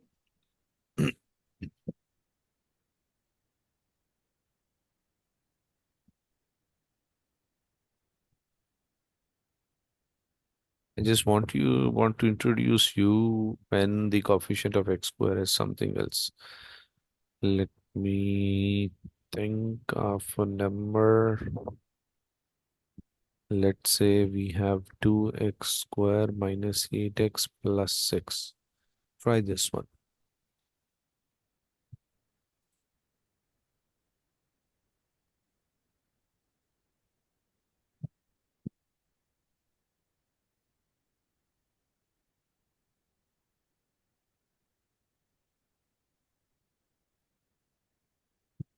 Tell me what middle numbers to write.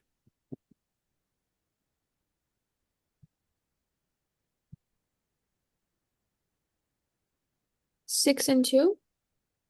Very good. I was just checking if you've any issue. You should get 12. So 6 and 2. And what are the signs with 6 and 2? -6 minus 2. Negative 6 and negative 2. Because multiplying these two would give you positive 12. So now taking out common 2x, I'm left with x minus 3, then 2x minus 3, and 2x minus 2 into x minus 3. And I can further take out 2 common, which would leave me with x minus 1 into x minus 3. Factorized completely. Coming back to question 1F.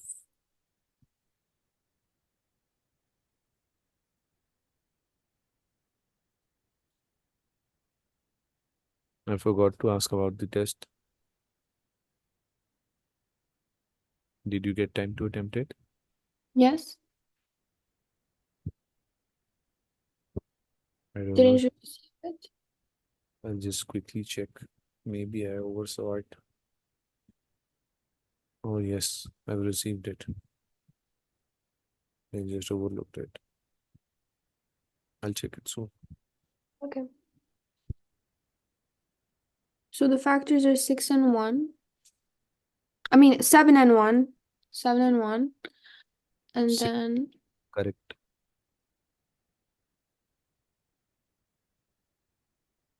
When you add these, you get 7. When you multiply these, you get 6x squared. So 6 and 1 is correct.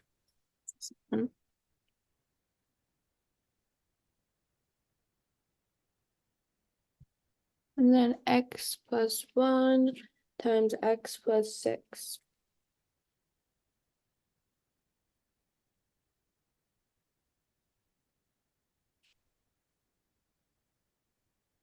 G part.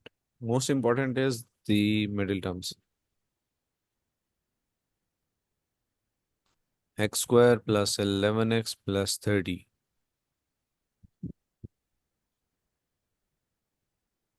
What would be the middle terms? 6 and 5. Very good. 6 and 5. So x common, x plus 6, 5 common, x plus 6, x plus 5 into x plus 6. H part, middle terms.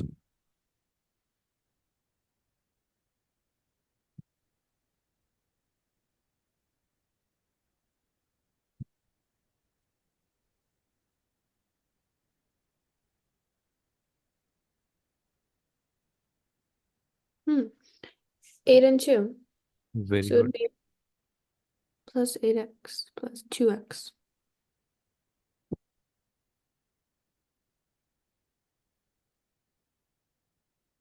So x plus 2 into x plus 8. I'm going to write those same questions to see if you get confused. The one we did on day 1. X square plus 5x plus 6. I just repeated it. So this was x square plus 2x plus 3x plus 6 and x common, x plus 2, 3 common, x plus 2 and answer is x plus 3 into x plus 2. Now new with a slight change. X square minus 5x plus 6. So what would be the middle term?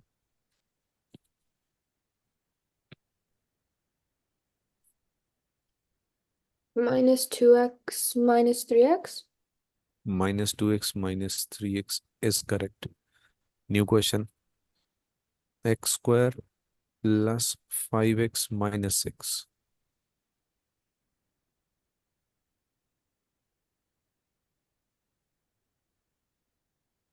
Middle terms.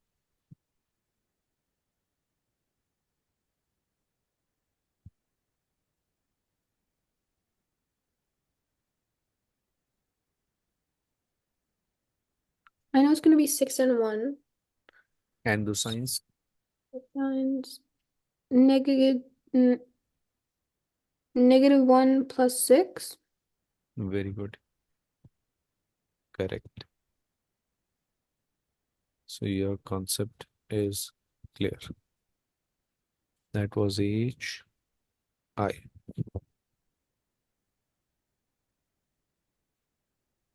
X square plus 11x plus 10. Middle terms only.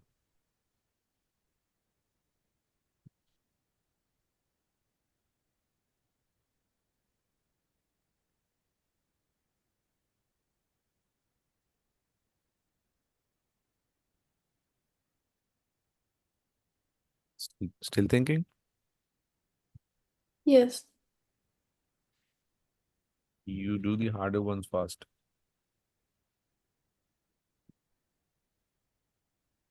I know it equals to 10x squared when we multiply it. It can't be 5 and 2. Can be 5 and 2 because we're not getting 11. Yeah, it can't be. And then 10 is either 5 into 2. What else could be 10? or 1 into 10. 1 into 10. So x plus 10x. This is x plus 1, 10, x plus 1. So x plus 10 into x plus 1.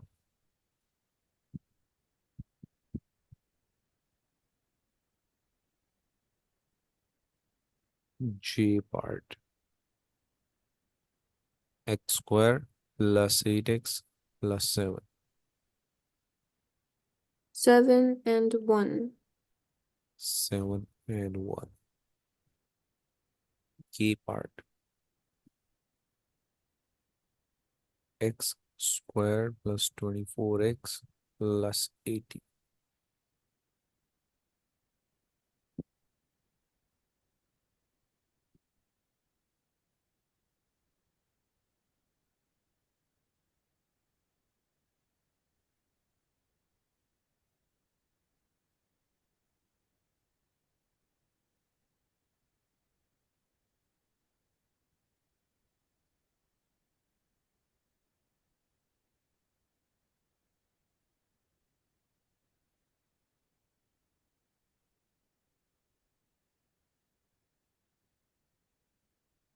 Getting closer. Yeah.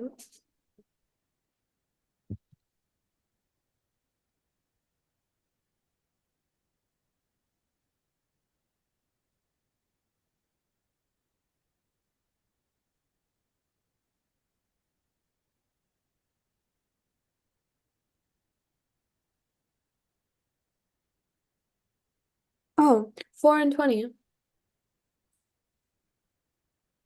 Yes. And science.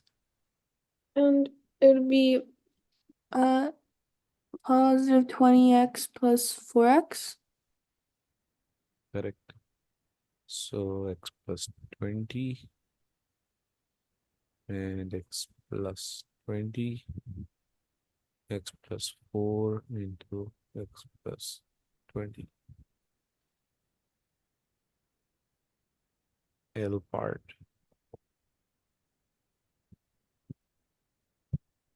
X square plus 13x plus 42. 7 and 6.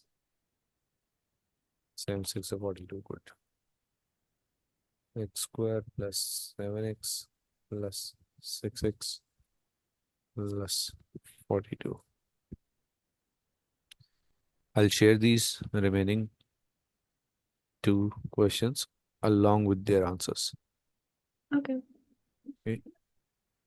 And any confusion, any question you wish to ask? No. Okay. We're left with this, this. I think I'll share this too. If you're able to do it, we'll start a new topic. If not, no issues. We are already ahead of our planned time. We can discuss. I'll just give you an idea and you'll be good to go. Factorize this. If I write x square minus 36, I can foresee that this is x square minus 6 square. Is it so? Yes. So And you x minus look 6 and then on, say that again, please. it's going to be x minus 6 times x minus 6 X minus 6 times x plus 6. plus 6. Yeah. Look at this algebraic expression. A square minus b square is actually a plus b into a minus b. If you expand this, you will get this. Oh, okay. You get x minus 6 into x plus 6. So if I look at the second one, this is p minus 9 squared. So that would be p plus 9 in. Minus p minus 9. I mean, just p minus 9. Yeah. So I'll share this as well. Okay. I'll do it with these solved examples, not the screenshots. I'll share these complete pages along with answers. So if there is any sort of confusion, we'll definitely discuss. And in the other case, we can switch to new topic. Okay. See you tomorrow. Take no issues. Um, any question from last task? Yes. I had a question on 10.2. I think it was 1 E. 10.2. This is 10.2. A bit further. That's 10.8. Maybe it I think was it was 12. 10, 11, and 12. Yeah, maybe it was 12. 12 and which question?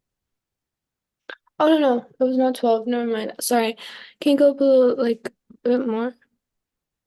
This is the last page. No. Up like past pages. Yeah. And then oh yes. It was this question 1, O and P. 1p. Parrot. Okay. Yeah. And O. Okay.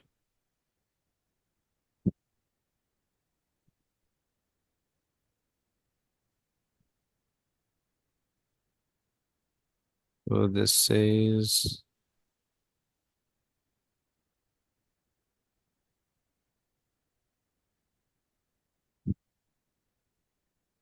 O says x raised to the power 4 minus y raised to the power 4.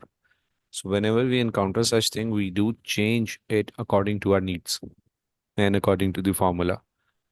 So what I could foresee is a square minus b square. So I'm going to change it like that.